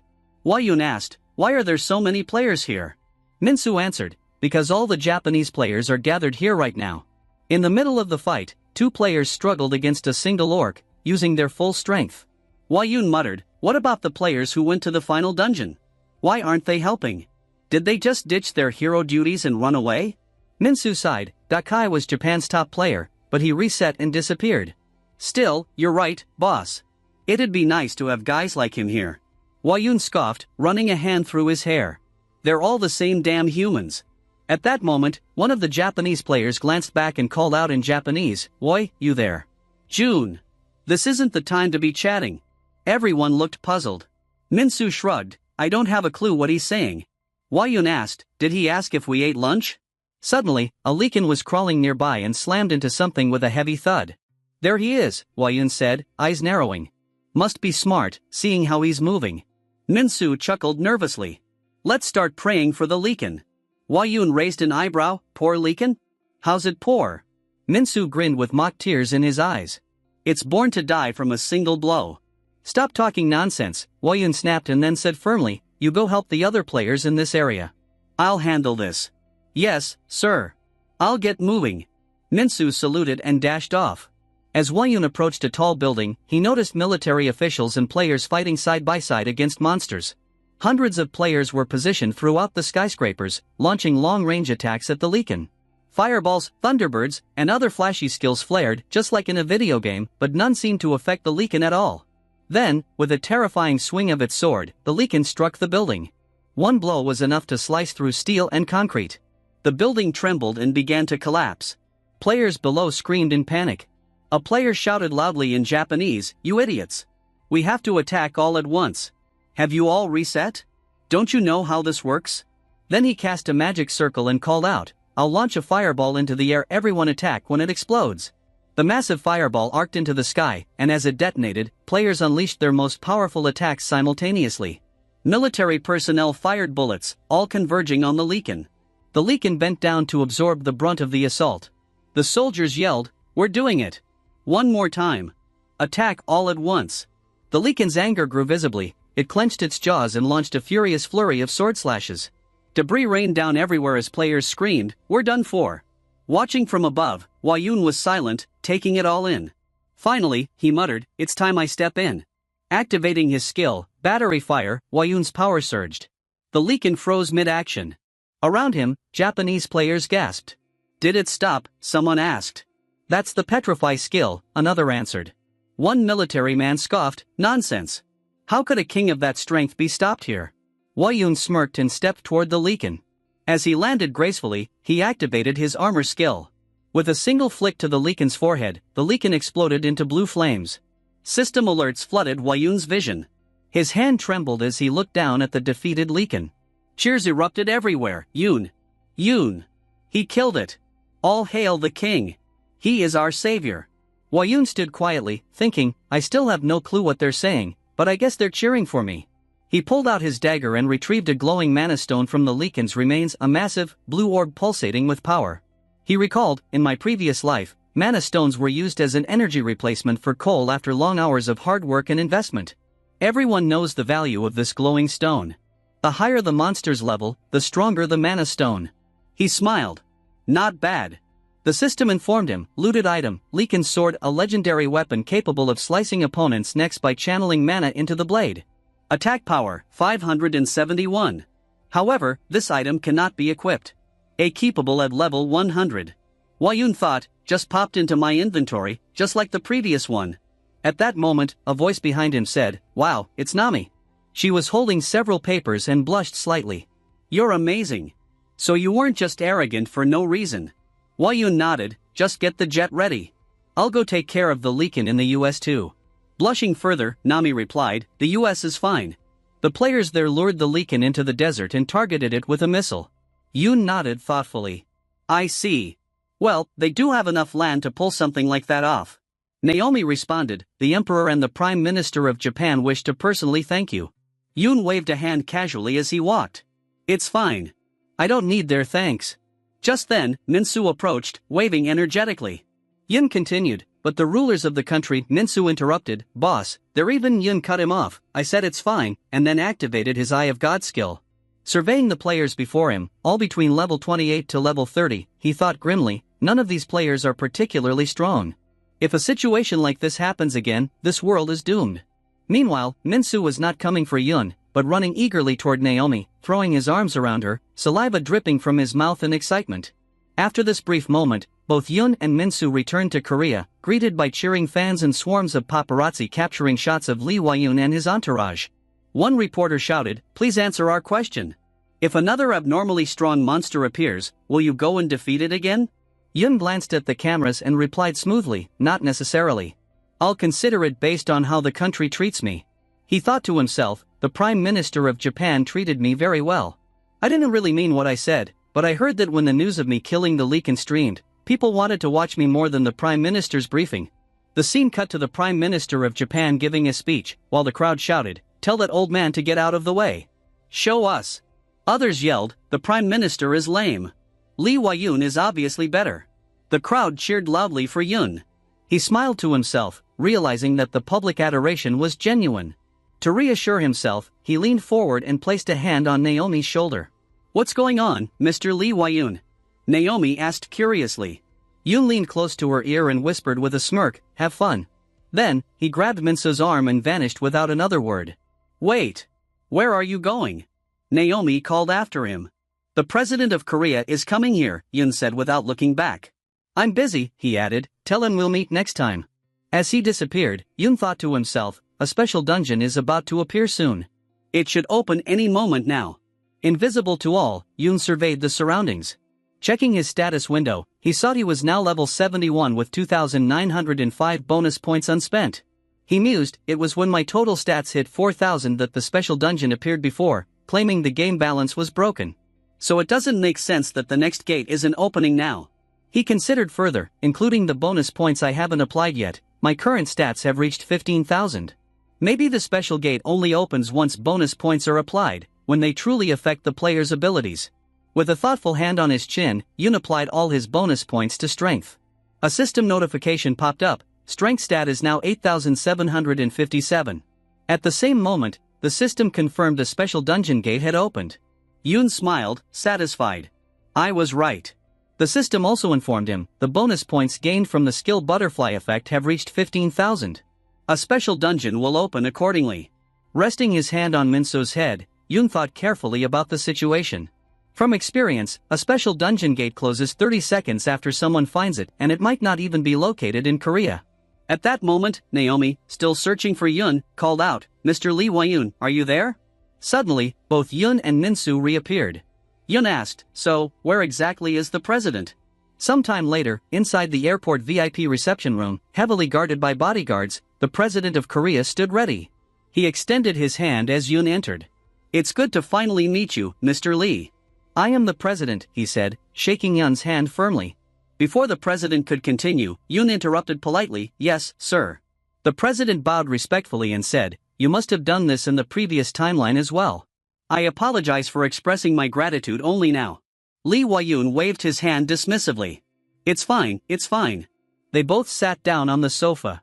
The president continued, "The departments are recommending that we reward you with a position higher than a national merit." Wayun shook his head. "I don't really need all that. But there is something I would like to ask." "Ask away," the president encouraged. "We will do whatever it takes to accommodate your request." Wayun hesitated briefly, then said, "I need to find something." The president leaned forward. "What exactly do you need to find?" For a moment, Wayun was silent, weighing his options. Should I let the entire country know about this special gate? But he didn't want too many eyes on it, potentially complicating things. Finally, he said, "A special gate, radiating with a golden light, has just opened here." The president's eyes widened in shock. "There is a monster inside that gate stronger than the Leakin?" Wayun nodded. The president's shock deepened. "Wait, is that true?" Wayun added, "But once someone finds the gate, it closes within 30 seconds. The president stood up briskly. "Then we must locate that gate immediately." "That's right," Wayun replied. "If we leave the gate unchecked, there's no guarantee the monster won't escape. I'd like to request assistance in finding it." The president, now urgent, nodded and gestured to one of his bodyguards, who quickly acknowledged the order. "Gather all the ministers from each department and the commanders of every military branch," he ordered. Wayun thought, "Sweat is dripping down my cheeks, but all of this is true. I didn't exaggerate a single detail, though I left out that the dungeon can avoid players with special skills." He added, "Mr. President?" The president turned to him. "Yes? Is there something else?" "We also need to keep this matter quiet. Please don't make it public." The scene shifted to the National Crisis Management Control Room, where officials busily worked at computer screens. The president stood alongside a stern man. "Is what you said true?" the president asked. "A golden gate like that could pose a great threat, similar to how the Leakin threatened Japan." He recalled the goblin attack in the special dungeon, the flames scorching everything. If this new monster was even stronger, it was a terrifying prospect. "Search the entire country with cameras," the president commanded. At that moment, a third man raised a hand. "Wait, if the gate closes 30 seconds after someone finds it, and if a monster stronger than the Leakin emerges, shouldn't we send players to locate and eliminate it?" This was Lim Goodhang, head of the Crisis Management Control Room. Lee Wayun spoke firmly, "I need to be the first to enter." The Golden Gate contains a monster stronger than the lichens. The game's creator calls it a special gate. Lim frowned. Special gate? Wayun continued, it's complicated, but in short, the special gate holds an extremely strong monster. When cleared, it grants rare items and skills. I've met a level 200 special guardian inside, one of the strongest in the game. The room fell silent as everyone absorbed his words. Over 100 officials were present, all had regressed but none had ever seen such a dungeon before. One official broke the silence, exclaiming, "That's why I didn't want to say anything. But I wasn't lying. Believe me or not, that's your choice." Lim interjected, "Sir, there are serious concerns about what this man is saying." The president looked puzzled. "What concerns?" Lim explained, "Put simply, he's asking to monopolize this dungeon. He wants the search to be treated as a confidential matter, controlled only by him." "Mr. President," Lim Goodhang said sharply, "he even threatened you to keep quiet. The fact that Li Huayun asked you to prevent other players from finding the dungeon means he wants to monopolize all the skills and items from that gate for himself. If that happens, Mr. Li Huayun will become incredibly strong. But from the nation's perspective, that's a definite loss. Giving all that power to one person is like handing over an uncontrollable nuclear weapon." The president frowned. "So what would you have us do?" Lim pointed directly at Li Huayun. "His power is already causing complications. Him becoming too strong is a problem. We should restrict Li from entering any dungeons and send players from our department to the special gate." Li Huayun's thoughts flickered. "Maybe I shouldn't have killed the Leakin so quickly. Maybe I should have let it run loose in the city for a bit." He then reached into his inventory and pulled out the Leakin's weapon. Both the president and Lim's eyes widened in shock. Huayun said calmly, "Did you know there was a Leakin in Korea as well? I guess I should have stayed back then." Lim blinked, stunned. "Wait, what?" He sat down heavily, digesting the revelation. The world is already in massive competition. Players risk everything to level up, to acquire skills and items. Huayun glanced at Lim. "Isn't that right, Lim Goodhang?" Lim stood and approached him. "Monopolizing is a natural occurrence. It's human instinct to want something for oneself. Or am I wrong?" He looked down at Lim and asked pointedly, "Why can't you answer me?" Lim turned to the president. "Mr. President, what do you think?" The president sighed. "You're right. If it isn't a dungeon officially owned by the government, we can't just restrict players from entering it at will. Monopolizing is within a player's right." Li Huayun smiled slightly. "So that means there's no problem with me entering the special dungeon. And, to be clear, I didn't receive any compensation for killing the Leakin in Korea." "Of course," the president agreed. "I will take this special gate as my compensation," Li Huayun said firmly. "And I will request permission to access all future special gates." Sweat dripped down the president's forehead as he stared at Li. Then Li pointed at Lim and said coldly, "And fire that man." The president looked shocked. Lim, too, was taken aback, standing up quickly. "Wait!" Lim protested. Li cut him off. "You don't know everything. The head of the National Crisis Management Control should know. So you should be fired." "If I wasn't this strong," Li continued, "our country wouldn't have defeated the Leakin. And I guarantee there will be stronger monsters in the future. You people are supposed to be making me stronger for the country. But restricting my access? That's pathetic." The president raised his hands, trying to calm him. "I understand. Please calm down." Li interrupted firmly, "Fire him. Right this moment." With that, Li changed the minds of the president and Lim. Meanwhile, satellites confirmed the location of the special gate. Following Li's command, the head of department Lim Goodhang was officially fired. Driving away, Lim grumbled, "I always have to go the extra mile for them to listen." Min-soo laughed. "Huh, there we are walking in their shoes." Li sighed. "Why can't they just listen the first time?" They arrived near Socho, Guangdong. Li thought about the goblin from before and wondered aloud, what kind of monster will it be this time? That level 201 was talking before. Min-soo shrugged, "Ha, I know, boss. You won't get hurt or anything, but still, be careful.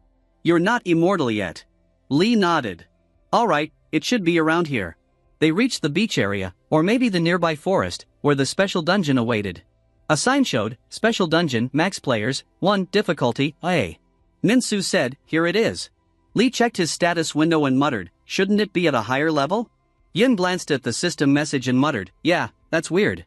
The system says the player who created this special gate was Li Huayun. You can also gain a special skill and even surpass Li Huayun or something like that." Yun's eyes widened in surprise. Other players will see this message eventually, he thought. The special gate always reveals the player who caused it. The system warned that the special gate would close in 30 seconds. Without hesitation, Yun stepped forward and said, "I will be back soon."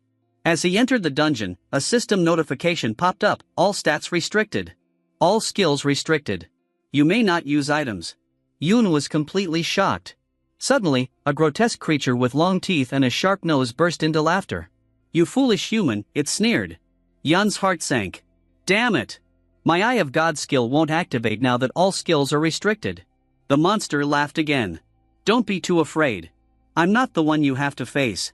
The objective of this level 2 special dungeon is monster hunting." Yun narrowed his eyes seriously. The monster flinched and said, "Hey, don't look at me like that. It's scary." "What is this?" Yun asked.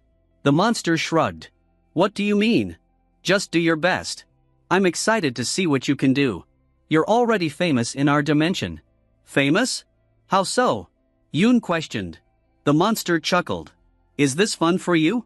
Yun clenched his teeth, thinking, talking with this guy is pointless. Then, a system window appeared. This level 2 special dungeon is not a monster hunting mission. You may unlock one attribute to clear the dungeon. Yun was given a choice of all stats: strength, stamina, mana, agility, concentration, all at full points. Without hesitation, Yun selected strength. The system opened his status page. Li Yuan, level 71, 87,573 HP. Yun thought, I can't predict the situation, so I'll just choose what feels right. The red goblin nearby asked, "Have you chosen?" "Yeah, strength," Yun answered. The monster sneered, "That's going to make things hard for you." "Sure, whatever," Yun said nonchalantly. The monster quivered. "Why you scaring me?" Yun grabbed it by the neck. The goblin whimpered, "Stop it. I'm not your opponent." Yun smirked, "Then who is?" Suddenly, a system window appeared. Special gate level 2 objective has begun. Everything around Yun went black. The monster vanished. What now? He found himself in a deserted area in front of a brick building, like a castle tower. The system instructed, "Claim the stat room at the top of the tower." Yun glanced toward the distant building and muttered, "Over there, straight road. So the stat room must be there." Again, the system repeated, "Claim the stat room at the top of the tower." Yun's frustration grew. Should have killed the goblin earlier. The message echoed repeatedly.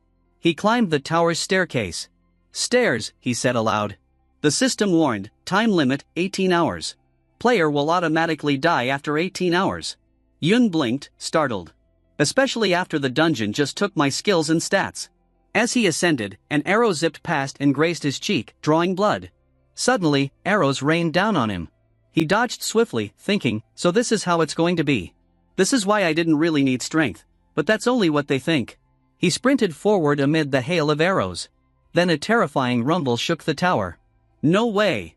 Yun shouted as a massive boulder barreled toward him. He turned and ran, heart pounding. Can my current body handle this strength? I still have to try. Panting, he sat in front of a gate, catching his breath. The dungeon reduced my body to that of a normal person by stripping my stats. Racing up and down these stairs won't be easy. At that moment, the system alerted him, time left 16 hours and 20 minutes. Yun stood up, a flicker of confidence in his eyes. 16 hours? That's more than enough time. He knocked on the wall, inspecting it thoughtfully. The material, it's made of bricks carved from huge stones, intricately stacked. They probably never expected anyone to mess with the walls since the objective is just to reach the stat room. An idea sparked. He grabbed a boulder lying nearby and hurled it against the wall. I can just bring the whole tower down on myself. The boulder smashed into the bricks with a loud crack. Encouraged, Yun threw more stones, striking the walls relentlessly. With a deep rumble, the lower layers of the castle began to crumble. The entire tower collapsed into a pile of rubble. Panting, Yun muttered, I don't have any endurance without my stats. They really made this impossible to clear normally. Walking past the fallen ruin, he spotted something glinting in the debris. Finally, there it is. A shining strength statue lay half buried in the rubble. He picked it up and swallowed it without hesitation. The system immediately notified him, dungeon cleared. Transporting player back to Earth's dungeon. Back at his own dungeon, the goblin stared in disbelief. You unbelievable human! You knocked over the tower? How does that even make sense? Yun smirked, glancing at his status window. The goblin's face twisted in anger. That strength statue was meant for another player. You were supposed to die, crazy human. Yun's voice turned cold and serious. You're too loud.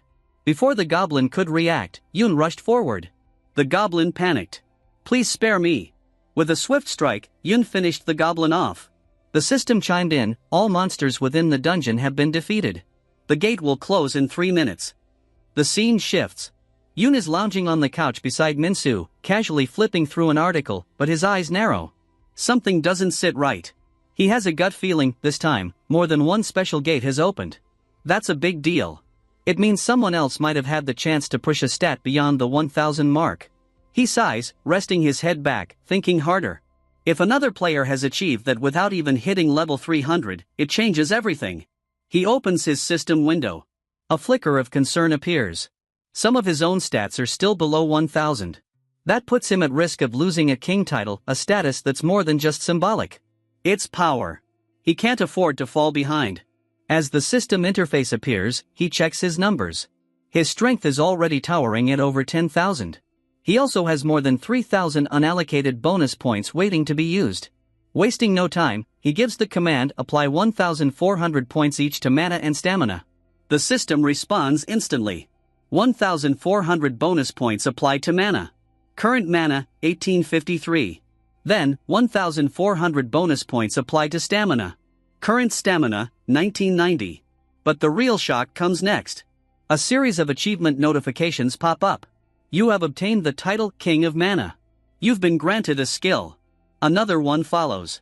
You have obtained the title King of Stamina. You've been granted a skill. Yun grins, clearly satisfied. He scans the newly acquired abilities. The first is called Mana Restriction. It halts all mana flow within a set range for 45 seconds. Anyone caught inside? Their skills are blocked completely. The second skill is Blood Flow, level 1. It drastically increases a target's blood circulation for 5 seconds. A curious effect, but one with deadly applications, especially against wounded enemies. Boosted blood flow means higher critical damage. Reading through these, Yun's mood lifts. He now holds the ability to control stats as he sees fit, bending the system to his will. Just as he starts feeling invincible, another warning flashes in red. Your actions are drastically influencing the future. Yun scoffs and smiles. Alright, what is it this time? Cut to the United States branch of the World Player Organization. A serious meeting is underway in a sleek boardroom. Several high-ranking officials sit around a large table. One man, arms folded, asks coldly, "Who was it?" A bald man across from him answers, "Who else could it be?" Li Huayun, the first man, clarifies. The bald man nods. No other player could have taken that achievement but Yun. They all look toward a young girl sitting quietly, Miss Hella. She gives a soft smile and says, "It's okay, if it's Yun," while offering a casual blessing gesture. The first man slams a hand on the table. "What do you mean, it's okay? Do you even know who Li Huayun is, Miss Hella?" He raised his middle finger at us. Ignored all of our requests the moment he entered the final dungeon. Hella breaks into a nervous sweat but replies calmly, "He's not that bad. Everyone close to him knows he has a kind heart." Her voice is sincere, and for a moment, the room falls silent. None of the officials expect that kind of defense, especially not from her. Another man finally speaks up. "So, you're certain the special gate was created by Li Huayun?" Hella tries to recall. A notification she saw when standing near the dungeon flashes in her mind. This special gate was created by Li Huayun. Those who enter may gain a special skill and even surpass him. Dempsey, another official, confirms her memory. Yeah, that's exactly what it said near the Golden Gate. Someone else frowns. Is it really alright for someone so uncontrollable to hold that much power? Hella just smiles. Don't worry. From what I've experienced, he's not a bad person. But then another voice cuts in. What kind of monster was inside the special gate? Hella hesitates, caught off guard. There weren't any monsters for me to hunt. It was different. I had to climb a tower. At the very top was a stone, a stat rune. The officials raised their eyebrows in unison. A rune, one asks. What happened then? Hella continues, when I reached the top and absorbed the rune, I gained 2,000 mana. It was like swallowing a storm. Another man leans forward, intrigued. A tower? And how did you climb it? Hella answers, there was a red goblin in the dungeon. It explained everything. It showed me how to climb. One man's jaw drops. Wait. A monster helped you? Hella nods. Yes, that's right. It really wanted me to take the stat rune. And, if it hadn't helped me, I wouldn't have survived that tower. The man with slicked back hair chimes in. That guy killed a Leakin with just a flick of his hand. He's clearing gates all over Korea at an insane speed. He may have already entered multiple special gates. It's the only way his stats make any sense. The one with middle-parted hair agrees. Exactly. He probably opened the special gates himself and entered them alone, hoarding all the items and scale stones. That's too much power for one player. He sighs, then adds, let's stop going in circles. The real issue now is that Miss Hella's King of Mana achievement was stolen.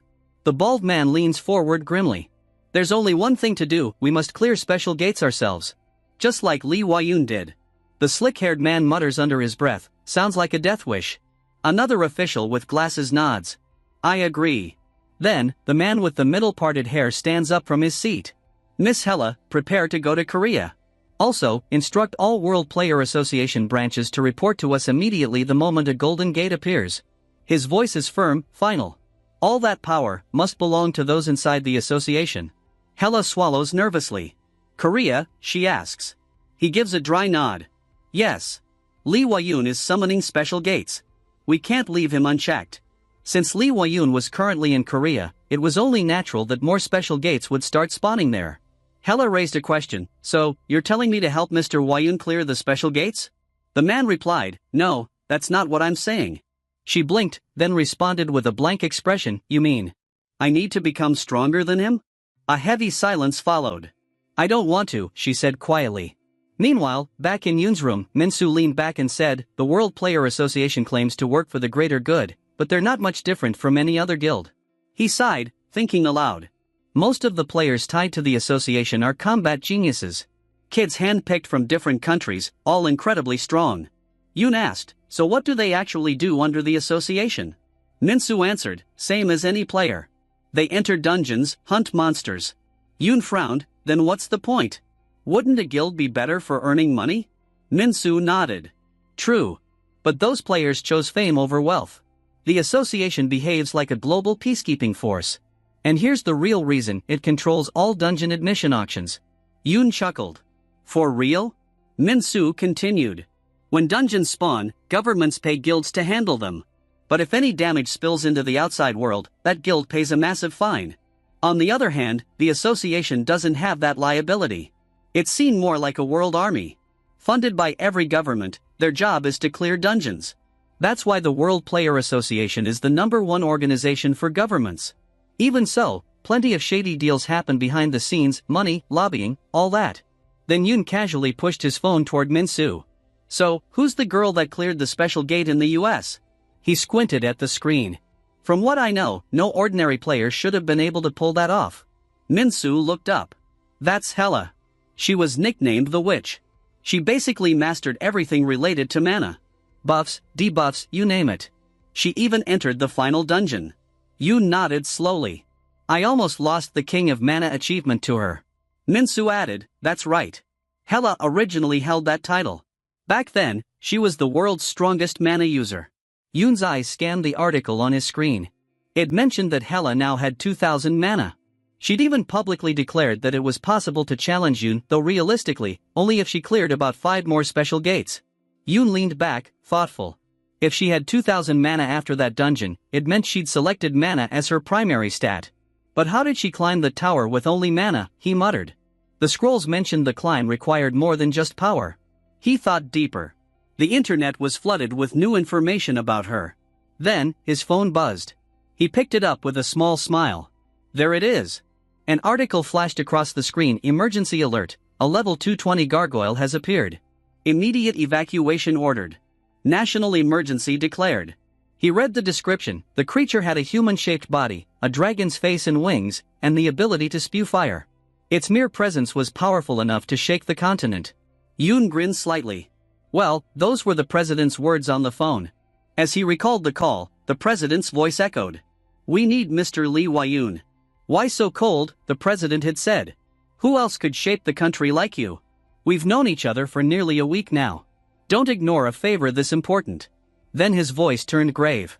It's not just one. There are 3 monsters. They've destroyed all of Techno Valley in Bundangu. The headquarters of the top IT companies wiped out. Yoon responded calmly, I'm already on my way. He added, make sure to clear the area. The president replied, I'll see to it. Oh, and one more thing. There's a conspiracy rumor going around, have you heard? Minsu looked over, curious. Yoon raised an eyebrow. Conspiracy? The president continued, people are saying, you're the one creating the special gates. The one behind the gargoyles. Hearing that, Yoon laughed. Do they think I'm some kind of god? The one who made this system is responsible for the gates, not me. The president agreed. True. But the public believes you're summoning monsters to grow stronger.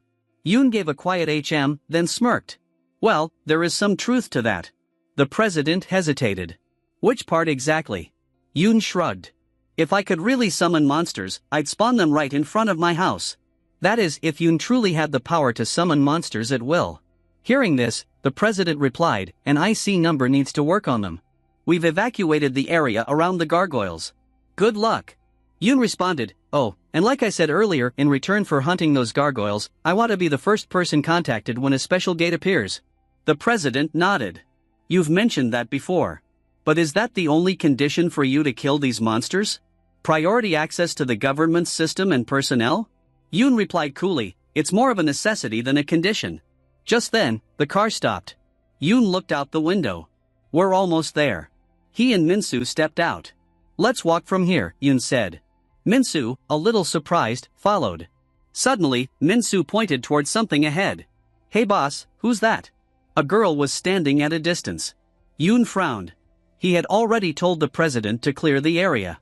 He called out, hey, kid. The girl turned. Yoon activated Eye of God. A status window appeared, level 48. Name, Hella. Her stats were solid. Over 2,000 in mana. With a cheerful smile, she greeted him, it's been a while, Yoon Appa. A second window appeared, her skills. Mana level 2, allowed her to sense and control mana's natural flow. Stamina increase level 1, raised a target's mana by 200. Strength decrease, lowered an enemy's strength by 200. Hearing her call him Appa, Yoon grew suspicious. He stepped forward and took her hand. What are you doing, Appa? She asked playfully. Just need to check something, he replied. Please cooperate, kid. He activated Eye of Reversal to peer into her memories. A flash, Hella inside the special gate. The red goblin greeted her. Pretty human, nice to meet you. She asked, what is this place? The goblin replied, when you step inside, arrows will shoot out. They won't hurt you, they're just for show. Just walk slowly. As she climbed stairs, the goblin commented, pretty face with a strong heart. Oh. Boulders coming. That bastard Yoon wrecked some of these stairs. He should have died here, the goblin laughed. Hearing her say Yoon Appa, the goblin turned angry. What? You call him Appa? Then shrugged, never mind. There's a button on the 111th stair. Press it before the boulders roll. They'll stop if you do. When the boulders began falling, Hella panicked. I can't make it. The goblin sighed. I'm not supposed to do this, but fine. I'll press it for you. He added, don't worry. I'll do everything. You just need to level up and kill Lee Wayun. Yoon, watching the memory, frowned. Pathetic, he muttered. Whoever made this game, I'll find them. I'll end them. Then he looked at Hella and said, let's check your vision. Hella panicked. What are you doing? Stop. Yoon dove into her deeper memory, this time, the final dungeon. He saw himself trembling, tears in his eyes, someone calling him Appa, pushing him away with a bloody hand. It's okay, just go. We have to finish this game, she said. Crying, he asked, who did this to you? In reality, Hella screamed, stop it. What are you doing? The vision shattered. It had been her mana level 2 interfering. She was now panting heavily. Yoon looked at her. You've got some nasty tricks. I'll keep that in mind. He released her hand. Now, tell me why you're here. She smiled sweetly. To see you. Minsu stepped forward. Boss, did you really read all her memories? You shouldn't get too close to her. Hella turned. Do you know me? Minsu replied, of course. The witch, Hella. I won't let you seduce my boss that easily. Hearing that, Hella snapped. When did you pick up such a cute little friend, Appa? The two of them glared at each other. Yoon ignored it and asked again, why are you really here? Hella answered with a bright smile, because you need me, Appa. Just like in the past. I'm sure it's still true now. Yoon gave her a challenging smile. Go ahead and try. We'll see if you can. She looked stunned for a moment, then pouted with a cute glare. In the background, Minsu shivered. What kind of omen is this? Is this a dream? Suddenly, a crashing sound echoed. All three turned to look. Perched atop a building were three gargoyles. Yoon narrowed his eyes. Do they have any weaknesses? Hella shook her head. None that I know of. At that moment, the gargoyles launched toward them, mouths blazing with fire. Yoon reacted instantly. He grabbed Hella and Minsu, leapt back, dodging the blast just in time. The gargoyles flew overhead. Yoon raised a hand. Gravity control activated. He applied 2 tons of pressure, but the beasts barely flinched. Not enough, he muttered. He pushed harder, 3 tons. Still moving. He gritted his teeth and increased it to 4 tons. With a thunderous crash, the gargoyle slammed into the ground. Yoon didn't give it a second to recover. He lunged forward and drove his fist into the monster's face. In response, the gargoyle flapped its wings violently, launching itself into the air. But Yoon grabbed its neck mid-flight, holding on with crushing force. The creature tried to ascend, but the pressure on its throat was too much. It lost balance, spiraling back down, and smashed into the earth right in front of Minsu and Hella. Yoon appa! Hella shouted in panic, while Minsu echoed, "Boss!" The gargoyle began to rise again, staggering to its feet. Both Hella and Minsu were in disbelief. It can't be, Hella muttered, stunned. Minsu yelled, "Boss, where are you?" A voice answered from the dust. Yoon emerged from the rubble, bruised and smirking. "I almost died back there," he said. The gargoyle turned, startled by his reappearance, but Yoon was already moving. He activated Petrify, freezing the beast just long enough. Then, he rushed in, slammed his dagger into its neck, and triggered blood flow. The monster shrieked in agony as Yoon pushed the blade deeper, then slammed it back into the ground without mercy. Minsu rubbed his eyes and muttered in disbelief, This isn't a dream." Hella was wide-eyed as Yoon stood atop the corpse, opening his status window. Level 93. Bonus points, 4922. His level had skyrocketed from 71 to 93 after killing just one. Looking skyward at the remaining 2 gargoyles, he thought, 2 more to go. One of them shot a wave of fire. Yoon dodged backward midair. As he landed, he overheard Hella huffing, "Ugh, it's too hot." She summoned a magic circle.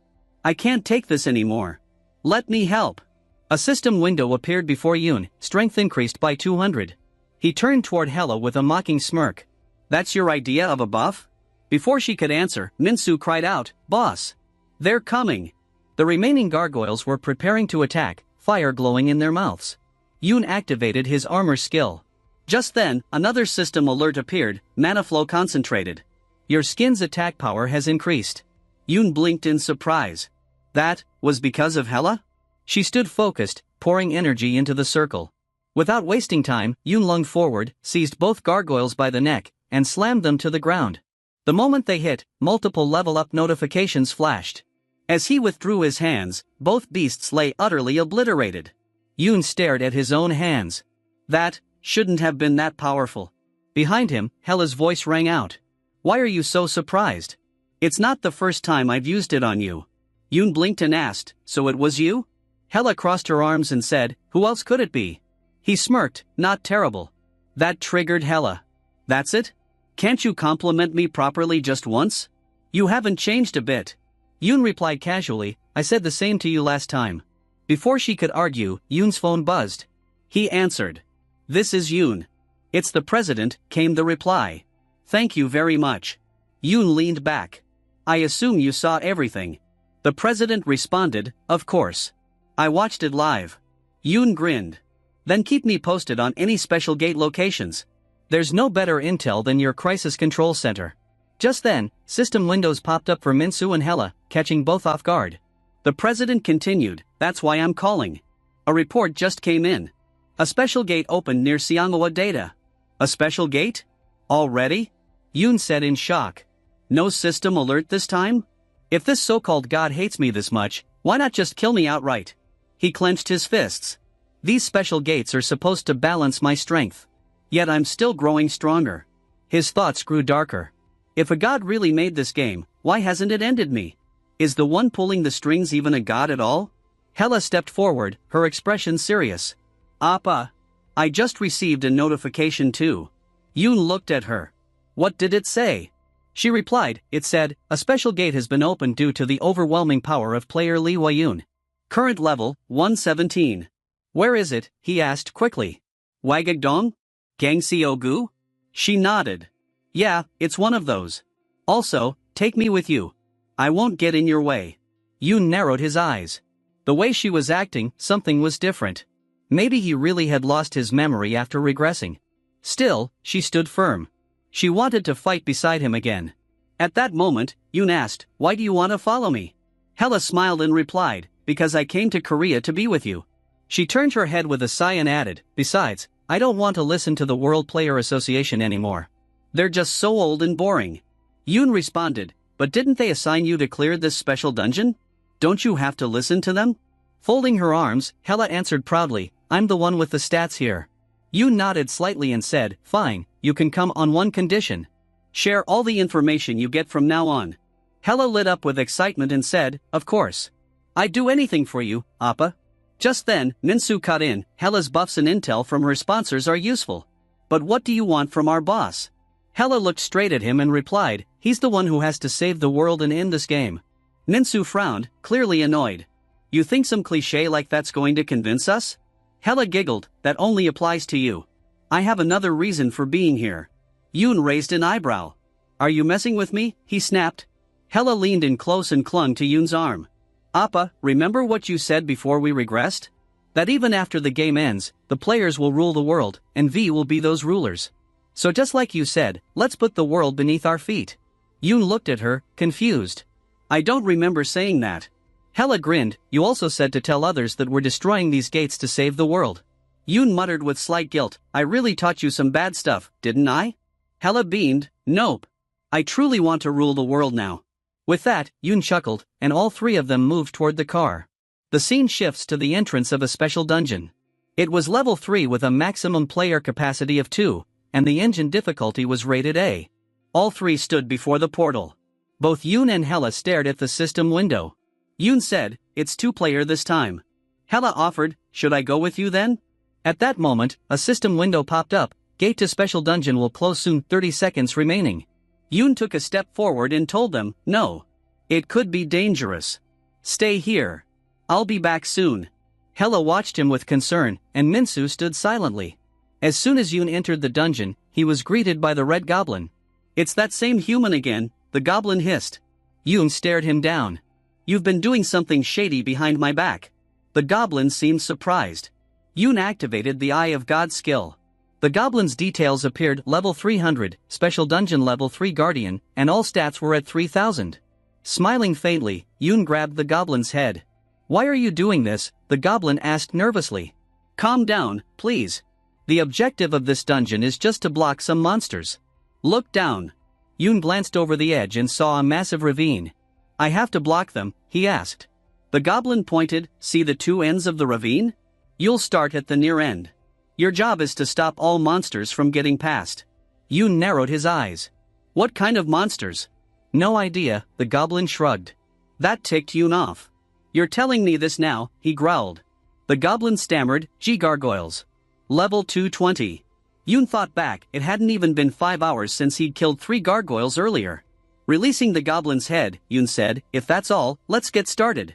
Try anything funny and you're dead. But wait, are you going alone? The goblin asked. Yoon turned to face the ravine. Obviously. A system window appeared, dungeon objective initiated, hold off the monsters for 3 hours. If any monster crosses the ravine within that time, the player dies. Without hesitation, Yoon leaped into the ravine. The goblin laughed behind him. Perfect. He came alone. Killing him will be easy. Inside the ravine, Yoon muttered, so he wasn't joking. He looked up. At least a dozen gargoyles circled above. The moment he finished speaking, they all lunged at him. Yoon quickly leapt back to dodge, activating his skills Gravity Control, Paralysis, and Petrify. One by one, the gargoyles began plummeting to the ground. A few slammed into the rocks. As soon as one hit the ground, Yoon jumped onto it and pulled a dagger from his inventory. He figured it would try to crash into a wall while flying, and he was right. As the gargoyle lifted into the air, Yoon stabbed it straight in the neck.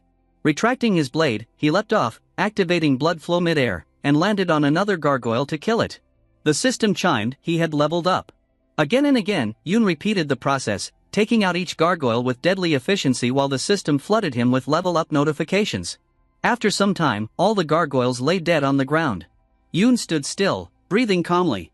He glanced around and thought to himself, am I just supposed to wait here now? At that moment, a system window appeared and announced, Wave 2 will now begin. Yoon chuckled and muttered, of course not.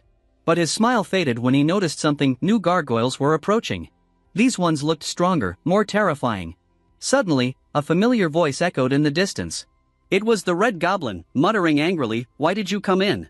This was the perfect chance to kill that guy. Then another voice replied, calm and curious, I was just curious. It was Hela. Yoon froze. Why is Hela here? He wondered. The goblin shouted at her, get out. You can't be here. But Hela stood her ground. Why not? I'm player 2, aren't I? The goblin tried to reason with her, still urging her to leave. Meanwhile, Yoon watched the whole scene from within the ravine, eyes narrowed. Hela crossed her arms and said, I don't want to leave. Besides, why didn't you just set the player limit to 1 in the first place? You're the one who made it too. The goblin, clearly frustrated, growled, damn it. Then, without warning, Hela jumped into the ravine and landed beside Yoon. Why didn't you wait? Yoon asked. I had a bad feeling, she answered. And what about Min-soo? Yoon continued. He's waiting outside. He's just pacing back and forth near the gate, she said. Activating her skill, Flow of Mana, Hela boosted Yoon's attack power. Go ahead, Appa, she said confidently. A system window immediately popped up, dungeon difficulty has decreased. Yoon blinked in disbelief. Seriously? The difficulty just dropped? And sure enough, the terrifying gargoyles vanished, replaced by smaller green goblins. His face darkened. Isn't this a bit too biased, he muttered. Frustrated, Yoon activated his armor scale skill, lunged forward, and smashed the ground with his fist. The shockwave blasted through the goblins, instantly taking them out. These little guys, this confirms it. The creator of this game really wants me dead, he thought. And that so-called god must be behind it. They're the ones who made this special gate and even assigned the dungeon guardian. Hela, watching Yoon in silence, looked stunned. Appa, what is it? She finally asked. Yoon replied coolly, it's nothing. Hela offered, do you want me to kill that red goblin? Yoon's expression softened slightly. Maybe she really was my ally in the last regression, he thought. A while later, Yoon climbed up and grabbed the red goblin by the head again. The goblin whimpered, what's wrong? I lowered the difficulty for you. Yoon growled, none of this is funny anymore. The goblin panicked. I didn't do anything wrong. I just followed orders. Yoon stared him down, eyes full of menace. Who gave you those orders? The goblin screamed, please, just spare me. Yoon said coldly, this is me sparing you. I haven't killed you yet. Trembling, the goblin confessed, it was our god. The one in charge of the game channel. Yoon frowned. Channel god? That's supposed to be a god? The goblin nodded rapidly. Of course. He watches over everything that happens in this world. Without hesitation, Yoon flipped off the sky. So, he's watching right now? The goblin flinched but didn't say a word. It's because of you, he said. You broke the game's balance. Yoon gritted his teeth. I didn't do anything. You made me like this. The goblin stammered, I swear, I don't know anything else. I was just told to raise the dungeon difficulty to the highest level if you entered. Yoon's headache spiked. Clenching his jaw, he growled, how do I meet this so-called god? He squeezed tighter, and the goblin howled in pain. I can't tell you. With a furious roar, Yoon crushed the goblin's head and tossed him to the ground, wiping his hand clean. Appa, Hela said calmly, you can meet him in the final dungeon. Yoon turned toward her. Who exactly will I meet? The god who made this game, she replied. Just then, a system window appeared, you have received 3,000 bonus points for clearing level 3 special gate. The same message popped up in front of Hela as well. Yoon stared ahead. So what now? Do we fight that god? Or is it just a human? Hela sighed, I never got to see it. Yoon asked, then who killed you? She hesitated. It was Park. Yoon froze. Park, he repeated, confused. Stay still, he suddenly commanded. Hela was taken aback. What?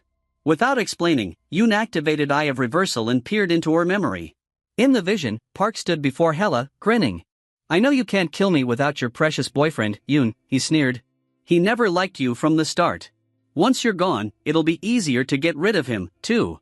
As he approached Hela, she attacked with all her might. Her magic surged, but Park remained largely unaffected. Smiling, he said, "I did my research, Hella the witch." Then he stabbed her in the chest.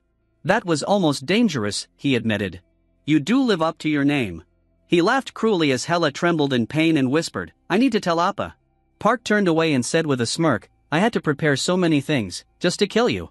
And now, he would move on to Choi Chul-sung. After that, Yoon. A manic laugh echoed as Park said, "It's time to get started." The memory continued. Yoon approached Hella and gently asked, "Who did this to you?" Hella, weak and shaken, replied, "It was Park."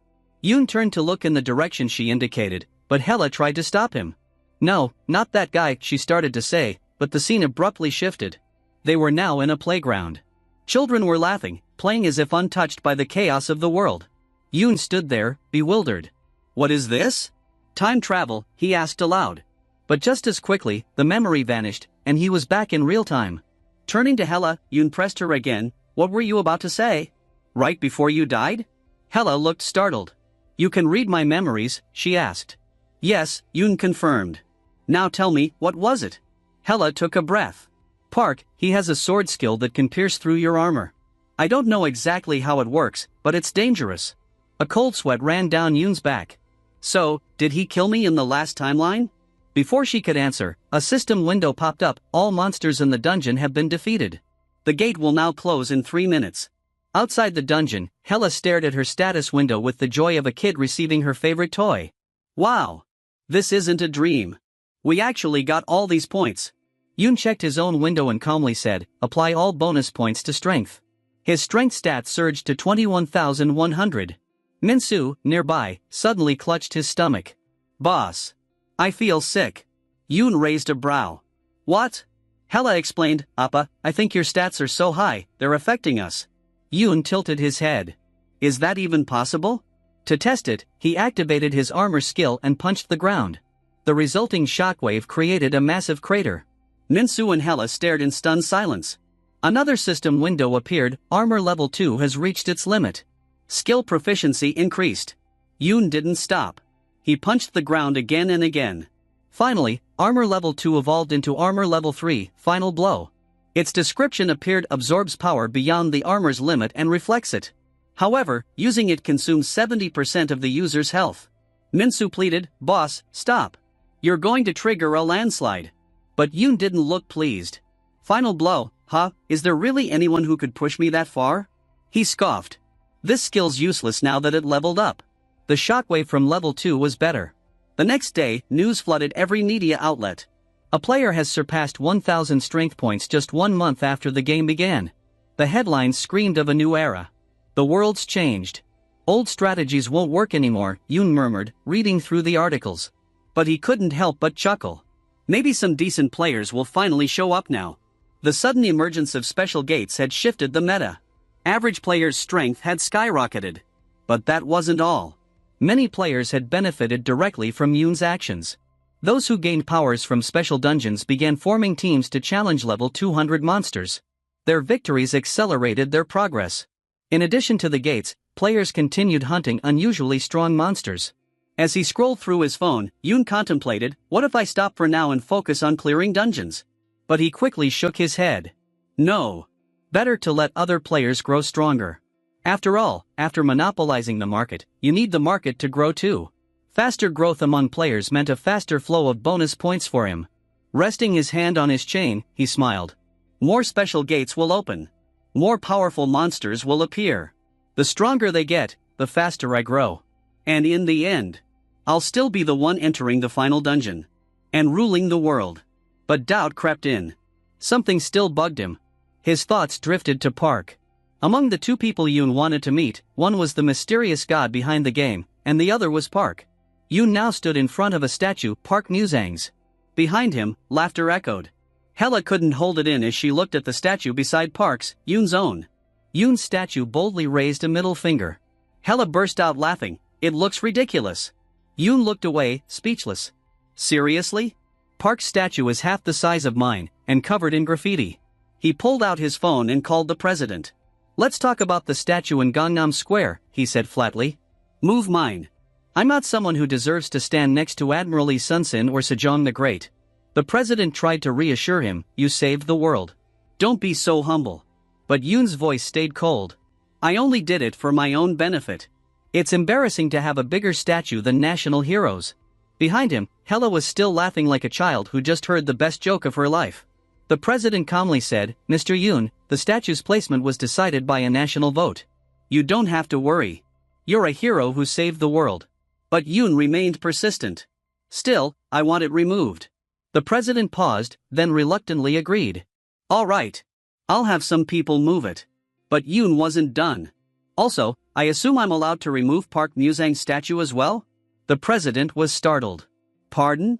Could you repeat that?" Yoon repeated, "I'm removing his statue." Without waiting for a response, he placed his hand on the statue and blasted it apart with a flick of his finger. He then said to the president, "You've got security cameras here, right? Stream this so Park can see it." Since he's trying to protect his fake hero image, it's time he crawls out of his little act. The president hesitated. "Did Mr. Park do something wrong?" Yoon's voice was flat. "It's a long story." "Also, move his broken statue in front of his house." With that, the Blue House acted swiftly. Videos of Yoon destroying Park Musang's statue flooded the internet. Media outlets were abuzz, and the public couldn't stop discussing it. Everyone wondered why Park had remained silent through the controversy. Speculation grew. Had Park done something terrible in the past? Why would Yoon, respected by many, take such drastic action unless something was truly wrong? People began mocking Park. He used to be strong, but now he won't even show his face. It was a public relations disaster for Park, and Yoon knew exactly what he was doing. In another location, Yoon, Minsu, and Hella were standing together. Hella mentioned, "Did you know Park Musang only became a player 5 years before the final dungeon opened?" Yoon's eyes widened. "Wait, really?" Hella nodded. "He reached the top in just 5 years. No one knows the exact method to become a player, but the most common way is to come into contact with mana either through a gate or a monster." She rested her hand on her chin thoughtfully. "So he's not even a player yet." "He isn't strong right now, but he still has players watching him." "That must be why he's staying quiet." Minsu added, "Isn't that a good thing, boss?" Yoon agreed. "Exactly. Whatever he was in the past, right now he's not a threat. At least he won't just appear out of nowhere and declare war." He thought more deeply. "If Park also regressed like me, he's probably already trying to interact with monsters to become a player faster. And now, with stronger monsters than in the previous timeline, he has a higher chance." But Yoon smirked. "By the time he resurfaces, his reputation will be gone. And once he tries to explain himself, I'll either kill him in one strike or destroy what's left of his image." He picked up his phone and called the president again. "I want another article published, based on my view of the past timeline. And make sure it includes that Park Musang is the world's biggest fraud hiding behind a hero mask." He grinned. "Park won't be able to survive this." Elsewhere, inside a dark dungeon, a red goblin sat on a stone slab. Before him crouched a monstrous creature. The goblin was feeding it glowing stat ruins, urging, "Hurry up and swallow them. These are precious, even for us goblins." The monster devoured the stones one by one. The system window confirmed it. Strength increased by 2,000. Agility increased by 1,000. The goblin grinned. "If someone like Yoon gave 200 stat ruins to a monster like you, he'd be done for." "But humans still need to pay for their sins." He paused and laughed. "Or maybe I'll keep a few of these for myself." Then he jammed another ruin into the creature's mouth. "You're my only hope, got that? Kill Yoon, and I'll make you king of all monsters." He stood up, satisfied. "That's the spirit. Eat up and stay here until Yoon shows up. Don't come out even if he dies. We can't afford for you to destroy the earth just yet." Meanwhile, things were changing fast. Unlike before, when Yoon had to clear every gate himself, players were now unknowingly doing the work for him. Across South Korea, gates were being cleared rapidly. Yoon was sitting in a park-like area, casually browsing his phone. It should open soon, the level 51 gate in Korea. The one with the unique class skill, Assassin. He lay back on the ground, enjoying the rare piece. "Let's take a breather today." Minsu looked at him and said, "Huh? You've done so much already." Just as Yoon lay back on the blanket, a system window suddenly popped up. "Your actions are greatly altering the future." Yoon blinked, startled. "What?" "I just laid down for a bit." The system responded again. "You have changed the future. Bonus point +1. Hella tilted her head. "Appa, what is it?"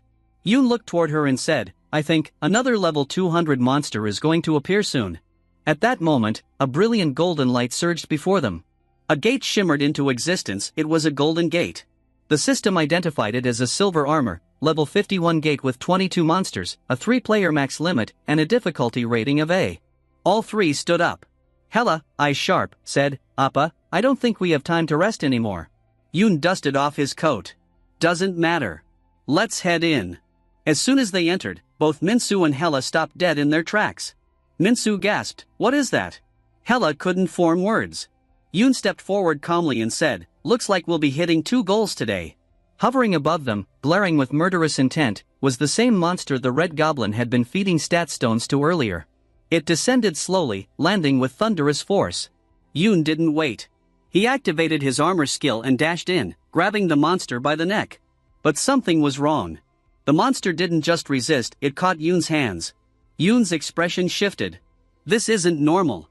He activated Eye of God and read the stats. Level 230 Kylie. Strength over 8,000. Stamina over 6,000. Agility over 4,000. His hands trembled. He turned to his team. Guys, what the hell is this thing? What are its stats supposed to be?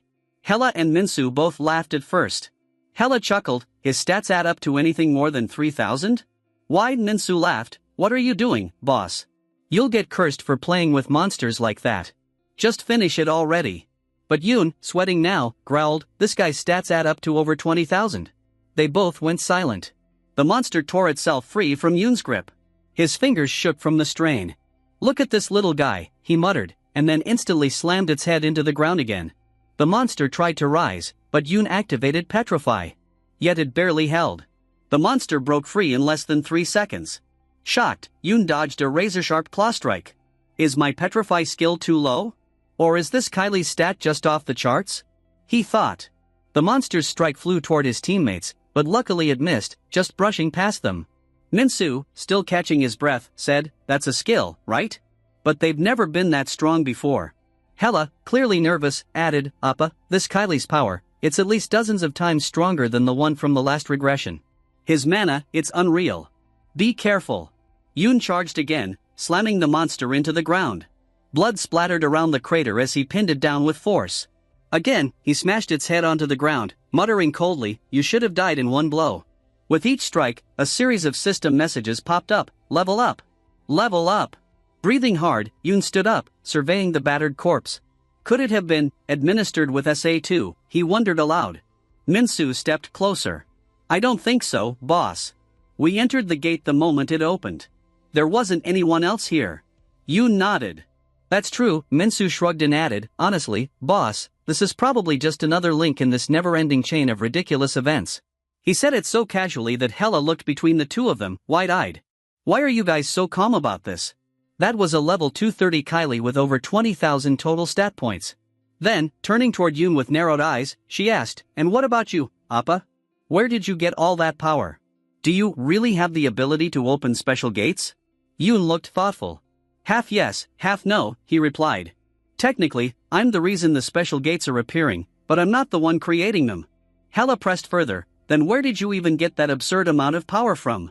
There isn't even a player skill that could do that, Hella muttered, pulling his dagger from the inventory. He approached the monster and slashed open its stomach, revealing 4 cores inside. To his surprise, the cores were filled with numerous stat ruins. Hella's eyes widened in shock. She stepped closer, almost doubting what she saw. Am I dreaming? She whispered. Yoon let out a low, almost maniacal laugh. Looks like we'll have to test this properly. Moments later, a silver-armored monster appeared on the ground. Yoon removed his helmet and checked its stats. It wasn't very high, with a strength of just 210. Good, he said with a smirk. It has a mouth. He picked up one of the stat ruins and fed it to the monster, instructing it to swallow. As the monster consumed the stone, Yoon activated Eye of God once again. Its strength had surged to over 2,000. Yoon's eyes sharpened. If there's a stat ruin in it now, everything will finally add up. He stepped closer and carefully searched the monster's body. When he found the stone, realization dawned on him. It was that little goblin who had orchestrated all of this. The scene shifts, revealing a cluster of goblins gathered in one place. One clutches his head, muttering, nothing worked against that man.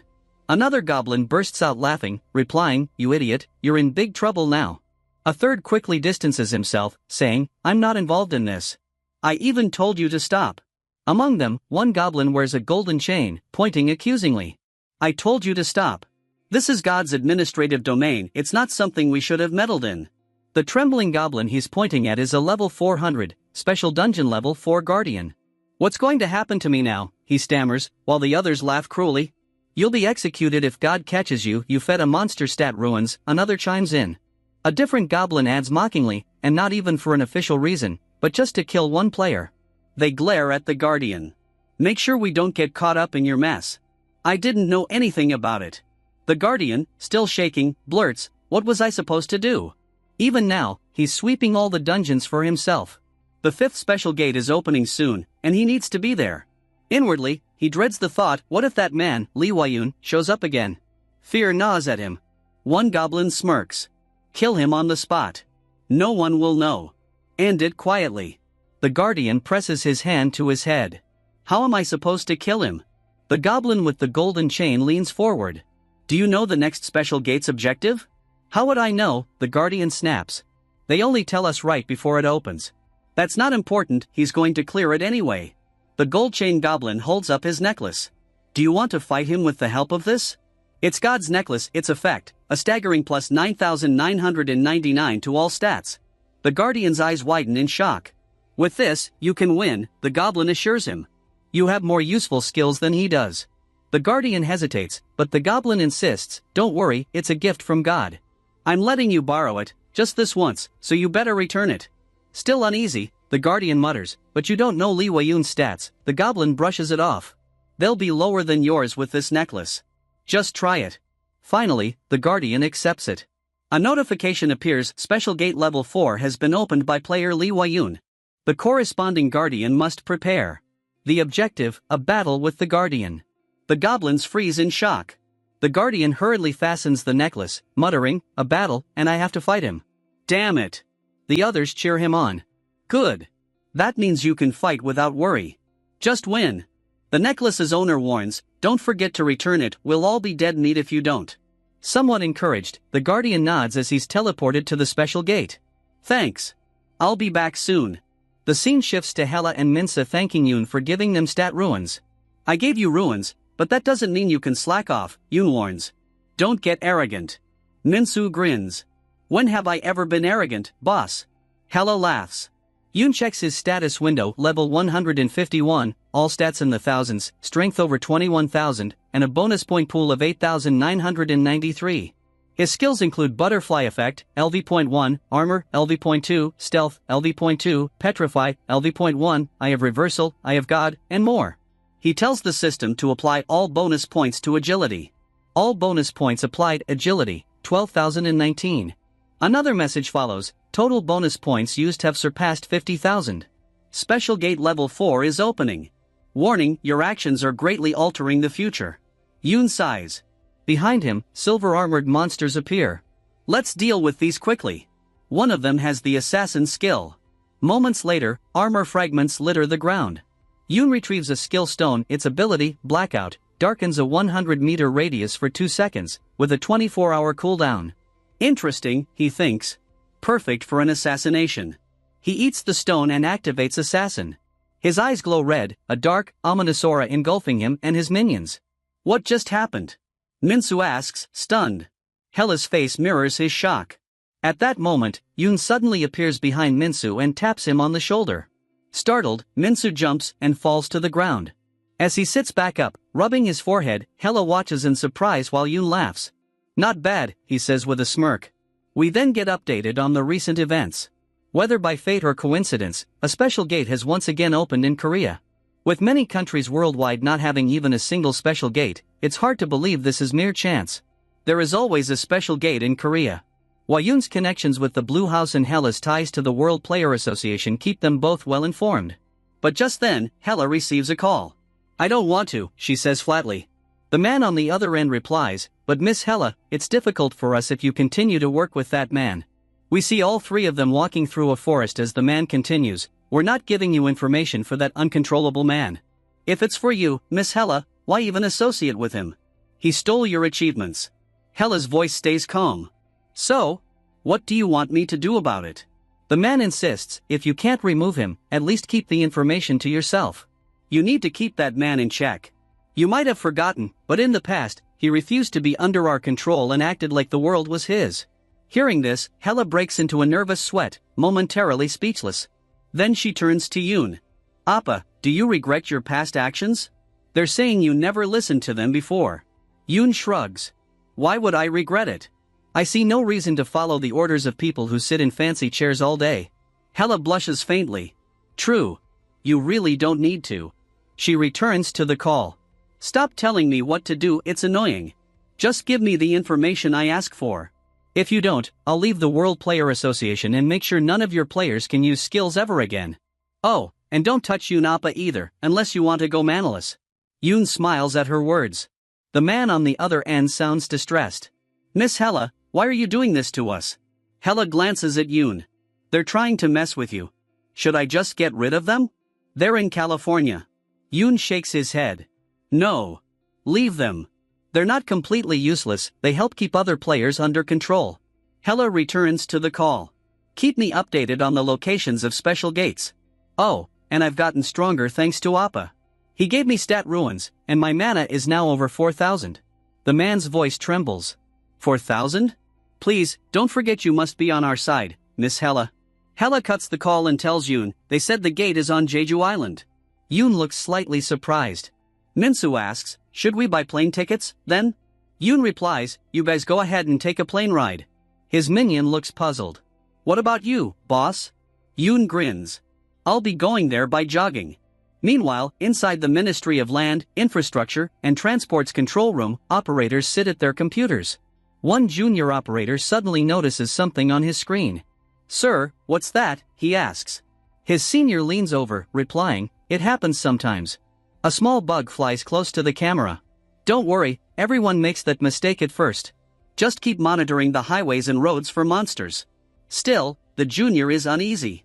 Looking closer, he sees a figure running down the highway at an incredible speed. I don't think that's a bug, he says, pointing. The senior stands. What is it? The junior hesitates. That's what I was asking you, sir. But, it's gone now. Maybe it was a tree branch? Or, could it have been a player? The senior frowns. Even if players are fast, they can't sprint across a highway. It's not even a place people walk on. This makes no sense. Are you trying to slack off? Just then, the junior switches cameras. Look, sir, it really is a person. And it looks like Mr. Lee Wayun. The senior looks confused for a moment before placing a hand on the junior's shoulder. Forget it. Pretend you didn't see anything. Why? The junior asks. The senior lowers his voice. The president ordered all departments not to interfere. The scene shifts again. Our MC leaps from a high platform into the ocean, swimming powerfully across the water. Onlookers from nearby boats gape in horror, thinking a tsunami is approaching, while Yoon steadily cuts through the waves toward Busan. The people on the boat were struggling against massive waves. One shouted, lower the anchor. We'll drift away like this. Another replied anxiously, this wasn't even in the forecast. Inside the Korean Coast Guard's office, a junior member said, they're reporting some kind of creature out there. Maybe it's a monster, like those gargoyles. His senior shook his head. No, they say it's Lee Wayun. The junior glanced back at the monitor. Then, alright, I'll order a shutdown for all fishing boats today. Sometime later, halfway up Halasan Volcano, a glowing portal stood in the rocky terrain, a special dungeon gate. Our MC stood nearby as the system window appeared, special dungeon gate, special level 4. Maximum players, 3, difficulty, Yoon looked bored. Then Minsu and Hella arrived, panting. Sorry we're late, they said. Yoon smirked. Took you long enough? Moments later, the three stepped into the dungeon. The instant they entered, Yoon activated his assassin skill. Waiting ahead was the dungeon guardian, now wearing a golden necklace. The guardian's eyes widened in surprise at Yoon's aura. What is this? He stammered. But before he could react, Yoon grabbed him by the neck and activated Eye of God. The Guardian's status appeared, base stats at 4,000 across the board, but with an additional plus 9,999 to every stat. Still holding the goblin by the throat, Yoon demanded, why are all your stats boosted by plus 9,999? Then realization hit him.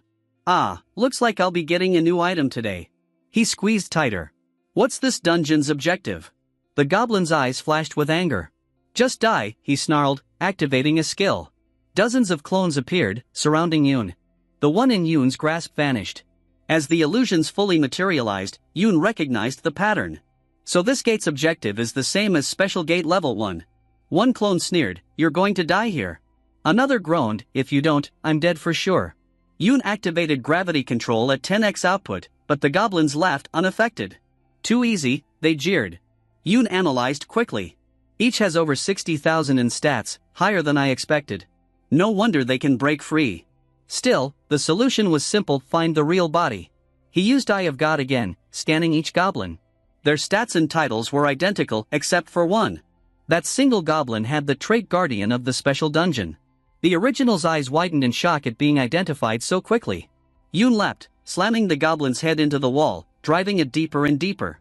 With the Guardian stunned, Yoon reached for the necklace. The goblin pleaded, but Yoon ignored him, ripping it away. As soon as he wore it, one of the clones began to fade. "Are we going to die?" one goblin asked. "Not in a million years." "We fight," another barked. But before they could rally, a clone charged Yoon. He countered instantly, caving its skull with a single punch. Another lunged, only to have Yoon's fist tear straight through it. The main goblin, sprawled on the ground, snarled, "I won't let you kill me." He fumbled for something in his pocket, a stamina stat ruin worth 3,000. Before he could use it, Yoon crushed his hand and took it. "Such a nice parting gift," he said coldly. The goblin trembled in agony. "Just kill me already," he begged, eyes wet with tears. The gate's objective was clear: kill the gatekeeper. Yet Yoon only grinned darkly. "First time a monster's begged me to kill it." Activating Eye of Reversal, he saw the truth: this goblin was the one who had stolen the level 230 Kylie's stat ruins. The goblin's fear deepened. Yoon chuckled. "I'm not even mad anymore." His tone suddenly hardened. "Now tell me why you did it." The goblin said nothing, head lowered. Bones cracked as Yoon crushed his arm. The goblin writhed, screaming in pain. "Fine. I'll tell you. I'll tell you everything, but please, don't tell them that." Hearing this, MC was slightly taken aback and asked, "Who are you talking about? Who should I not tell?" The goblin replied, "To the other guardians, just don't tell the other guardians." Yoon leaned forward and asked, "Then what are you going to tell me now?" The goblin responded, "Whatever you want." "Alright," MC began, "first tell me, why are you guys bothering me when you're not even players? Is it for balance?" The goblin yanked his hand free from Yoon's grip and said, "In space, there are channels." "Channels?" MC asked, clearly confused. "Are you trying to say it's like TV channels?" The goblin, rubbing his chin, replied, "Yeah, something similar to that." Suddenly, without warning, Yoon grabbed the goblin's leg and tore it clean off his body. The goblin screamed in pain. With a menacing tone, MC said, "So? Explain everything from point A to point Z." The goblin gasped for breath but began speaking. "There isn't just one Earth like humans think. And, of course, they're not visible to the human eye. There are several other Earths, and we call these different Earths channels. The Earth you're on right now is Channel 2, it's the second one out of 10. Each channel has the same people, like shadows of a single person living in their own separate worlds. They're all the same individuals, just existing in different channels." At this, the goblin chuckled softly and continued, "The ultimate one who clears the final dungeon gains the authority to control that channel." Yoon's expression sharpened. "What's authority?" The goblin's grin widened. "It means you get to become a god. A power humans can't even imagine. Anyone who clears the final dungeon of their channel becomes a god. They then raise players within their own channel." "Raise?" MC repeated. "What do you mean by that?" The goblin nodded. "Exactly what it sounds like. Gods who control one channel are warded off by players from other channels that aren't theirs." Yoon tilted his head. "So, they raise players to ward off other gods? How?" The goblin explained, "The god of each channel gains the authority to open gates in their world. But they can't just open all of them at once, it could destroy their Earth." Rubbing his chin again, MC said, "So the ability to open gates is their only real power?" The goblin laughed. "You're smart. The second every single player in a channel dies, that god disappears from existence." "And, you're not completely sane yourself, are you?" Before he could finish, MC grabbed his head and slammed it into the wall again, hard. "I only want useful information coming out of your mouth. Say anything useless, and you're done.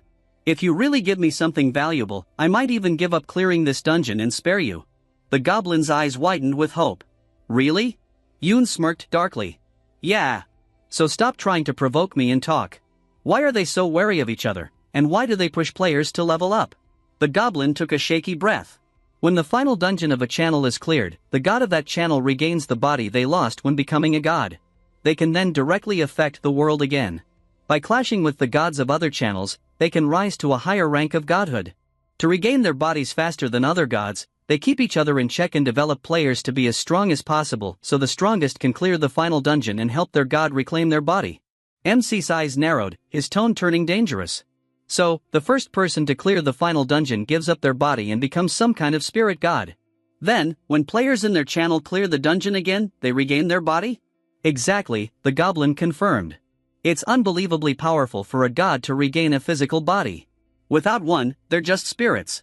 And yes, there's also a limit to how much they can develop or sabotage players in other channels. MC frowned. A limit? Why would gods have limits? The goblin explained, let's say the god of Channel 1 wanted to kill a strong player in Channel 2. They could open a gate with powerful monsters like the lichens that appeared in your world. But if that god also wanted to open a lichen gate in their own channel, they wouldn't be able to. A god's authority is limited by how many gates they can open. This means their own channel might miss out on the experience, skills, and items those monsters provide. Without enough dungeons, their players lose valuable hunting grounds, making it a huge risk. MC nodded slowly, piecing it together. So, no matter what you've said, the first player to clear the final dungeon becomes the god of their channel. Exactly, the goblin replied. Then, MC asked, who is the god of this channel? Since they're a god now, they must have been a player before, right? With his head still pressed into the wall, the goblin answered, this channel's god is Park Musung. Hearing this, MC became visibly angry and killed the goblin instantly. At that very moment, both his minions appeared, waves emerging from behind a rock, asking, what was that just now? Then Hella jumped in, saying, so it's actually him. Right then, a system window appeared, displaying, you have changed the future. Bonus, plus 0.1. MC stood up while Minsa said, so it's positive now, right, boss?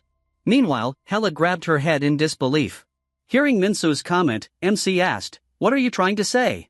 Minsu replied, the rumors that whoever clears the final dungeon becomes the absolute king were true. Hearing this, MC clenched his fist in frustration. I guess they weren't far from the truth after all, he thought. That traitor actually became a god. At that moment, the system window appeared again, stating that all monsters in the dungeon had been defeated, and the gate would close in 3 minutes. The same message appeared to Hella and Minsu. MC looked toward them and said, let's head back now. All of them exited the dungeon. From this, we get the overall idea they had found their answers from the Guardian, and their next goal was set, kill Park Musung and become the god of their channel. To do that, they needed to open the final dungeon, which in the game had a required level of 3000. As they exited the special gate, MC asked, what gate is opening right now? Minsa checked his phone and said, it's the level 64 gate. MC replied, let's start, we still have a long way to go. But at that moment, Minsu was taken aback and said, boss, his eyes widening. MC turned around and asked, what's going on? Hella also asked, what is it? Minsa told them, people on the forum are saying that a level 180 gate just opened. Hearing this, MC was shocked. What do you mean, the level 180 gate opened? Hella added, that can't be true. Give that to me, and snatched the phone from him. She looked at the screen and was also shocked. The forum confirmed, the level 180 gate of the Ice Priest had just opened, and there were 5 such gates in Korea. This is absurd, Hella said, while Minso grabbed his head in frustration. MC, however, replied calmly, it's not strange at this point. Let's just kill them all. The reality was that these powerful gates had appeared in the small peninsula of Korea, and the odds of that happening were unbelievably low.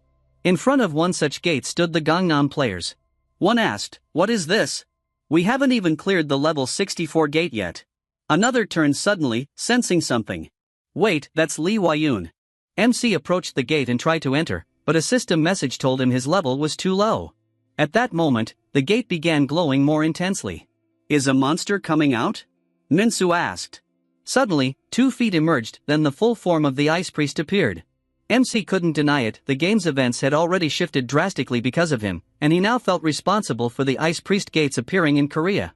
Standing tall in front of the monster, MC faced it head-on while Minso and Hella ran for cover. We gotta hide, they shouted. MC didn't know why, but he felt an unshakable resolve. If he didn't destroy these gates, the following ones would never open. He activated his Eye of God skill, but the system informed him, unable to use Eye of God on a higher level target. The Ice Priest smiled as the ground turned slippery from ice. MC knew he had to act. He opened his status window and poured all bonus points into strength. All bonus points applied to strength. Current strength, 29,623. With a burst of power, MC launched a punch, activating his armor skill, smashing the ground to make it less slippery. Hela shouted, "Focus on the angel's wings, they collect all mana for its skills." MC was momentarily confused, but then noticed the priest gathering energy into its mouth for a massive beam attack. Startled but focused, he activated his Petrify skill, instantly freezing the priest in place. Seizing the moment, MC pulled a dagger from his system space, leapt forward, and with a powerful strike, stabbed the angel in the neck, killing it instantly. The Ice Priest collapsed with a thunderous crash. Standing beside the fallen monster, MC's minions stared in shock. "Those monsters are supposed to be extremely dangerous," Hela said. Minso laughed, "Yeah, but boss is different." Annoyed, Hela told him to shut up, smacking him on the shoulder. But MC's eyes stayed locked on the gate. "Stay focused, it's not over yet." From within, more Ice Priests began to emerge. After some time, we see all the Ice Priests lying dead on the ground. The system window appears, notifying that you have leveled up, and the current level is now 108. Once again, the MC activates the Eye of God. While grabbing one of the Ice Priests by the throat, the status window reveals that it was a level 180 monster from Channel 4. Seeing this, the MC is confused. This was a Channel 4 monster? He mutters, "A Channel 4 monster, these are from that bastard called God." He thinks this means the god of Channel 4 has only expressed hostility towards him. While still in the MC's grasp, the Ice Priest attempts to attack again, but before it can do anything, the MC crushes its neck, killing the monster instantly, and throws it to the ground. He reasons that the god of Channel 4 must have opened the Ice Priest's gate in Channel 2 because of him when he entered the dungeon. But he wonders, why would he do that? After a while, he receives a notification, all monsters in the dungeon have been defeated, and the gate will close in 3 minutes. As he steps out of the gate, he tells his minions, "Let's head to another location."